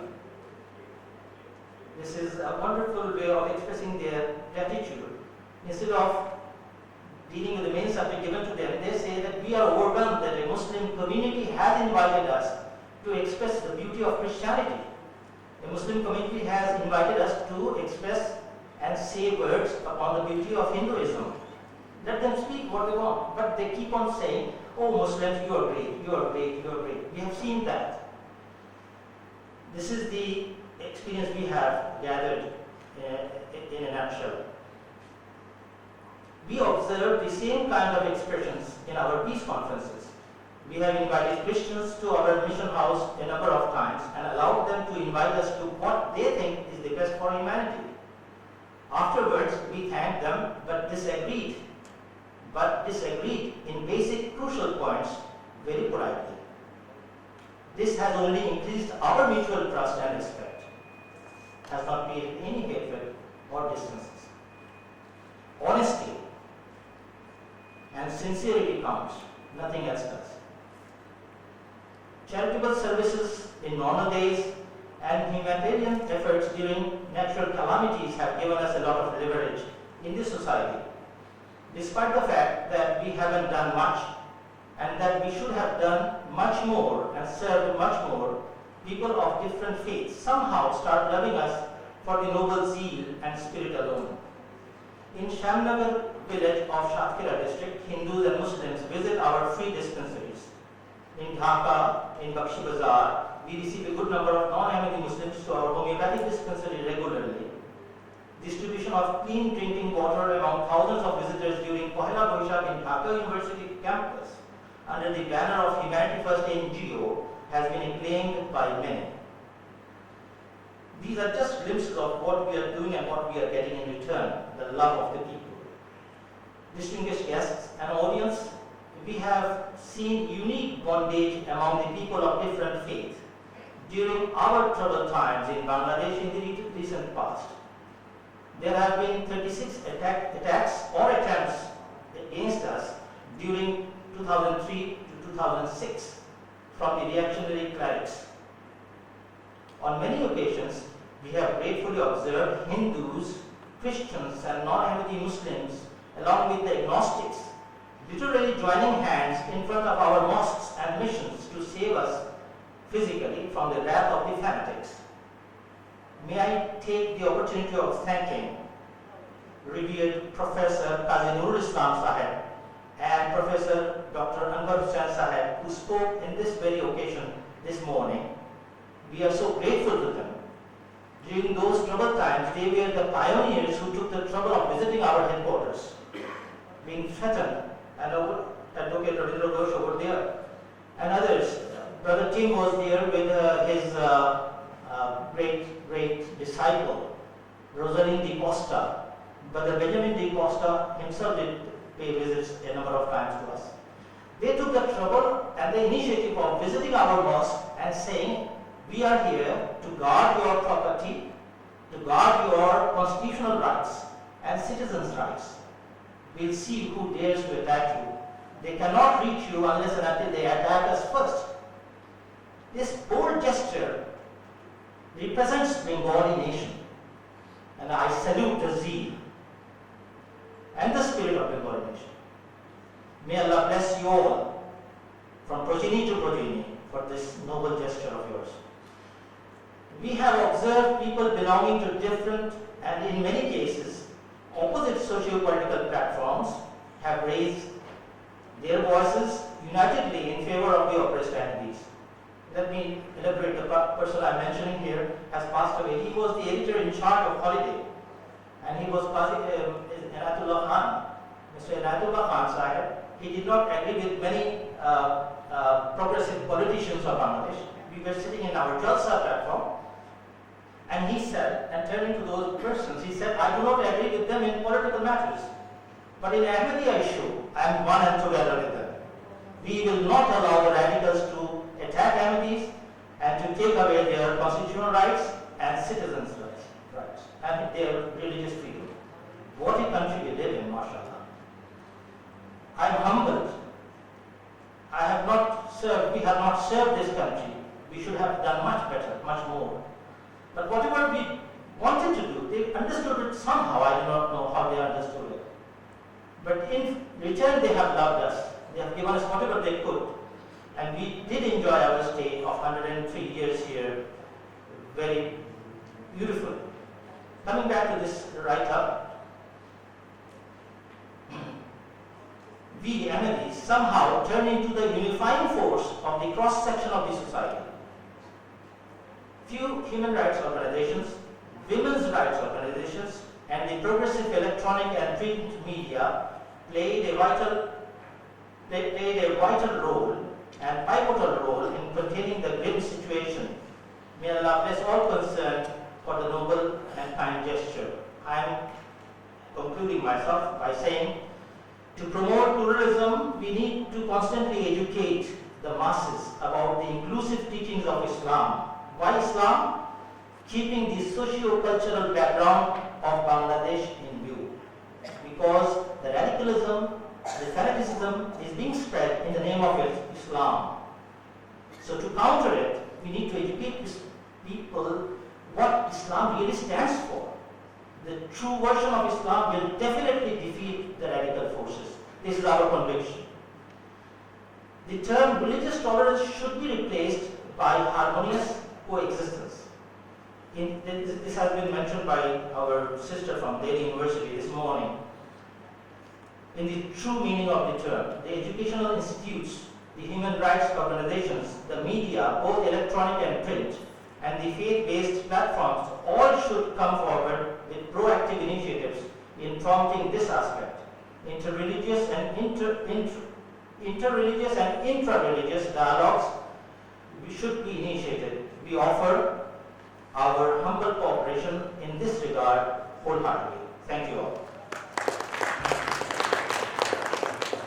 Thank you very much, Maulana Abdul Khan, for that inspiring speech and very hopeful, a speech that's very hopeful for Bangladesh. In spite of many challenges that the community continues to face. Next, I invite Kerry Salmon Harvey from the Mennonite Central Committee in Bangladesh to reflect on his experiences of peacebuilding in Bangladesh. Good afternoon.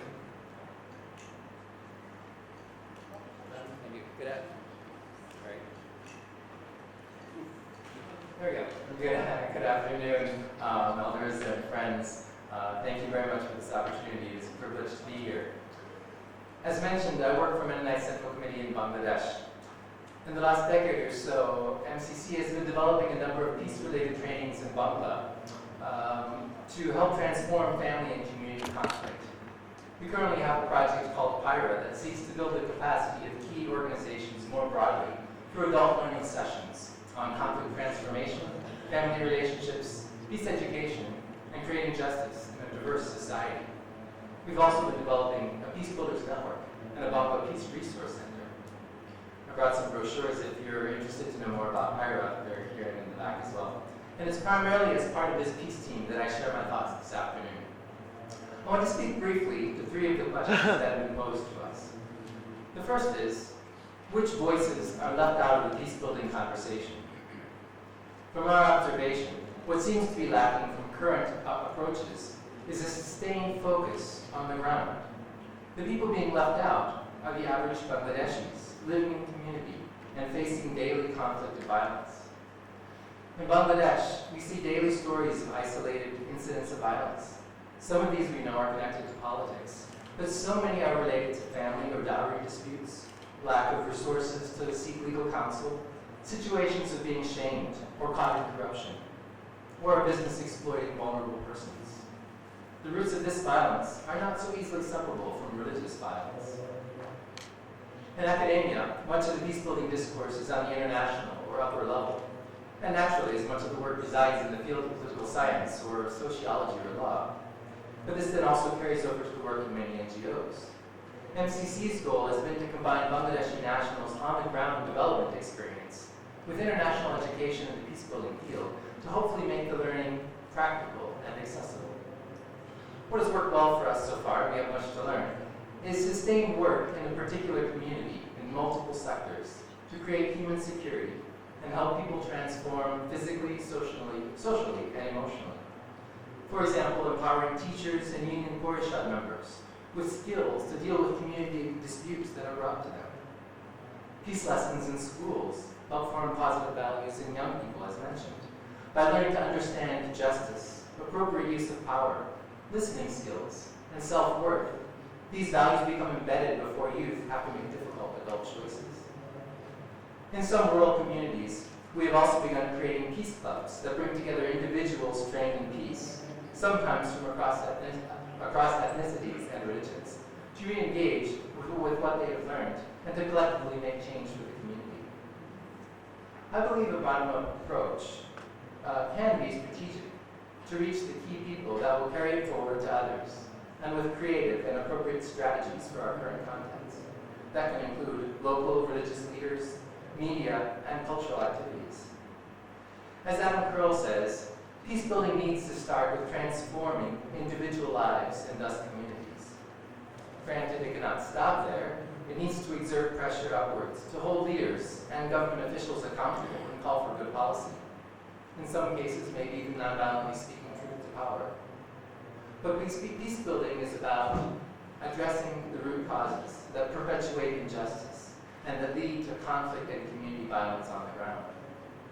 For example, power dynamics is a big factor in Bangladesh, as we know, especially in business or status. Often the need to secure our own power happens despite our best intentions to help others. Peace-building includes identifying when and where this is happening and helping create power with alternatives that readjust the balance. Also exploring how our power and privilege discriminate against minorities and women and Adivasi communities. So structural violence is also at the root of much conflict. Sexism, neocolonialism, racism, corporate systems of capitalism, punitive and shaming systems of justice. These are the type of cultural norms that are present even among very good people with very good intentions. And they create incidents like the public sexual assault at the last Poil of Osha, or the interreligious violence in the Shatali community of Chirogata and Pulguri, both with only minimal public outcry that soon fades away. So this leads to the second question I wish to address, the centrality of religion in peace building. And specifically, is religion itself a primary root cause? as has been mentioned, rarely have I or my colleagues seen conflict or violence that's solely about religion. Though as a secondary cause, its power to motivate people should not be underestimated. But there are exceptions, but usually to get the point of killing someone else in the name of an ideology entails other root causes, such as trying to regain a sense of identity and belonging, insecurity, cycles of trauma, or conditioning, or corruption of power. But significantly, these are the very things that most religious paradigms are designed to repair. So I do believe religion is an essential component of the peace-building process. Firstly, because I believe religion is the language in which many of us speak, including myself, the worldview from which many encounter the world. In our prior sessions, we seek to make our trainings a multi-faith experience, in which participants learn from each other's ideas about life and reality. Our facilitators are from all the different faith traditions and do not reflect any particular faith perspective, but we encourage spiritual reflection and transformation. So secondly, there are powerful tools within each of our faiths for peace building. Yes, there are interpretations of Islam, Christianity, or even Buddhism that justifies violence to one degree or another. And also, there are interpretations of each that espouse peace, justice, nonviolence, and gender equity. What we need is to get beyond trying to figure out what belongs in a particular religion's box, to figuring out and to asking the difficult questions of how does violence manifest itself in each of our faith communities. And then what are the profound and often surprising teachings within our traditions that can lead to personal and community transformation. The Dalai Lama reminds us that we can never obtain peace in the outer world until we obtain peace within ourselves. Our religious traditions, from the Sufi traditions of Islam to Buddhist mindfulness, hold powerful tools for letting go of the illusions of our ego and finding spiritual peace within. And this is important, because you cannot have integrity within a system if the individual components don't value integrity on a personal level. So clearly our religions also hold powerful frameworks for fostering secure and life-giving communities and societies, as long as they are encouraged with a degree of humility. My experience here in Bangladesh is that there are revered thinkers and poets, Tagore, Leilon, others, who are quite inspired by religious values, but that create an undercurrent of Bangladeshi identity that supersedes interfaith differences. In Bangladesh, the variety of beautiful and deeply held expressions of Islam should be an important part of the peace-building discourse. I believe if one is raised amidst the values, the joy, the wisdom, and the rich conversations that happen within a community embedded in a faith tradition, then one is most likely to see the good that is in that tradition, and want to see that goodness flourish, rather than hatred or intolerance. Finally, religions also help us see a long-term vision. The Mennonite theologian John Howard Yoder says, "We cannot have peace without eschatology," which in non-religious terms means that truly sustainable peace-building efforts only work when we let go of our focus on being effective in short-term, high-profile violence. Rather, what we need to do is to look at what are the skills and values that will create a deeper culture of peace and justice over the long term and stick with them. Peace is not something that just happens. It needs to be built through intentional community effort. It is more than a value or a feeling. It is a vision for sustainable justice. On this International Day of Nonviolence, I quote Martin Luther King Jr., who said, "Peace is not merely an absence of tension, but the presence of justice." Peace-building involves reflection, prayer, and an active nonviolent witness to the structures that perpetuate injustice. It doesn't end when there's a ceasefire. That's when the real work begins. So finally, a few hindrances to peace-building, just two. The first is the lack of connection to each other as peace-builders and potential peace-builders. Clearly, there are strengths in finding ways to work together as already existing peace-builders and sharing best practices as we're doing today. But there are often socially and culturally constructed boundary walls between those who could potentially find common ground. An NGO may not feel confident or comfortable reaching out to an imam or vice versa. Student groups may not trust politicians, and political groups get stuck in party lines. Too often, we only observe from a distance and don't risk getting to know what is happening with the other, and so no relationship or cooperation ever happens. Finally, I think one of the most effective ways to render a peace-building initiative ineffective is by trying to change the other rather than empower them. Too often as academics or politicians or NGOs, we are not aware how the initiatives we create on the ground or the research projects we set out are about trying to impose a solution that comes from our own perspective of what is right or true or just. This can include Western Enlightenment perspectives on development and economics as much as religiosity. Often our funding constraints push us to seek big change and to do it fast. And so the long-term engagement with individual communities gets overlooked. MCC's experience working since 1970 suggests that taking the time to do relationship building is vital, but also being mindful that our approach in any initiative is about being transparent and humble, and open to their ideas, transforming us as much as we hope to offer something to them.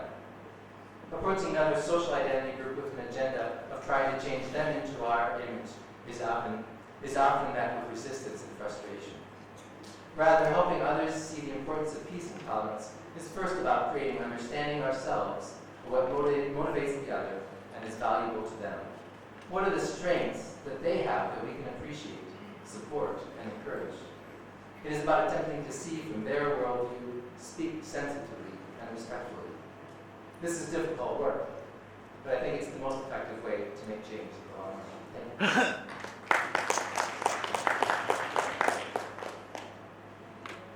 Thank you, Carrie Sanner-Hardy, for the Mennonite Central Committee. Now I invite Dr. Di Rosario from Dhaka University to give his comments in about seven minutes, as in his capacity as discussant to the panel.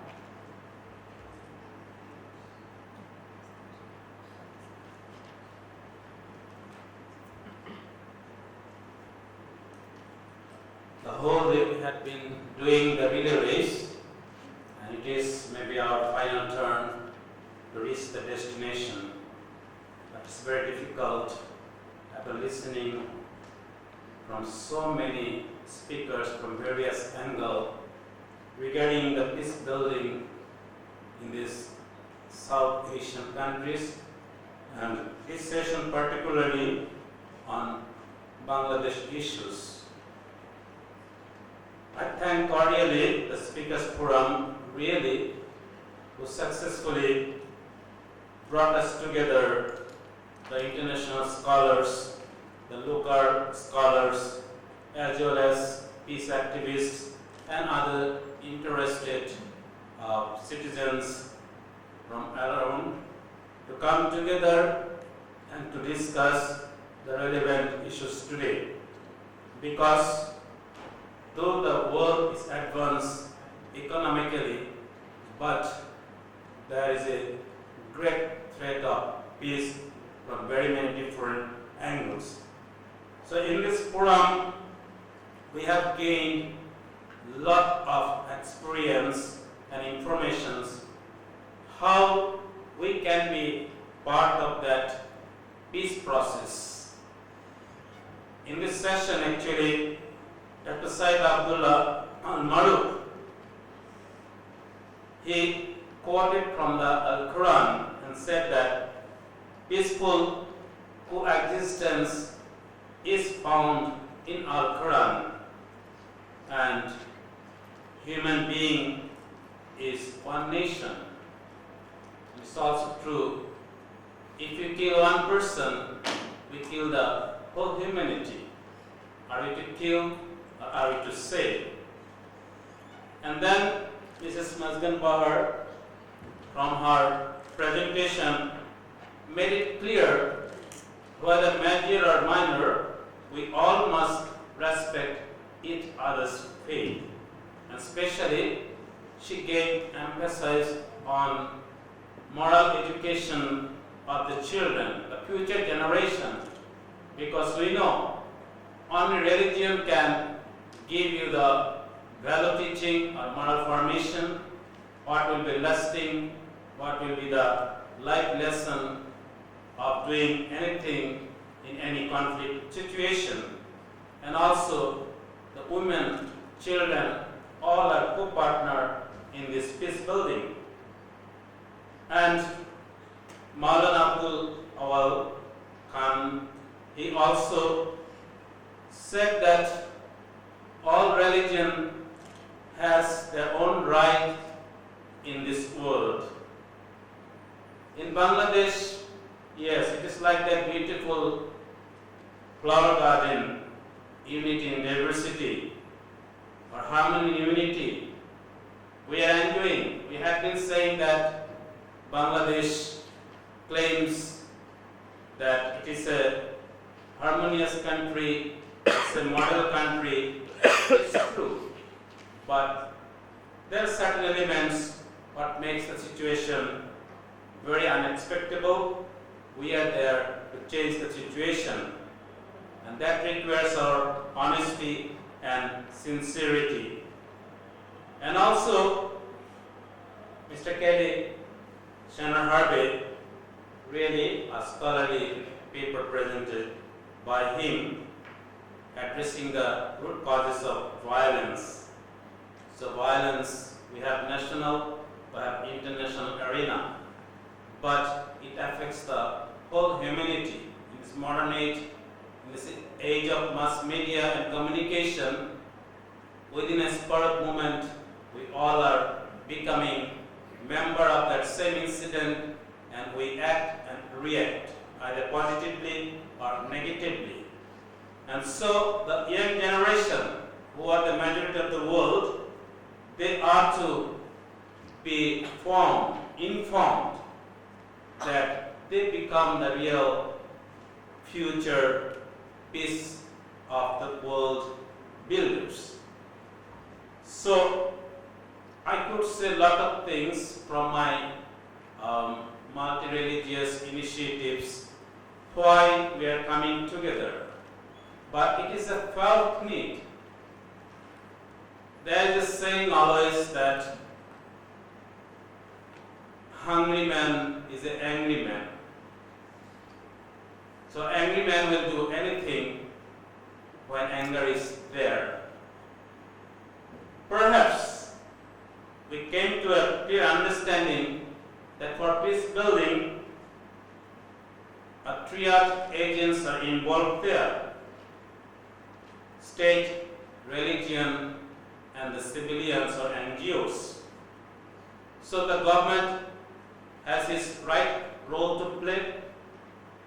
Maybe it plays, but maybe lately, and especially the constitution of the country, that must be equally applicable for all the citizens of the country. That's why the major or minor, they feel at home in his own place, in his own area, with his own people.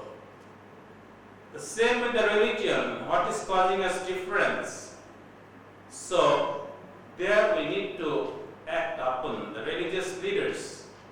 They have a great role to play, because religion is a fire, the psycho-spirituality, all the energy comes from therein, the decision making, the formation, and then execution. So religion must be taught in the catechism and in the throughout the life of any laity or the person of that community with proper translation and exegesis, not giving any wrong explanation or make people agitated, because religion is to bind together himself with the Creator God and also to bind himself with his own fellow brethren. And in the very morning, the directors of this Center of Interfaith in our universities, she said, the fatherhood of God and the brotherhood of this land, that must be assured. And that teaching is found in all the sacred books as well as belief in all religious faith. So here I think the psycho-spirituality must be addressed, and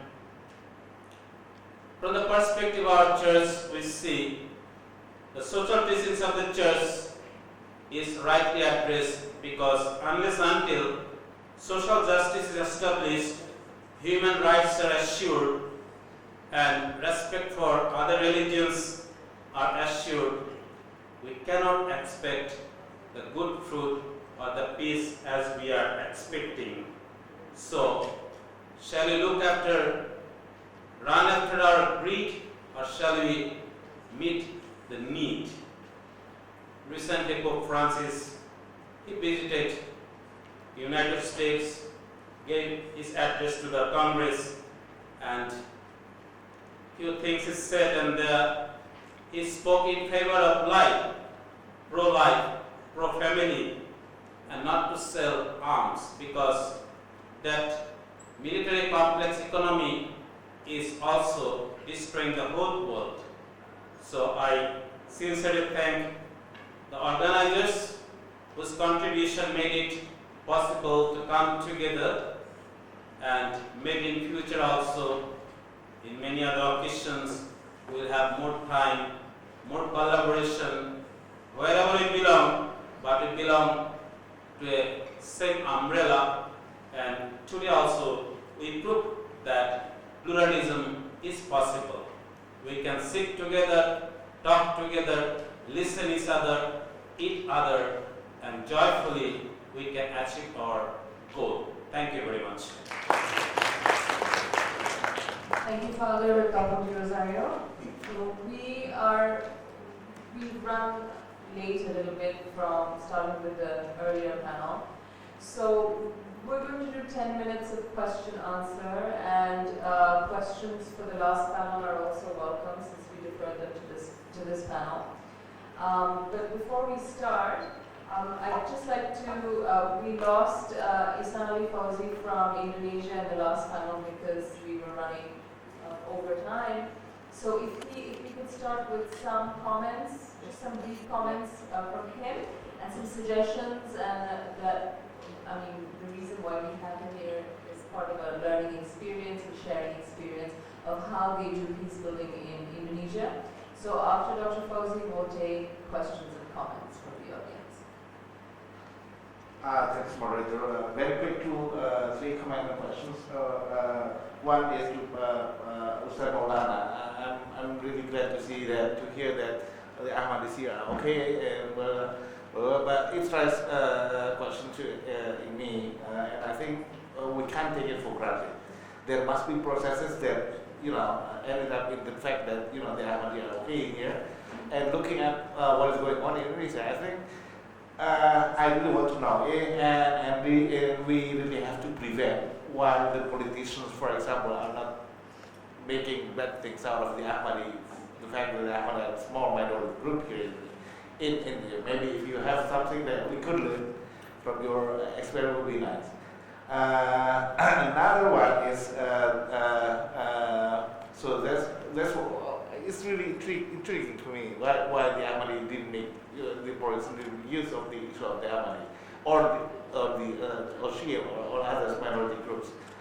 The second one that here quickly from my experience in Indonesia is that policing is one very important factor.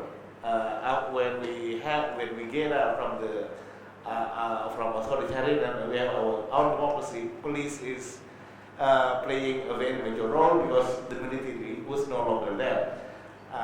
And from our research, I haven't just published book Policing Religious Conflict in Indonesia. We also have cases where the Ahmadi violence or conflict against the Ahmadi could be solved peacefully, but at the other time and with the other places, it cannot be resolved peacefully, even by the police.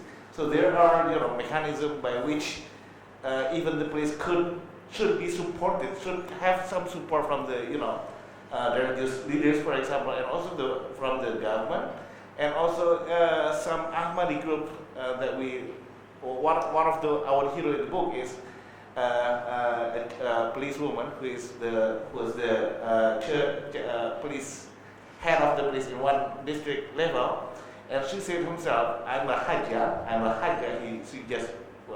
She went to Macau already, and she thinks that the Ahmadi are kafir. So they will go to the hell, blah blah blah. But as head of the police headquarters, she said that it is my responsibility to protect the life of the Ahmadi. So it's really important to study why in some places policing is successful and not successful in the other. Maybe one of the factors of that is that the Ahmadi in some places make a bridging strong enough to the other groups of society in Indonesia, but not in the other places. Against local elections plays major role in that, also politicians, etc., etc. So I really would like to hear more about what have been doing. He said that Dr. Gassi is very important role there. I really want to know if he is no longer exists, for example, here. Is there any we can't take this situation take for granted. The second question, I really like the presentation of Kelly here, but later on when I learned that he's a MC and Mennonite, I know a little bit about Mennonite. I think my question is there any people who study what is your works in here? Is the media have enough reporting about your works and your team in here? Because that's good news. All of them are good news, I think. And I really want to know if there are conflicts. When you are walking, you are Bangladesh is majority Muslim country. What is the constraint? What is the if you get some support from the Muslim community looking there and looking forward to work with you again. I think somewhere. Thank you. Mr. Mesbah from Yes, I'm David Derail. I teach at University of Notre Dame here, and I taught for many years in America. I'm a student of Islam. I've translated 2 works of Imam Ghazali, and I feel that Bangladesh is stuck right now because the people cooperate with one another in a perfect, it seems to me, in a very perfect sense of pluralism, but the religious leaders do not. And therefore, I'm addressing my remarks to Dr. Saeed Abdullah Al-Maghlouf. We don't know one another, but it seems to me that he's the person I need to speak to particularly. Part of pluralism today is that no religious group is dominant. We no longer have the Mughal or the Ottoman societies or the Holy Roman Empires. We each have to be able to speak from our traditions and convince people. An Argentinian leader of the Catholic Church last week addressed the entire world on television as he addressed the United Nations, speaking very frankly of the social teaching of the Catholic Church, which most people agreed with. And I think that most Muslims in Bangladesh would agree with the majority position of Islam on these questions. So a small but volatile minority who pretends that they can kill people in the name of Islam is not doing any help to Islam. And it's up to us to hear from the religious leaders if that is the case. So once again, these are always teaching moments for a religion. Pope Francis took the opportunity of a teaching moment in addressing the UN to talk about the Catholic tradition. So why don't we, our religious leaders here in Bangladesh, do the same for Islam?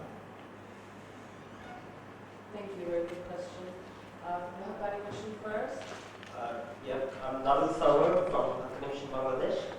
I'd like to say a few words on what Haqqani Mission Bangladesh believes. So some of the topics that you guys covered in panel is quite something that we agree with, like religion cannot cause conflict, that we believe. Like if you follow your religion perfectly, it shouldn't cause conflict for others. Because religions, the main underlying goal of every religion is the same. It's oneness with the truth. So what we believe, if you work for humanity and if you want to establish peace in the world, it should be, your goal should be the same. It doesn't matter what the rituals are involved in your religion. The ultimate goal should be the same, like which is peace, developing, establishing peace throughout the world. So I think the religion and poverty, these are the two best things that are used from those who want to use religion as a tool or want to do dirty politics using these two factors. Is only being made look bad in the eyes of normal people in the world.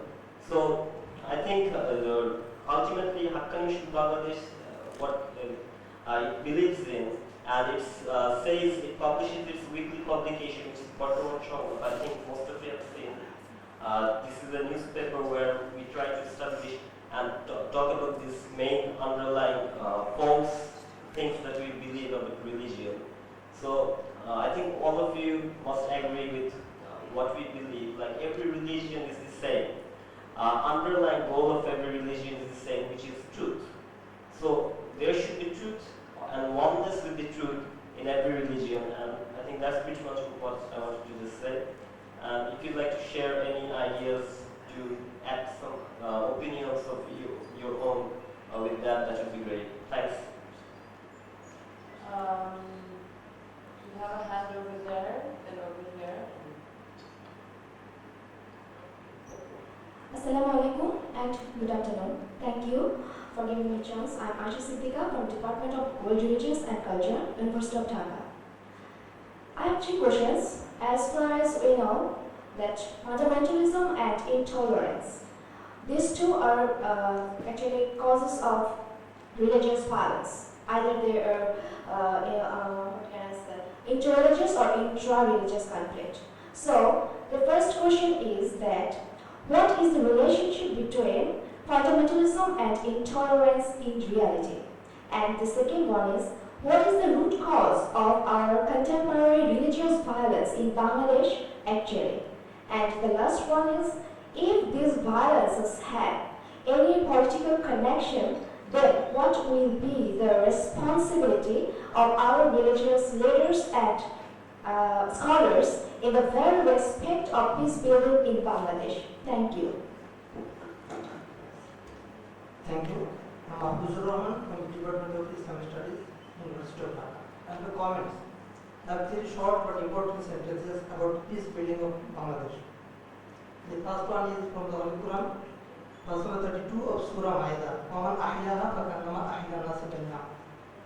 Who saves one life as if he saved all lives. And the second one is, and the authority of Abdullah ibn Umar who said, the Prophet Hazrat Muhammad, peace be upon him, said that all creatures are the member of Allah's family.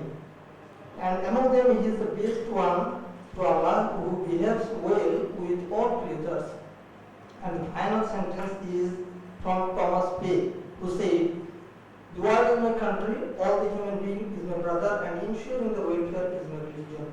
Dear friends, mentioning these sentences, we can say that considering ourselves as a member of a single family and saving lives instead of killing and oppressing anyone, we can find expected peace among the people of different religions all over Bangladesh. Thank you. Thank you. We get two last questions.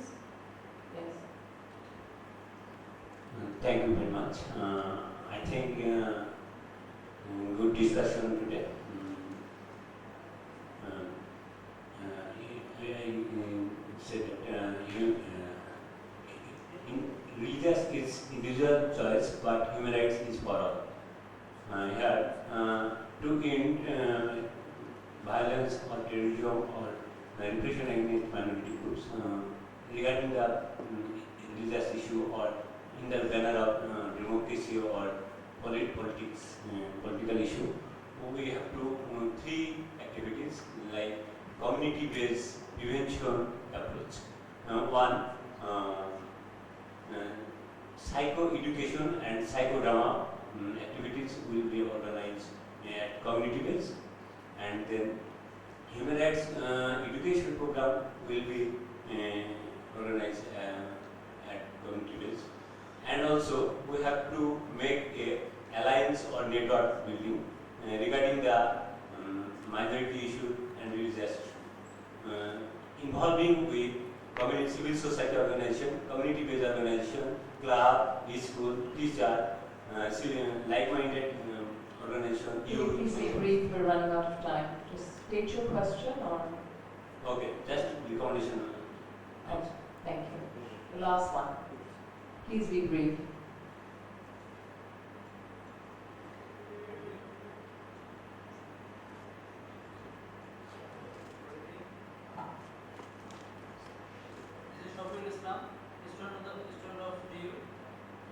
In this third panel, we are discussing about religious peacebuilding in Bangladesh, and we all know that constitution is a vital core part of the country. We all know that the preamble of Bangladesh constitution is upholding secularism. The letter is declared that Islam is our state religion. Is this article contradictory to the idea of interreligious harmony or peacebuilding? Thank you. Okay, I think we can take, why don't we just take whatever question was relevant to each one of you and briefly try to address them so we can wrap up the panel in 5 minutes.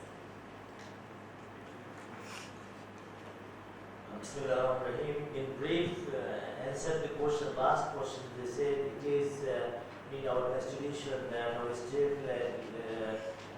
religion is Islam, and it confronts with our fundamental rights, that is secularism. Actually, remind that the state language Islam is in preamble of our constitution. It is not a law. Nobody can go to any court by this. It is like our national food is jackfruit, our national flower is so and so. So we have national bird, we have national religion. But in fundamental article, there is a freedom of religion for every citizen. So it is not confronting. And you say, if you say why it is here, you remove it. But you have to consider the political ground. Political leaders cannot do this. If they approach to that, that will be their doomsday, you understand? So I think it is not harmful for us. It is like an emblem in your shoulder. It is not for eating, it is not for it. It is like the teeth of an elephant. It is not to eat. You understand? Okay. Secondly, one said, Oman Ahiyaha. It is mentioned in Holy Quran. من قتل نفسا بغير نفس أو فساد في الأرض فكأنما قتل الناس جميعا ومن أحياها فكأنما أحيا الناس جميعا. It is mentioned, it is very, very important, and we are proud of this verse in the Holy Quran. We kill a soul, a person without any justice, as he killed all the people of the world, and whoever survived one nafs, that is one person, that he rescued the all people of the world. So killing people, it is so very, very big sin in Islam. But the terrorists do not know Islam, they do not comply with the teachings of Islam. That's why we say the terrorists, they are not Muslim terrorists. Islam is not satisfied with them. Okay. And one thing mentioned with my name, that the teacher, that why not there are some personality to address these questions, critical questions. Actually, I frequently go to the many channels of Bangladesh, and I found my colleagues, they are not approaching in this area. This is a dangerous area, that we have some political situation. Somebody always to fish in troubled water, so they are not to approach in troubled water. Okay, And so for that I say that we have to educate them, we have to teach them, or we have to encourage them that these religious teachers should have a knowledge and approach in this area to explore a new area. They are now actually putting their knowledge. So I think it would be a core problem, and I thank for you. Thank you for this. Thank you. I think the other questions were aimed primarily at Hari and Maulana Abdullah. So if you would just take 2 minutes, 1 minute to be more precise. Dr. Ali Fauzi Ihsan, you have asked me a question how we can share the experience. Is he here? Yes, he is. Normally, a state has 3 organs: the executives, the legislatives, and the judiciary. In Bangladesh and the modern countries, they have 5. An addition of NGOs and civil society and the media. We have used the last 2. And the civil society is so vocal, so stubborn, they will not give it an inch. Constitution guarantees them this right, give them that right. We don't know whether they are Muslims or not, or heritage, whatever they are, give it to them. That was this stance, and that has produced results. Thank you. I think Indonesia should share this from Bangladesh civil society. Thank you. I will just say one word quickly to Dr. Afsan. Thank you. Actually, most of our trainings have been in Muslim communities, and they've met with, I believe, quite positive response. I'm happy to talk more about that. Yeah, we've had a really good response. And we also have Muslim facilitators. I wanted to say one quick thing to the comment about if you follow your religion, then there will be no conflict. If you follow it perfectly, there will be no conflict. I would actually ask the question, in the peacebuilding field, we actually say that conflict is a very natural part of life. And that it simply means that there are positions and interests that are not in agreement, that are conflicting. And how we deal with the conflict is the key question. Whether we deal with it in a manner that is godly, or that is in a positive way, or in a negative way is the key question. So I just wanted to say that. Thank you. I think this has been an interesting and productive panel to end the day with. Thank you very much to our participants, and we hope to keep this conversation going for further events, and we hope to continue to be a convening platform for events such as these and issues related to faith and development. So we will end the day's deliberations with closing remarks by Professor Catherine Marshall from Georgetown University and Professor Syed Saad Andalib, our Honorable Vice Chancellor from Berkeley. It is late. You've been a remarkably devoted audience, and so I will reward you by keeping this very brief. First, I do want to thank my colleagues, Sonia Hook and Nat Adams, who has been buzzing around the room all day, who've made extraordinary efforts to bring this meeting together. So they deserve, I think, a round of applause together with the team and Dr.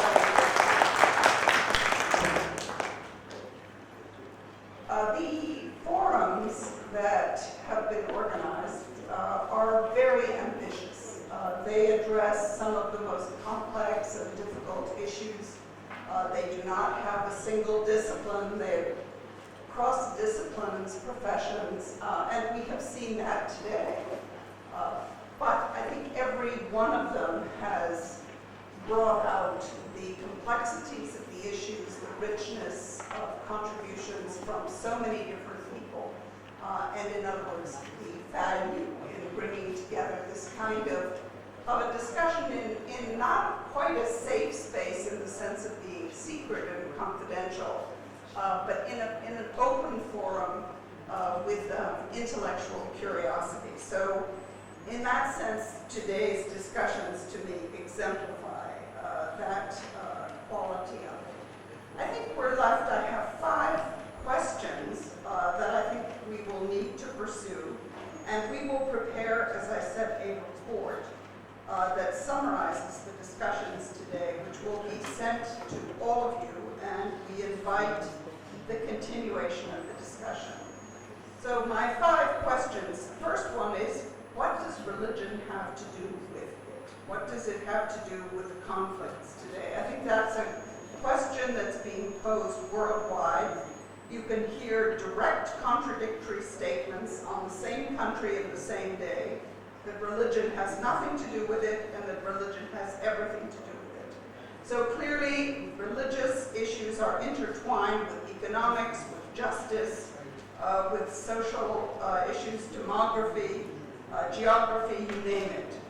And having a continuing, thoughtful probing of this question, what does religion have to do with it, why does it matter, and what do you do about it in practice, is the fundamental question that needs to be on the agenda. Secondly, I was struck by the questions around what the meaning of pluralism. Pluralism first as an ideal, and secondly, what are the issues that are involved in a plural society, a contemporary plural society? Clearly, the ideal of unity and diversity, of harmony in unity are ideals in Bangladesh. But the questions of how you engage a society that is so, not only so diverse, but also so dynamic, I think still presents some questions for you. And they're intertwined with the legacies of history, dealing with memories, the teaching of history, the narratives that people tell their children, that they tell to their communities, that they tell to their congregations. I think all those are important. Third, we heard a lot about politics and religion, about the politicization of religion and the religionization of politics. These are big issues. Again, these are issues everywhere. The most common response to a situation, whether it's Central African Republic or Nigeria or Indonesia or Philippines, is that this is not really about religion, it's evil politicians who are manipulating or who are hijacking religion. But clearly then we need better responses as to what do we do about the fact of the politicization of religion and the religionization of politics. The two really are not separate except in the imagination, and I think we need to think more about that. Fourth, I sensed quite a bit of ambivalence about what the situation is in Bangladesh. There's a description of the situation here as a conflict-prone zone and region. Clearly there is a lot of tension in the area, there's a lot of tension in the world, there's a lot of tension within the broader Islamic communities, but also Christian communities. Proselytization is a big issue in many parts of the world. So I think a better understanding of what the situation is, more communication, where are the tensions. Clearly, we all know that conflict is normal, it's part of life in families, etc. How do you manage conflict, but how do you manage the particular manifestations of conflict that have not been seen in Bangladesh before, but that are taking new forms on a daily basis, as we heard. And finally, peace building. We heard some wonderful examples of work that's being done to build peace. But I didn't get the sense of an awareness that this is an industry in the world. I mean, peace building, there are university departments, there are universities, peace universities, there's peace media, peace journalism.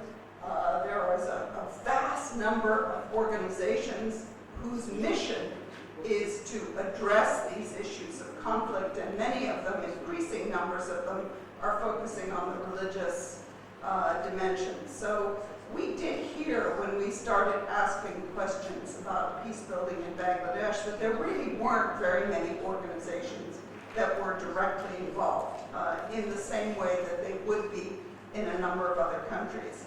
So the sense of bringing together, networking the people who are working on these issues, knowing more about different approaches, because there are very different philosophies of peace building and different approaches, and bringing them together. Being part of networks, there's a network of traditional and religious peace building, there are peacemakers, there's religions for peace clearly is deeply involved. I think that there is some merit in expanding that knowledge and bringing that into the picture here. So on that note, thank you very much, all of you, for your wonderful engagement, your patience, your interest, and we look forward to continuing the discussion.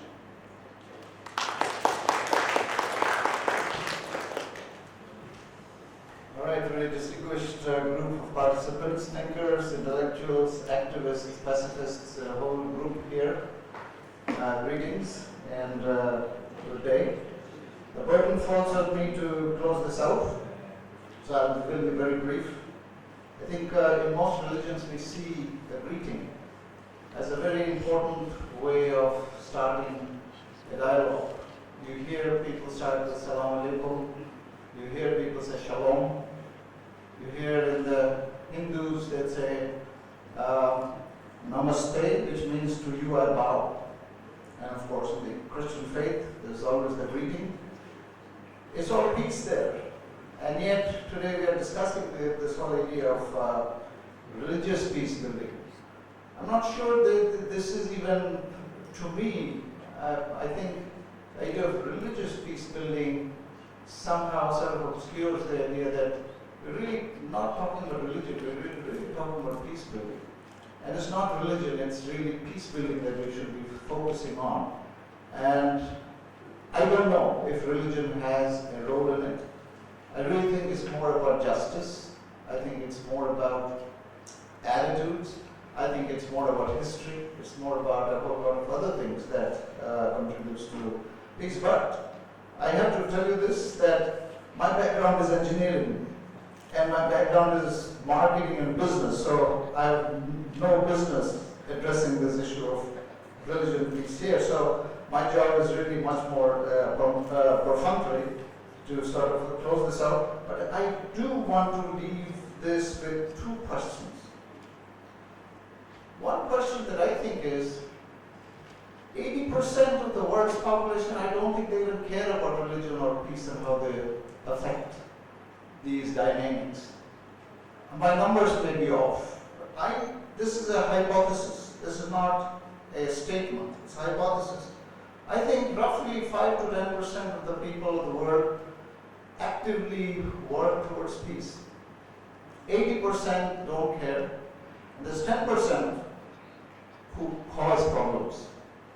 These are the people who are the agitators. I think what we really need to do is go to this last 10% and find out what is it that makes them do what they do that is creating all this dysfunction in the world today. I think we can talk about a lot of other issues, but I think we need to focus in on a small group here. I really, really believe that the world, the majority of the world's population are either very peaceful or they don't care about how religion affects peace. So let's focus on a small group. The other observation I think that I just briefly made was peace is the result of many factors. Peace cannot be the result of just one factor called religion. My suspicion is that at the end of the day, the root cause of peace is justice. So justice causes peace, but something intervenes in between. Between justice and peace, things get in the way, whether it's politics, whether it's power, whether it's economic injustice, whether it's opportunities, whether it's our young students who will not get a job after they pass out from the HSC and where are they going to go and so on. So really, if we want to build a model, then we have to be much more encompassing and much more comprehensive if the focus is on peace building. But if the focus is on religion, I think we're looking at a very narrow domain to try and explain what is going on here. The other thing I wanted to mention is this. Georgetown University here, and I was with them last year when they were here as well. I think they're doing a fantastic job of telling us that we need to research need to understand, how does understanding come about? Understanding of these different things, it's not just discussions, you have to go a little deeper. You've got to get into building much more comprehensive understanding which really comes through research. And my urge to Georgetown and other organizations that come from overseas is try to build into some of these sessions something to do with research methodology. Something where we really understand how to do research, not about what we are saying here on these panels, but really to understand the methodological foundations of understanding a problem. Until that is clear, we are not going to get closer to the truth, which is one of the things that was also mentioned here. I think that we have really run out of time, so I will not get any further. I'd like to thank all of you for being here.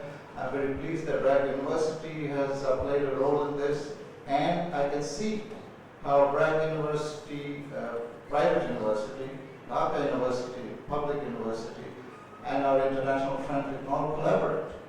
This is the collaboration is the essence of what I will say. This is where we are going to start to really engage in interesting ways, and we'll gain much more synergy once we begin to engage with each other. So let's do this more. Let's have also a smaller proposition is if we can start with smaller groups, because this is very big. And then I believe in the morning of the 300 people. 300 people can have 300 questions at 30 seconds each. You have now 150 minutes. That's more than 2.5 hours per session. So this may even be dysfunctional at times. But I think this is a great start, and I hope that we will continue this tradition and start to delve more, dig deeper, and really gain understanding of the deeper aspects of peacebuilding. Thank you all.